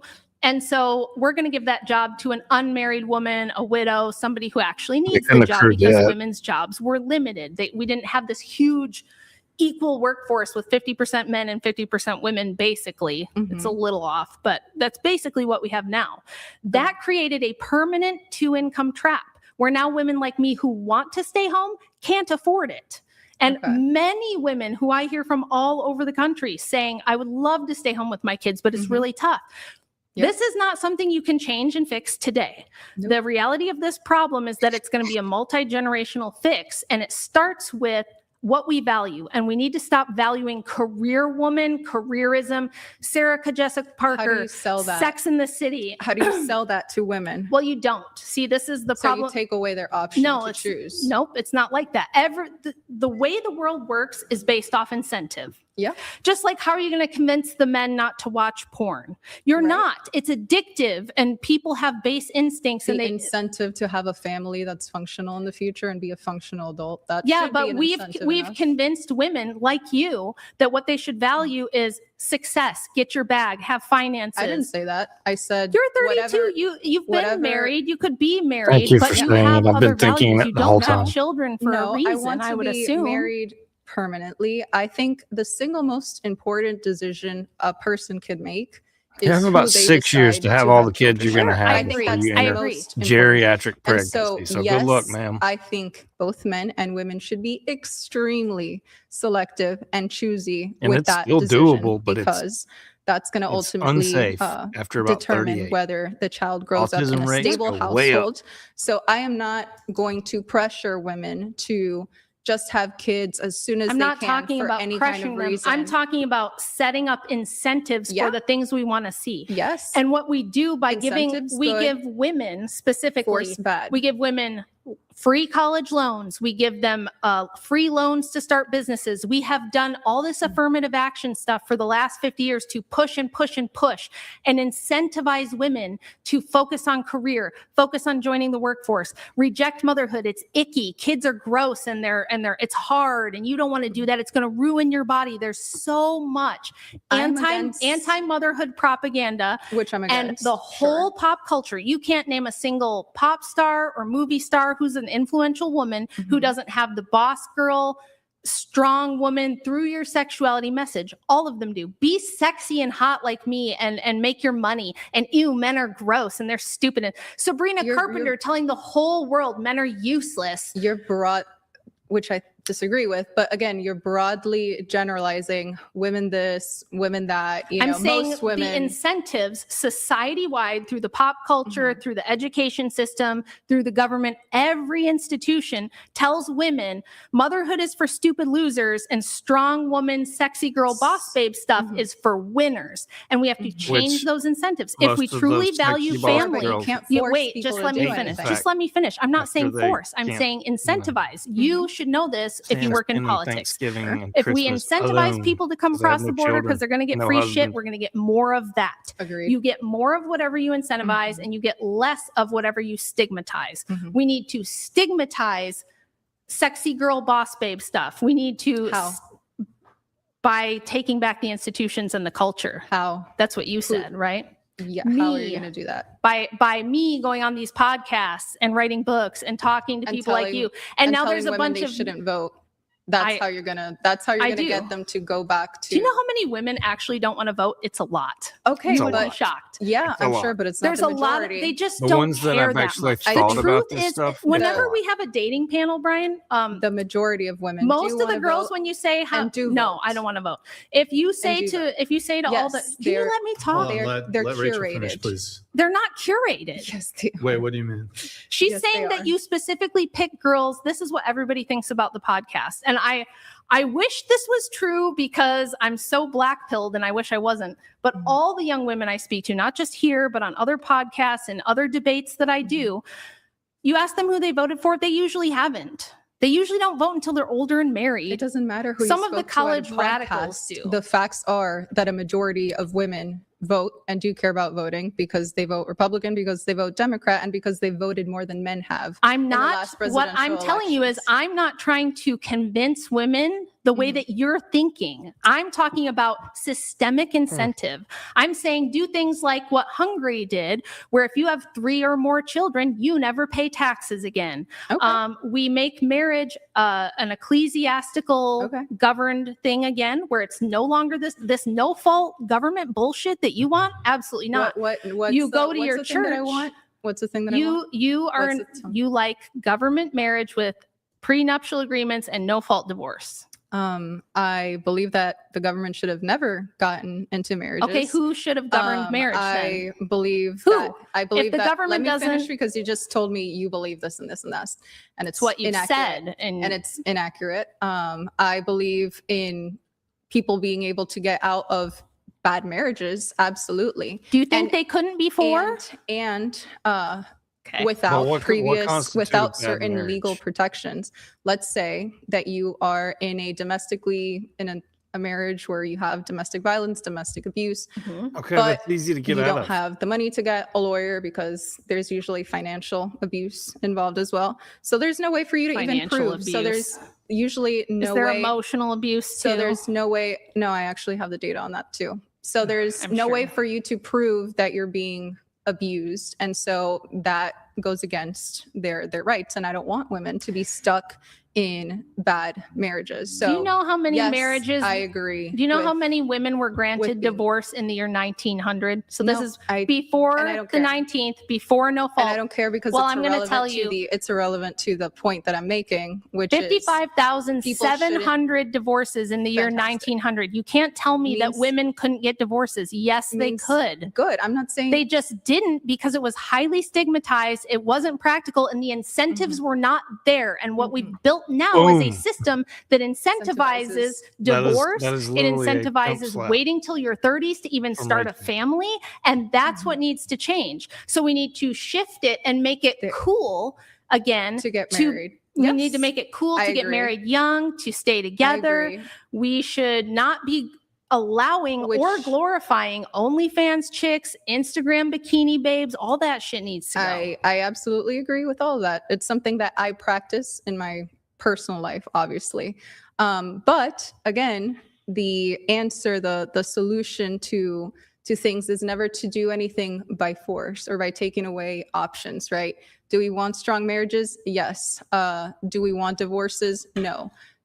do we think that it's a good idea to ban divorces so that people are stuck in abusive relationships? Do you think I want a Bad. divorce ban, or do you Bad. think because that's not what I want. What I want is where you have, like we Stigmatize it. always had for all of human history until 50 years ago, if you want a divorce, ideally it People should are be gonna through look your down on church. you. You should have to go to your ecclesiastical authority. So I'm an Orthodox Christian. If Andrew and I, and this, I know a woman that this happened to, that there was actually legitimate horrific abuse. She went to her priest and to her bishop, and she said, this is what's going on. She had other people who were willing to say, yes, we think this is going on. She was granted a divorce because of the extremeness of the situation. What we have now. What does that have to do with the kids? What happens with the kids? What happens with dividing assets that they both had? Is the church, does it have any kind of dominion over those kinds of decisions? Yes, so it does not. No, historically, this It is does how not now. But what we're talking about is prescriptions. And I'm telling you, the way we fix this is if my church governed my marriage, the church would say, okay, we're going to help take care of you financially. This is what used to happen under most churches. If there was a situation where the woman was abandoned, abused, say the husband was crazy or violent, any of these things that's like, Cheats.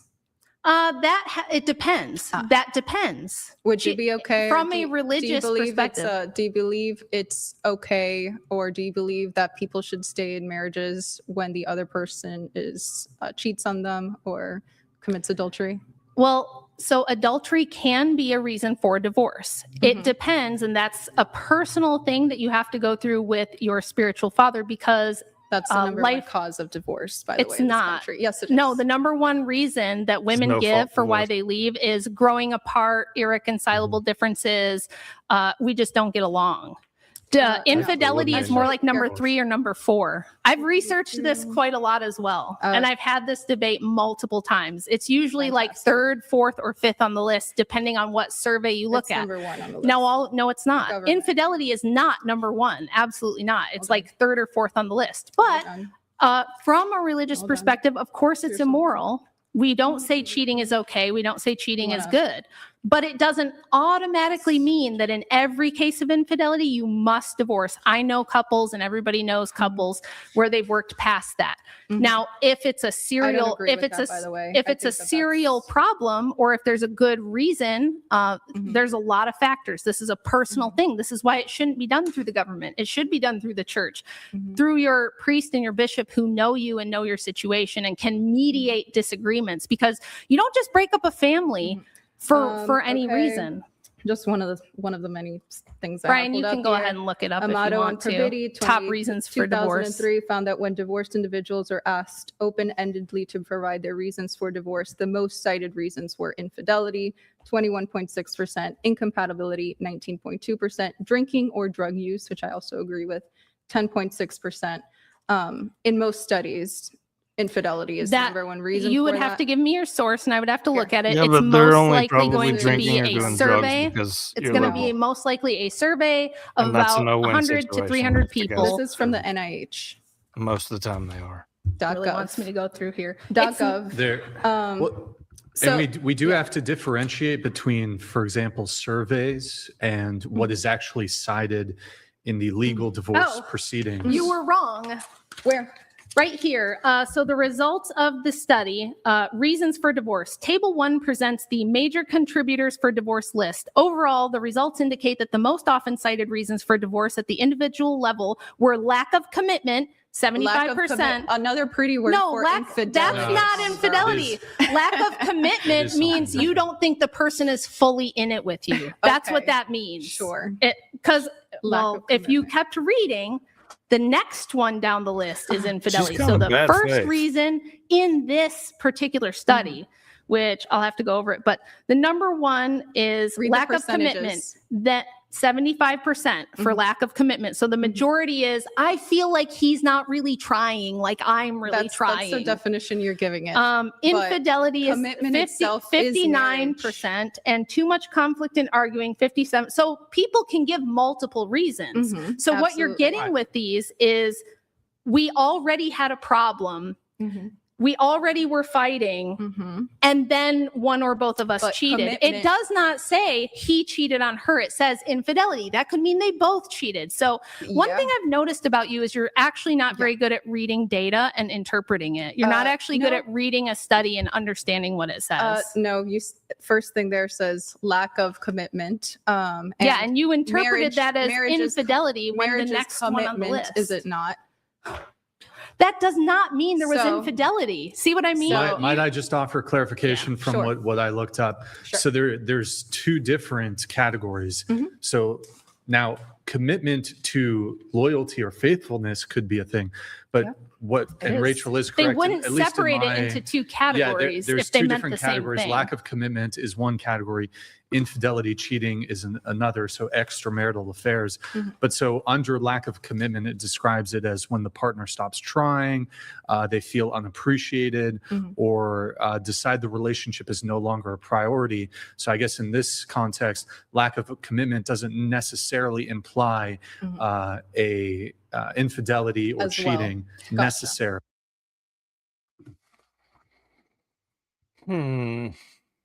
Wow. This week, buy any We're even large throwing pizza at random regular bullcrap menu out price. there. Get a All the large facts. one topping free.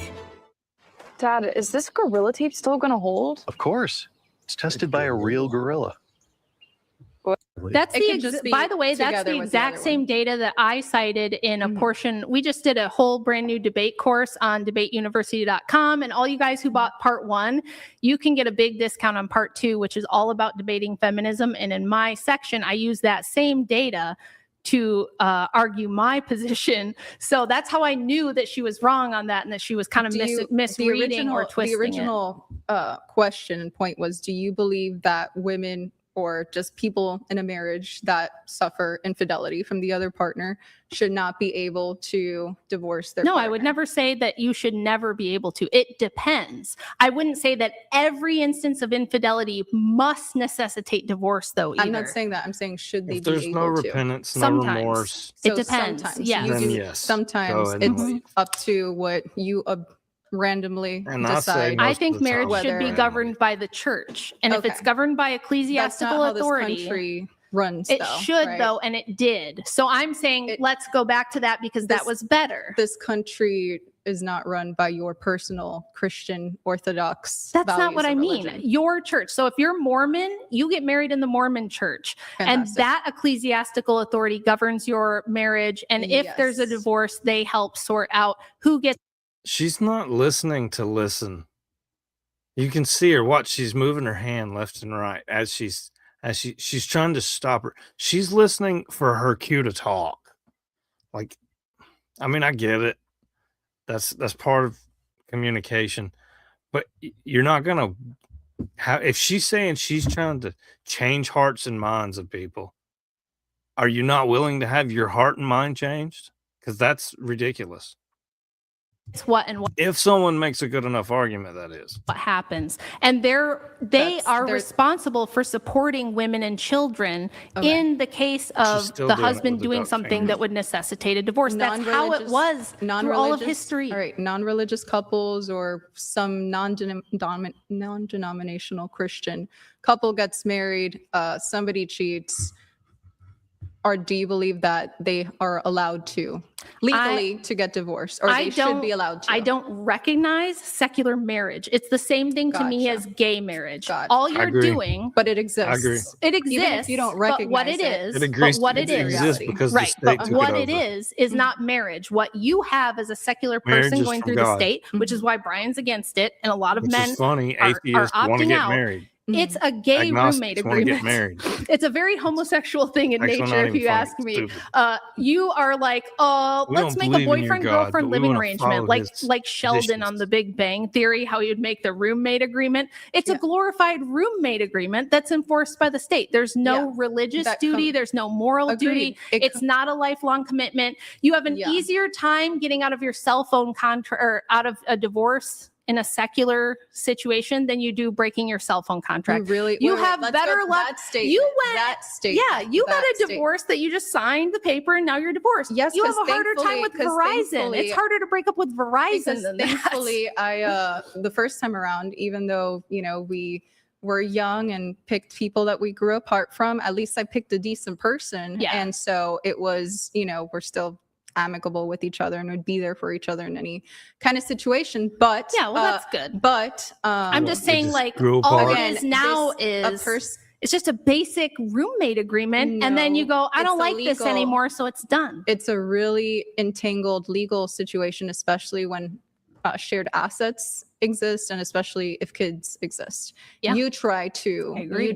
get into a divorce proceeding when kids are involved, and I went through that. It takes years to resolve. In my case, it only took maybe less than 6 months, but yeah, Okay. it's just, A it's lot of people, horrible, it takes but a it long- should so only, it's a my view reality. is that it should only be for serious situations. You're in danger. But you There's don't something determine drastically that. wrong. I don't, but we're talking about who should, and I'm saying it should be the church, because marriage is a lifelong religious sacrament. If all you want is a roommate agreement, I don't care what you do. I don't make policy recommendations based on religious arguments. Well, that's even so if leftist. Oh my even gosh. if I hold the same values as you do. So That's not how you're I doing the thing that prescribe you're things. doing the thing that so many people, like not so erudite, tries to do this. Yes. I have a set of morals I don't for even know, myself like, and what what I she think does is or right what or she wrong. I have a set But of I can't morals, recommend but it I'm not to going to anyone force it on anyone. I think we should just default to secularism, and that's another big reason why we're Not- in this mess. So we do have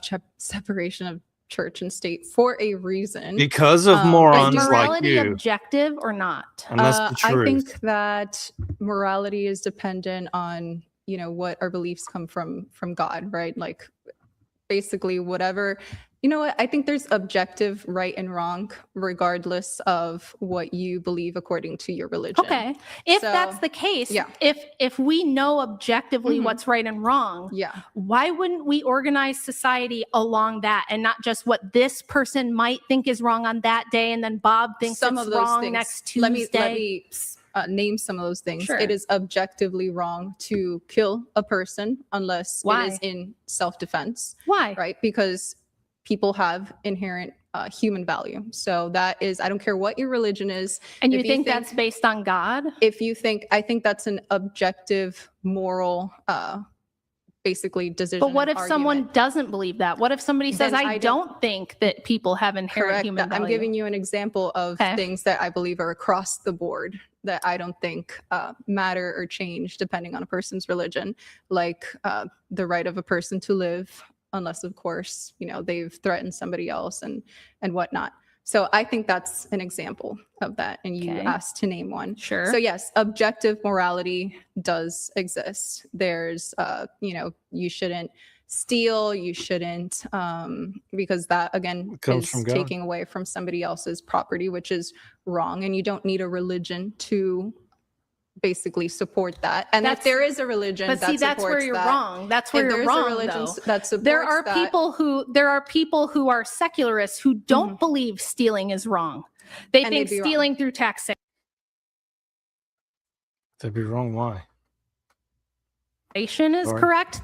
Black Lives Matter think that, we're living on Sorry, stolen Mayor's land, Yellow you got to Face give it back, and all these kinds of things. There's a lot of people who you're taking the Christian moral paradigm for granted and saying it's objective when Not Christian. if we separate church and state, yeah, that's Christian. that Those are Christian that people values. have a right to live unless they are unless they're basically Yeah. threatened. That Yeah. you think that's Christian? Do you think there's any other religion that holds that? You think that wasn't the case before Christianity? No, existed? it absolutely wasn't. Yes, In the the peop- ancient pagan world, there was no right to life. There was no human dignity. That did not exist. Okay. They They sacrificed. did human Completely disagree. sacrifice. They stoned you. Yes, some. Are you absolutely, stupid? Some religions and different sects. Are did you those things. stupid? Okay, Yes, go to an but- Islamic country but and it ask them if they think absolutely- everyone has a right to And live. that's But it 600 years absolutely after did Jesus. exist No, in it the didn't. past, especially in Who? Nordic, especially in Nope, Nordic. they did human Viking, sacrifice too, and they conquered and killed people, Driana. No, they Which didn't is- believe that it was She wrong is to kill stupid. people and take their stuff. Wow. You just said Or no. Vikings?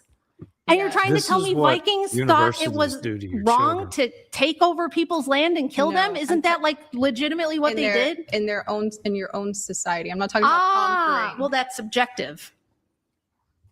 Tell me.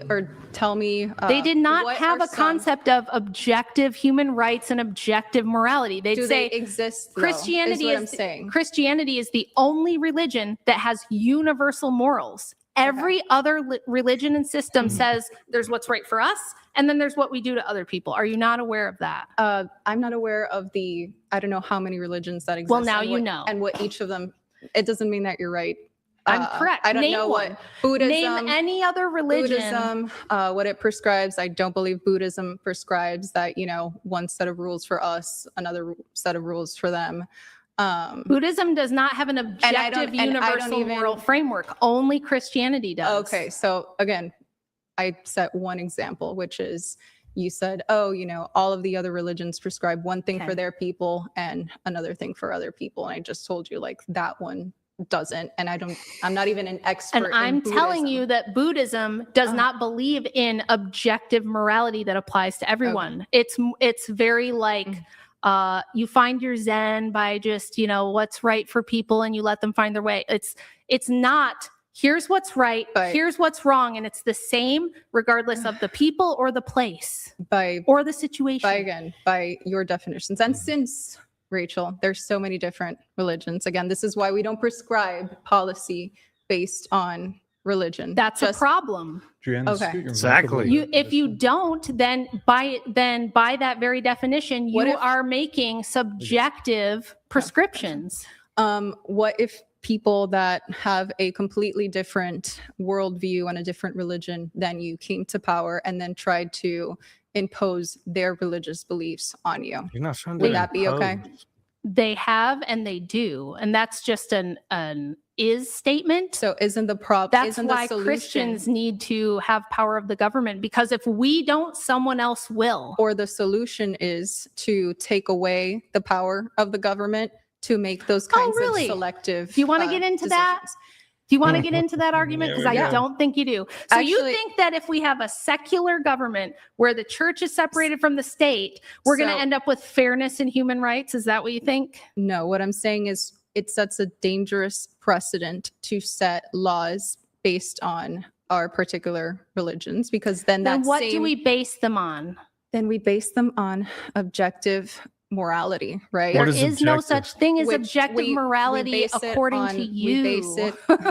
We base it on protecting the right of the individual. That I think is the ultimate. Then you would have to have legal abortion.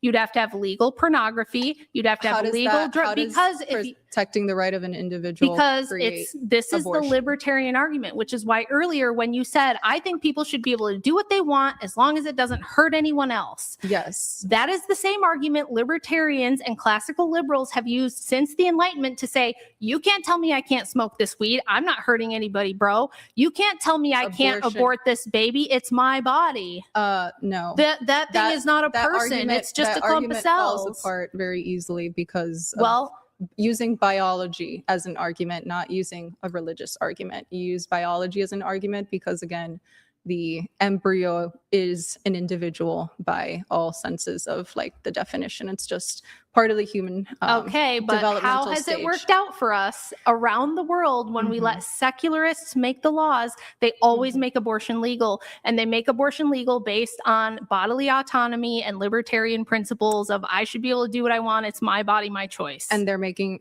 just because they get what they want, it doesn't mean that their argument was valid, right? Because they're just without an objective religious moral framework, this is going to be like way over her head. So we'll just go back to like no fault divorce or something. Also, we do have some chats that came through. So while we do a few chats, I think we've got about 5 or 6.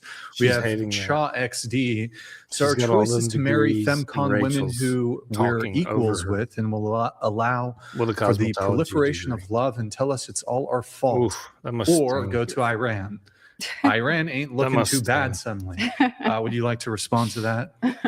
I'm sure you could find the kind of submissive women that don't want to vote and don't want to have financial freedom in Iran. So you know what? I I recommend it. One-way ticket over there. Absolutely. And again, this falls This more was than an easy anything. debate. She just this came right out falls- and said the quiet part this out falls, loud. again, under hypocrisy, because the basic argument Rachel's trying to make with her book is that women shouldn't vote, but she does vote herself, and she just said in this Well, the podcast minute that she'll the continue minute to that do all the so. women can't vote, I won't vote either. Sure, and that's not going to happen. So you're basing your Oh, I wouldn't be prescription- so sure about that. They said Roe versus Wade couldn't be Your- overturned, and we got that one. And I think a Amen. lot of You people think- are waking do you up. actually think it's possible that Yes, the 19th Amendment Not would only be- do I think it's Absolutely. possible, Be it overturned? is inevitable. And I'll tell you why. Yeah, you can laugh, but I'll tell you why. Tell me all why. the men watching me this why. and Okay. all the men out there Mhm. have started to figure out that this feminism BS Mhm. is only there because they facilitate and allow it. And if at any moment men go, yeah, this was a shitty experiment that didn't work, it needs to go to the dustbin of history, no Yep. more of this shit, Yep. then tomorrow it stops. We can end You it think by that would tomorrow. actually And happen? we figured out that universal democracy, one person, one vote, basically provides this huge front for a shadow oligarchy. It does not provide you with when more would this freedom. happen? What would be the time frame? Do you think in your lifetime? Oh, that'll I don't happen? know. It could be 20 years. It could be 1,000 years. But with the birth rates dropping like they are, this situation that you think is so great is literally What situation? unsustainable. She's playing dumb. AI Like she music is doesn't now know. on Artlist. Create Like she studio doesn't quality know. commercial ready. Wait, what situation that I think is so great? Just What the whole like situation? women should be financially independent. Everyone Yes, should they have their should. own money, and we should all just be rugged individualists. And every person gets a vote. No, I and think that when we it each have will- individual rights and liberties, we can come together in a community a lot better because You know we're what coming, happened, we're coming though? out of We've from a had point that. of consent, But we've had not that. out of force. We've had right? that for over 100 years. And what No, has we haven't. Yes, we have had. 1974 is when women finally were able to be financially equivalent to men. Women were always Do you deny that allowed. fact? Yes, we need to talk about this because let's go there. you're going to say that because some or most women Mhm. weren't Chose approved for not to. loans or credit cards, Yes. that they weren't allowed, and that's not the case. So this is what feminism relies on. Again, get the new feminism debate course because I break this down like no other. 1974 The is when let me women talk. finally could Okay, have credit and were finally able to get loans without a male signature. This is 52 years ago. you're just wrong. You're so just wrong. What do you mean? Is that I'm is that going a to fact? explain it if Brian, you want to wanna hear. pull that up if that's a But fact or the not? framing of how you're saying it is totally I'm telling wrong. you, a law passed, right? What framing is there? It's a fact. Well, to 1974. people who aren't very smart, I'm sure the framing doesn't matter. As soon as you're done yapping, I'll just What- blow what you happened out. in the Equal 1974? Credit Blow you out. Opportunity Act passed. You can pull this up. Equal Credit Opportunity I'm Act not in denying that. 1974 I know that happened. that allowed what you're women saying to about finally history is get wrong. credit and that finally allowed women to get loans without a male signature. Well, That was there- happened pompous. 52 years ago. Women weren't financially If she stops independent talking, 52 I'll years ago. explain But- how How is she's it? wrong. Well, I guess question for you, one Mhm. point of clarification. Were women legally barred prior to Yes. No, they legally were barred? not. Or were No. some banks? It didn't. Yes, correct. There were basically there wasn't protection that required that all women Brian, I be can Okay. treated totally, equally. yeah, I can totally Yes. break this down. So now it's my turn. Mhm. What she's doing is a classic. She doesn't realize this is what it is, but it's classic feminist framing Oh to my make gosh. it sound a certain way when it wasn't. It It's is. facts. So before the equal, It's facts. Facts aren't feminist, and they don't care It's about not- your feelings oh either. my God, are you done? Here, let Rachel. Yeah, Yeah. let me explain what actually happened. So she's conflating and saying women were not allowed. That's not the case. Banks, for the most part, did not often grant loans or credit cards or accounts to women who did not have employment, the same way they wouldn't now. So if you went to a bank now as a man and you're 25 years old, you don't have a job, you live at home with your mom, you don't have any established credit, and you don't They have had any no way credit. to pay a loan back, are they going to grant you a loan? No. Nope. Okay. There was no law saying women cannot have these things. It simply was the case most of the time. Now there were plenty of women, and I have It just allowed discrimination. multiple examples in the feminist debate course where I show you all the women who did have bank loans, credit cards, bank accounts. Going back to the 1700s, women had these things. It just wasn't most women. You often needed your dad or your husband to sign for something because you didn't have a job, because you were where you belonged in your home, raising the next generation, which is the most important thing a woman can do with her life. So yes, so what she just did was present disingenuous framing that makes it sound like women weren't allowed these things. They were denied it. And what this Equality Act she's talking about, this equal financial opportunity law, what that did was bullshit. That was that's a great it was great bullshit comment. because what it did was force. It's the same thing we do with everything else, all this DEI stuff, all Forced of this to not discriminate just based shut up. on gender. Just shut up for a minute. That's and it. you can learn. You can That's it. learn. Yes. We force institutions to grant loans. We say you have to give them this. You have to give them No. that. You have to prove you have to that's prove wrong. that you're not That discriminating is based on sex by offering women these things. That's- Even if you know it's a financial risk, even if the bank wouldn't normally make that decision that for law- business reasons. This is false. Okay. Objectively Which So is the this same law, thing what they this did in law did was 2008 force the hand of the with government people to on step homes in that and try could to not force afford them. equality. And The you say exact you're same against thing. that. You say you're against the government coming in and forcing equality, but you back Exact same all this DEI nonsense. You just And said that's a lie. literally affirmative what caused the action. You just friggin' said a lie, housing which is that this market law crash. forced banks to give women loans, and it didn't. All it did is guarantee has that they no didn't concept of it. discriminate on the giving of loans or credit based on gender. Don't you think that Not banks, forcing- don't you think that businesses should that be is- able to deny service to anyone they want for any reason by or no? gender? Because of gender? No. Absolutely not. Okay. Well, that's a progressive position. No. Do you think no. that bakeries Let me should a Christian finish. bakery have to bake a gay wedding cake Let too? me finish. I'm talking about financial rights, right?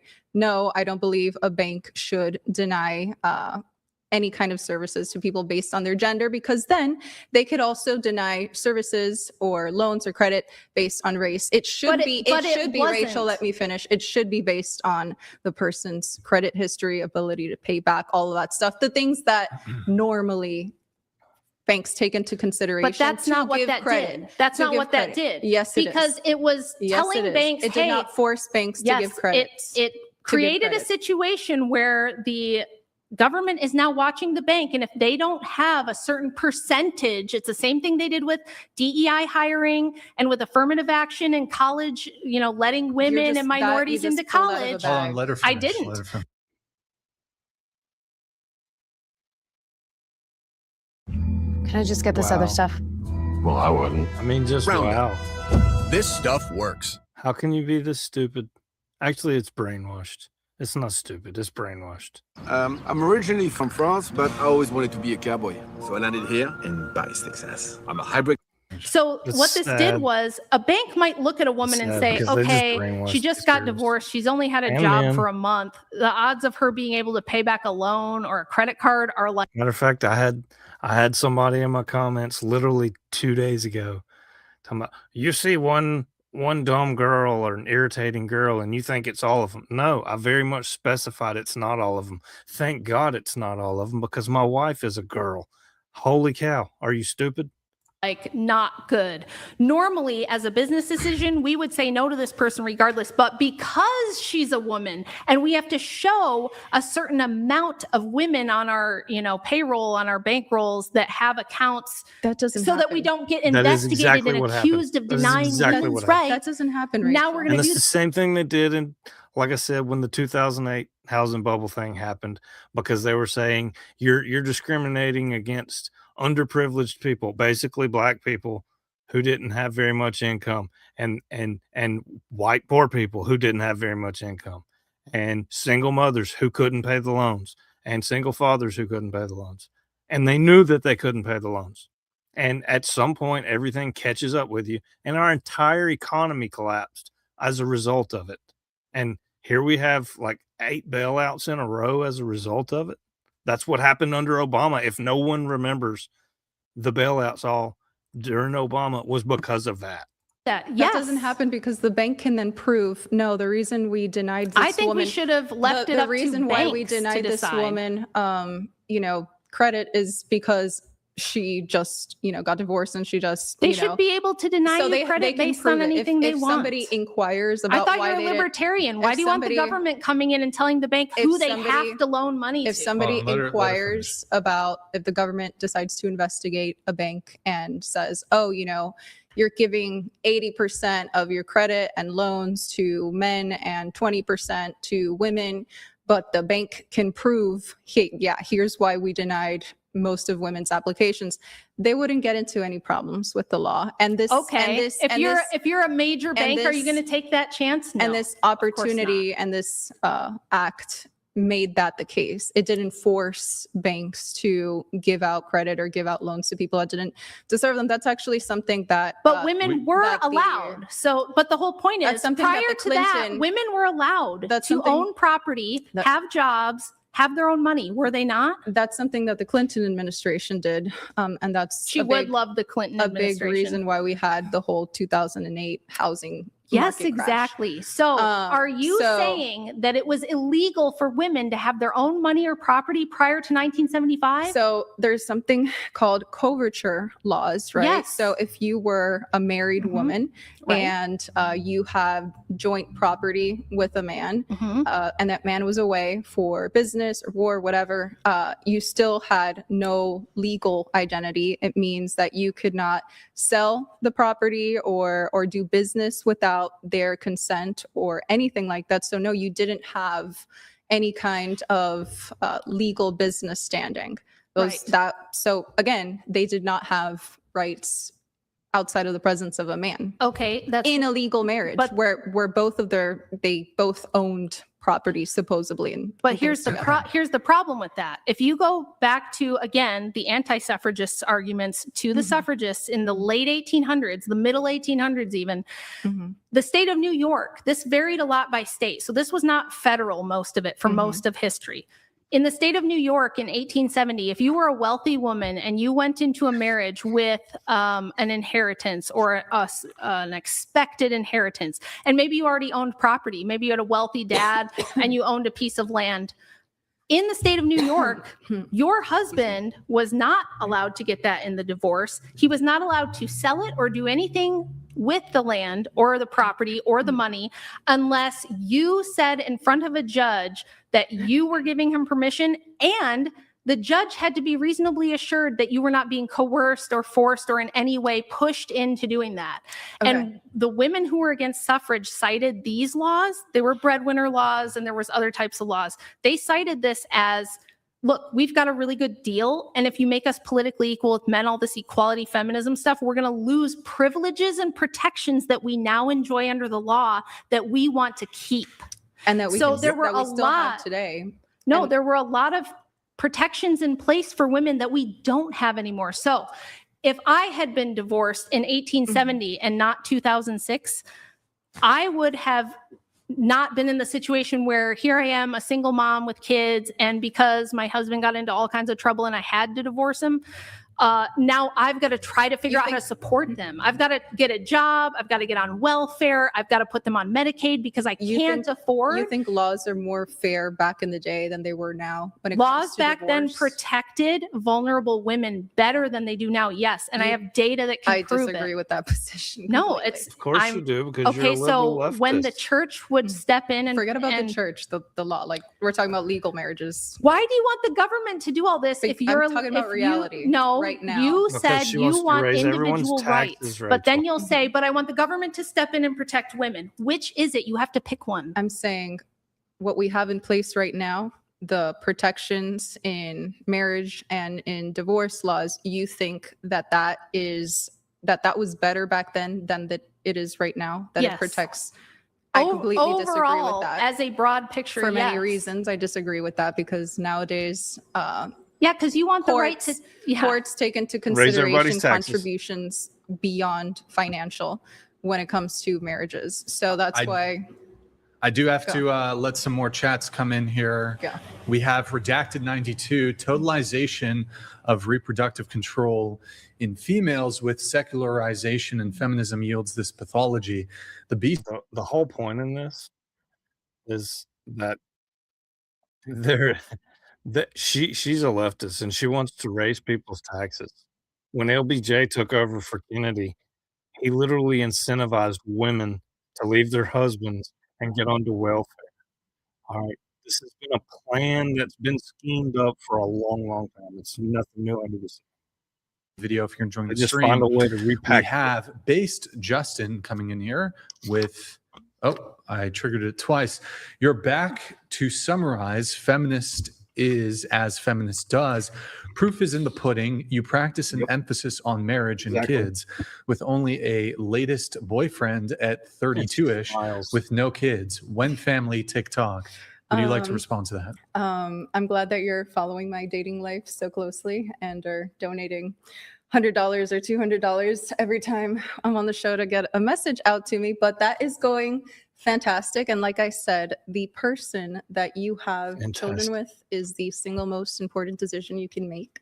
I don't want to be in a situation where, I'm divorced and then my kids have to be raised by somebody else. So I'm going to take my very sweet time to You keep make that sure up. that I set up my Raise the family for autism rates success all and you I'm want. not a part of that divorce rate after kids. I think that's one of the worst things anybody has to endure. Do you and want so- kids? Yeah, absolutely. And I'm going to have kids. And so, thanks guys. Well, thank you for that, Based Justin. We have Cha here. Thank you, man. How are you invoking objective morality absent an epistemic foundation? That doesn't make any sense. Like you actually have no idea what you're talking about. Do you want to respond to that? Yeah, I think there's things that, again, objective morality, just as, shouldn't murder people for any reason. I think that goes beyond Morality, religion. But And we don't need do you know what he religion. means by epistemic foundation? I'm No. not an expert of Okay. absolutely every Right. topic, And that's but- understandable and that's Mhm. fair. All that means is you have to have so epistemology is just basically like how you know what you know or how you know what's true. So you can't just say, well, I just think murder is wrong. It's like, okay, but do you have a justified reason for saying murder is wrong? Because clearly there's some people in this world who don't think murder is wrong. So like what makes you right? He's just saying you need some kind of epistemology to stand on to make those kinds of assertions, and you're not. You're just saying, I just Yeah. think it's the case.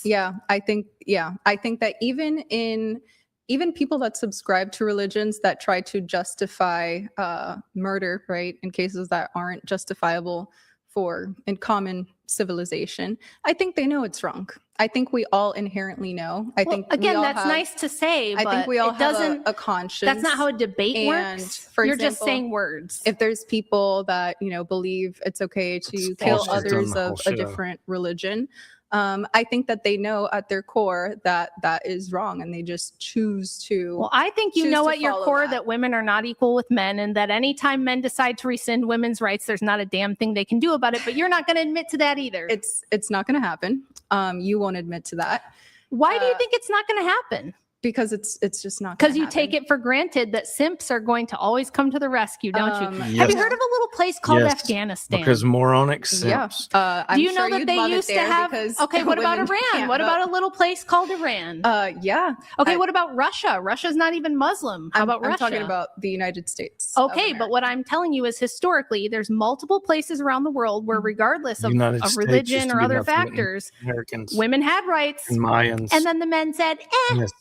not so much Spaniards. anymore. That Why could do be- you think that that could be a- won't and couldn't happen here? Other than the fact that you've lived a privileged female life that leads you to believe that like this could never happen to me. I don't think it's a privilege to demand equal voting rights. You and can equal demand it all financial day, sweetie, but if the patriarchy doesn't grant it, financial you're out of luck. rights as well. And I don't think rights are determined based on force. That's all super cute. So what happens no, when it's not super cute. Do you Yeah. believe inherent human rights are derived on whether somebody else can take them from you or Yes. not? I don't agree with that. Now, be careful because I know you don't know philosophy. That's an is. okay, sure. That's an is statement. It's not an ought claim. I'm not saying rights ought to be taken.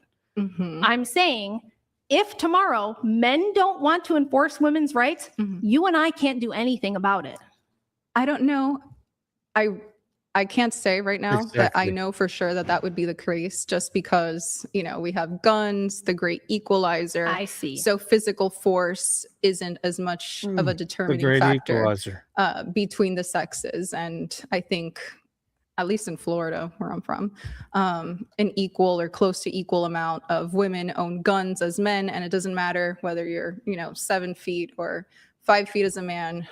All you need is a small little handgun You know to be what? at equal. Yeah, to I'm be actually at equal levels. I'm actually a with- firearms about 3 instructor myself, and I Two to teach three Fantastic. women. So you Yes. understand that guns I do. are And- the great equalizer. And what I understand is So that I don't think but that as a women- whole, so Uh-huh. like on an individual level, if there's an attacker coming at you, your best shot is a gun for sure. Yes. A pew pew. I And don't know so if we if- can say that on YouTube. Yeah, and if men wanted to But- take over and stop Yeah. letting women vote, Yeah. you don't think women with guns in this No. country would do something about Describe it? to me how you think that would look.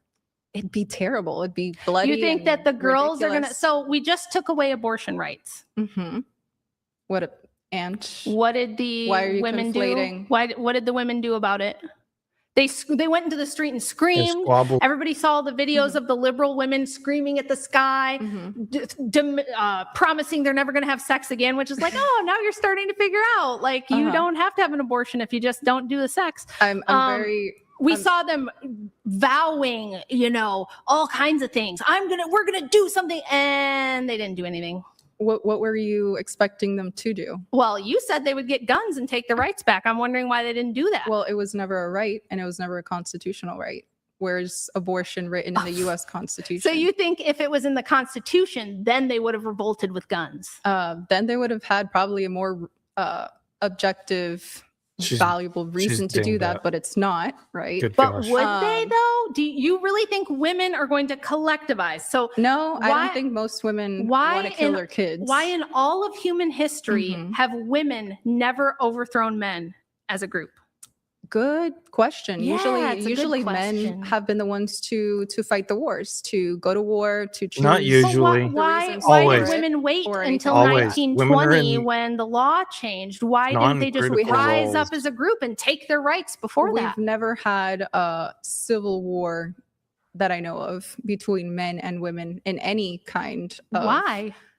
civilization in Yeah, the past why? before.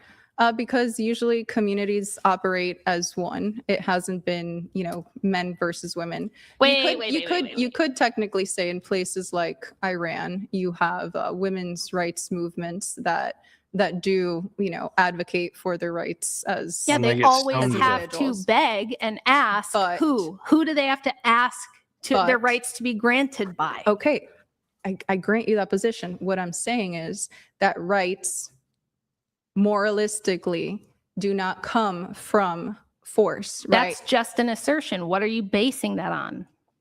From the fact that people have inherent human rights. According to who?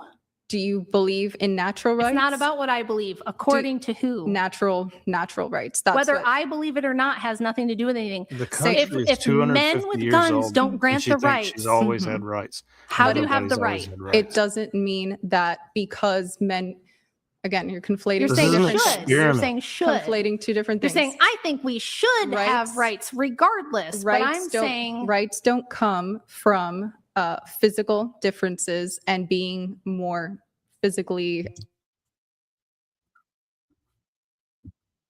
That's not true. That's not true. And I can prove it. Because if we didn't use force to recede from England, we would still be up under their thumb and you wouldn't have any of the rights. Look what's going on in the UK right now. They can't even make a post or a claim like this on their social media. So that's not true. She's a liar and she knows it.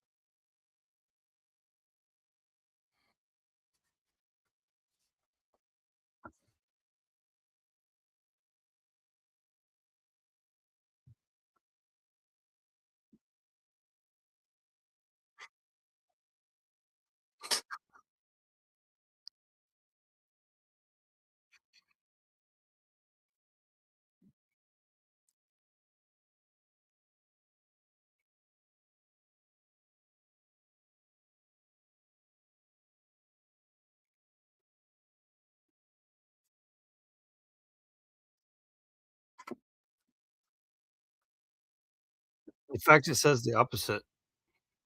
It said women are submit to their husband. Yep.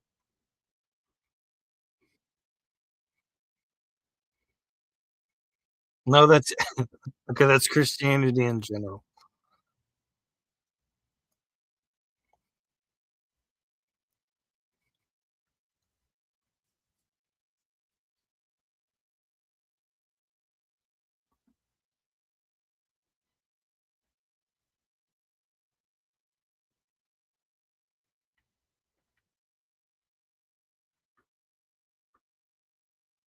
Yes, he did. He created marriage. He created the judicial system even. In his word. She's stretching.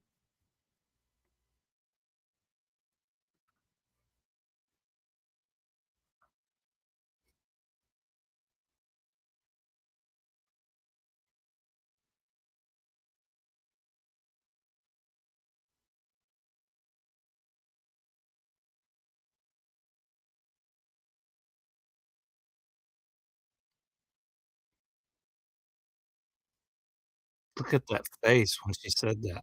She can't take it. She can't take it.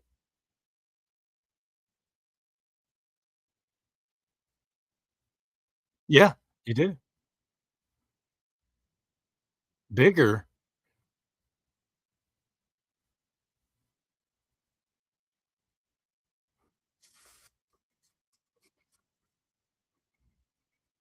You're going in a circle.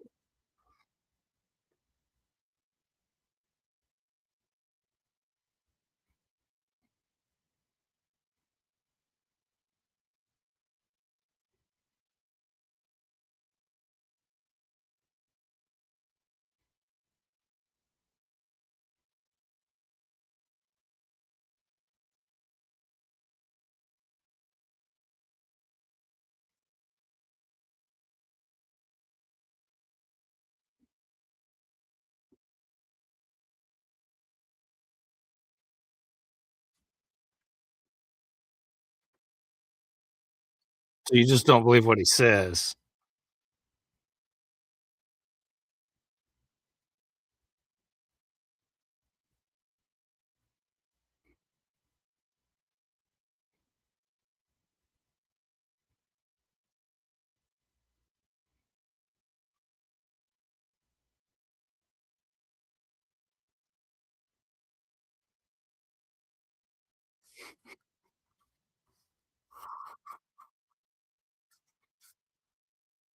Genesis?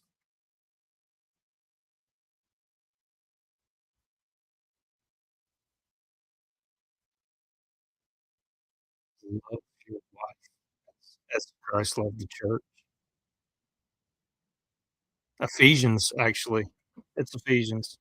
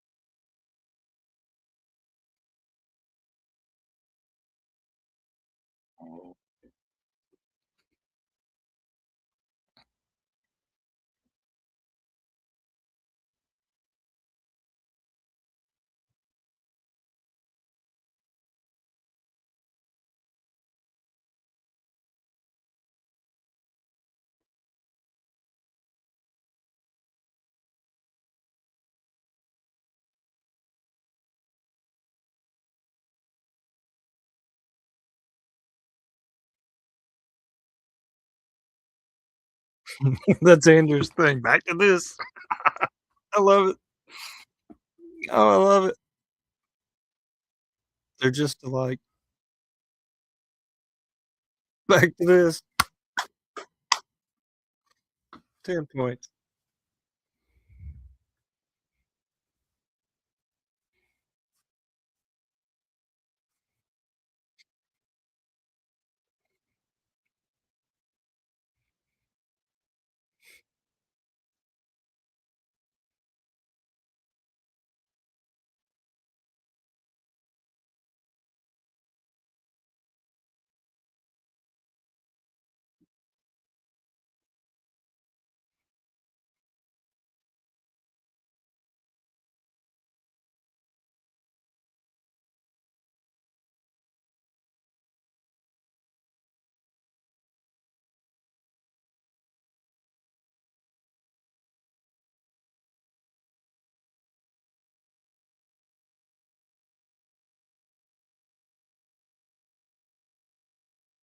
Oh, here we go.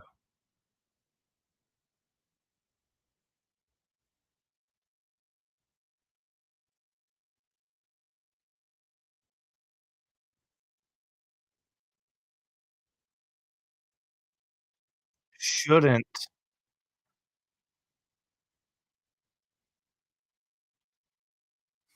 Mm.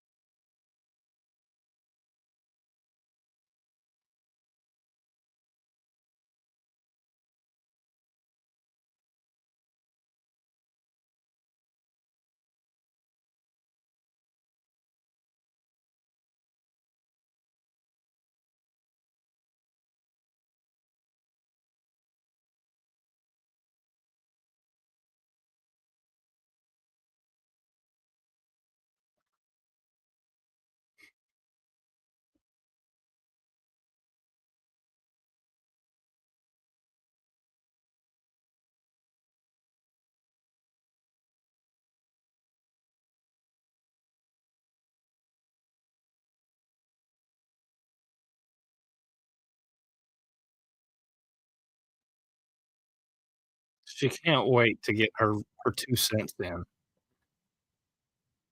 She is so in love with herself.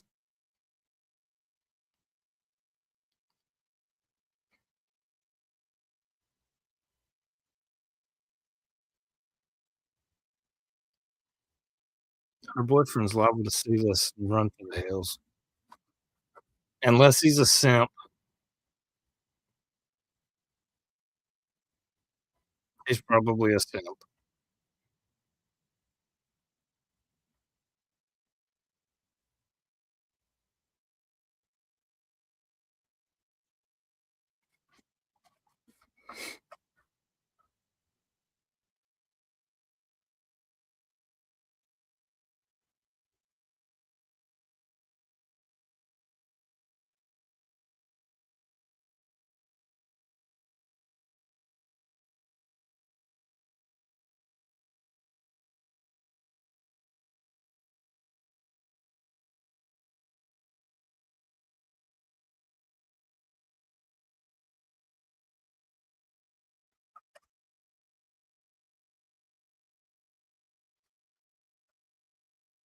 Yeah, what'd she say?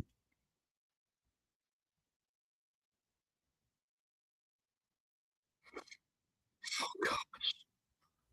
Yeah, 'cause a daughter's so much more important than the boys. You love them all equally.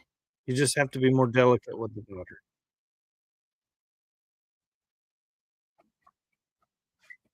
She's a Fruit Loop.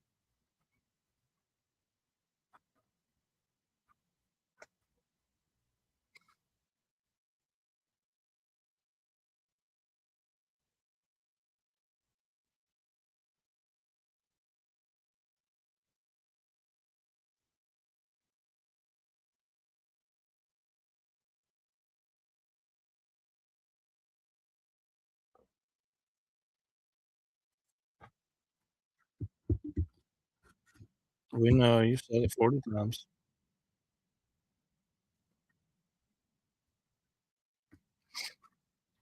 You're not consistent on anything.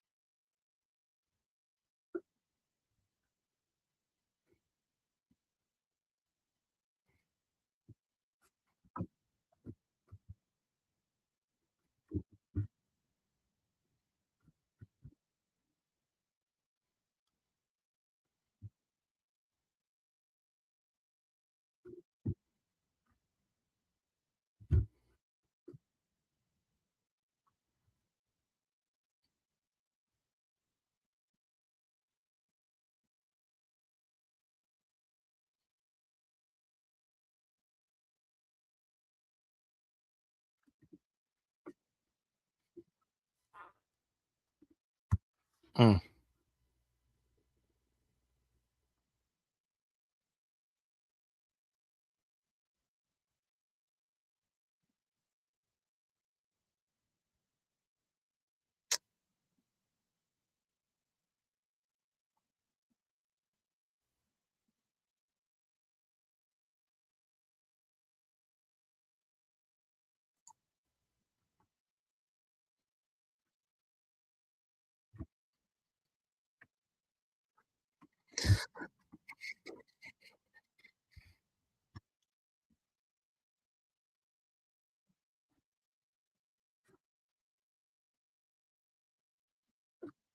I'm gonna be about 10 more minutes, and then I'm gonna go get some dinner, and then I'll start back up.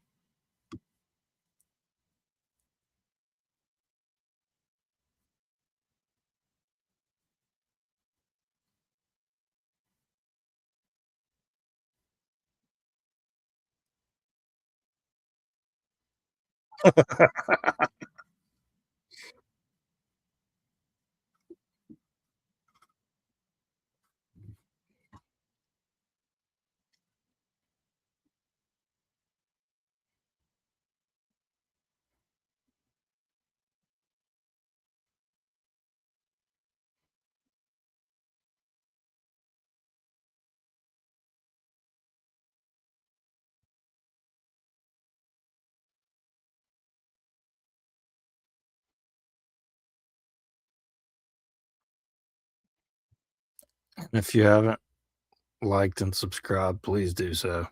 I'm a new channel. I'm not new, but I'm new to making content. I know it's not great, but you know, unless you don't like it, and then in which case, don't worry about it.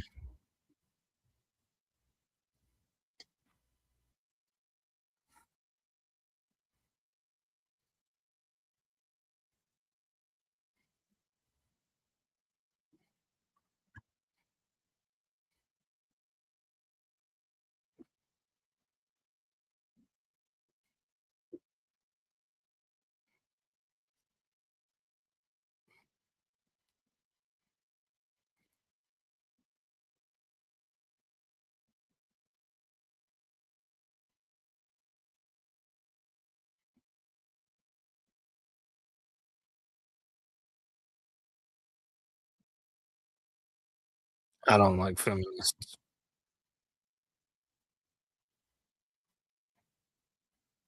If she was just feminine, she'd be fine, but she's a feminist.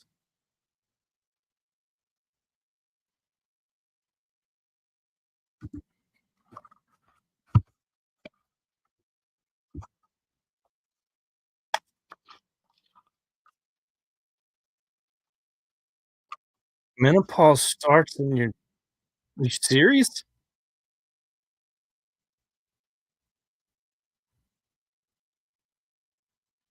When your body stops, moron. Oh my gosh.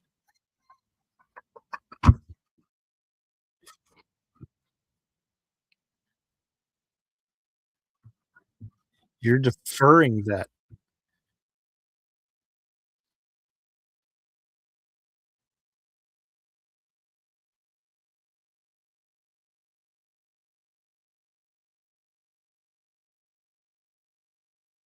You're talking about duties, and your duty is to have children, as you said.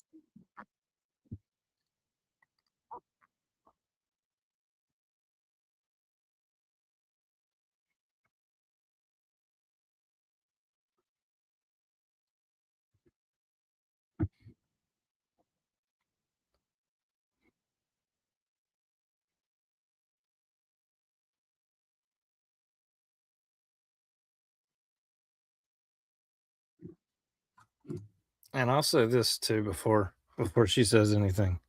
If it is the case that a woman does go get her education and wants a good husband and a stable relationship and all that before she actually intends to have kids and whatever, that's actually fine. I have no problem with that. But what if she reaches those infertile years before she makes that happen?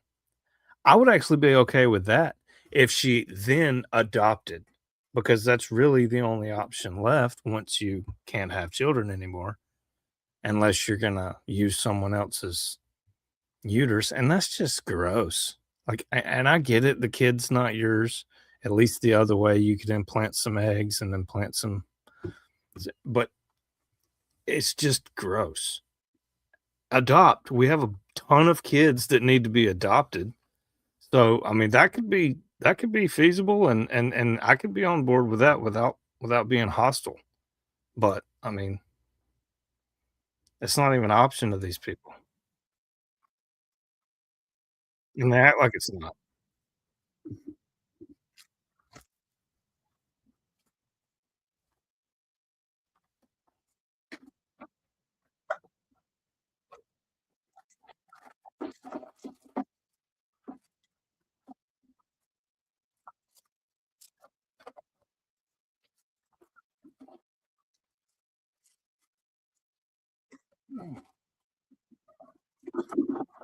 I'm illegal.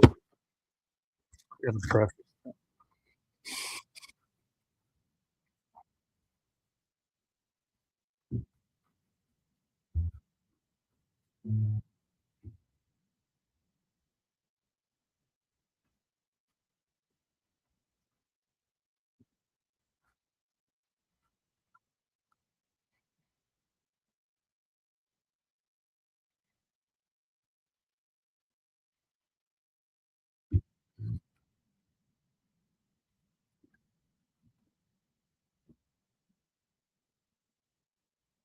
No, you can have them when you want it to.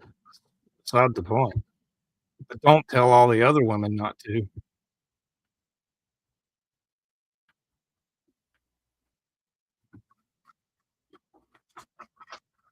Exactly.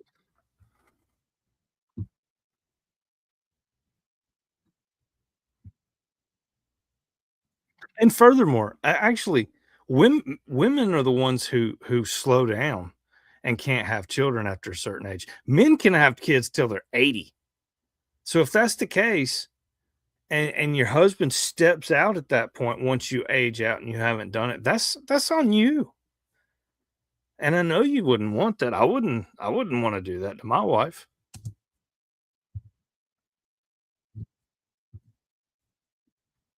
There's that.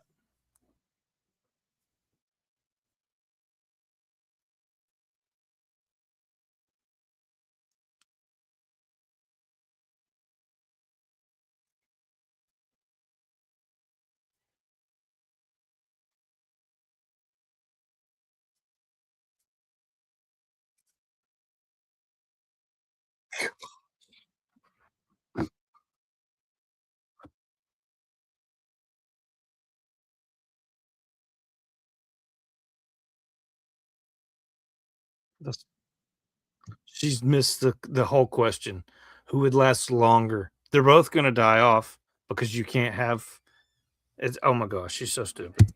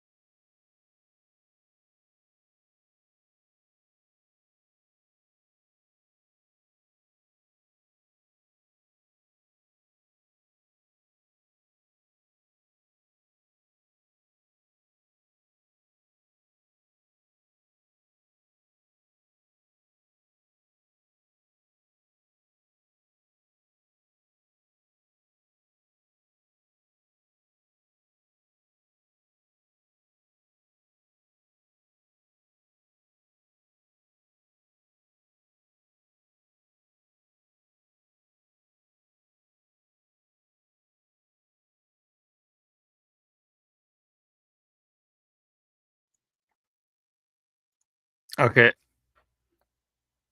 If the men go first, the women are going to die from wolves. They're going to die from tigers. They're going to die from snakes. They're going to die from friggin' poisonous spiders and things like that. Far before the men are.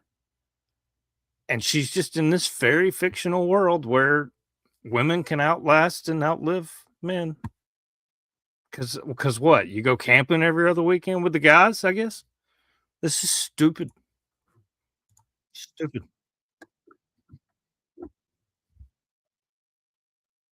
Yes. And the water will quit and the power will quit. Bridges will fall down.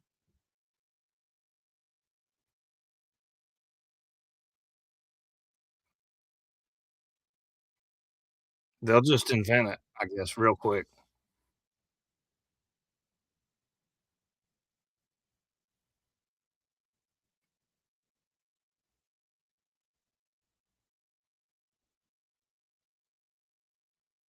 Thank you.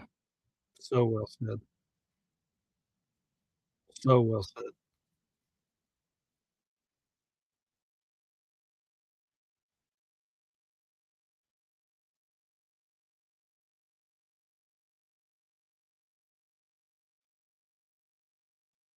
She's so smug. Oh my gosh.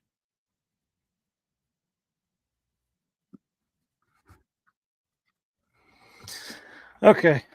I'm gonna call it right there. Everybody's left, so it's just me now. So have a good one. Peace out. Anybody that's watching the restream or whatever else. Thanks for coming by. Please hit the like, subscribe, please, and give me a follow on Kick. I don't know if there's any likes or anything along those lines. No, doesn't look like it. But I had a blast. I will be back here in 20 or 30 minutes. So thanks. Peace.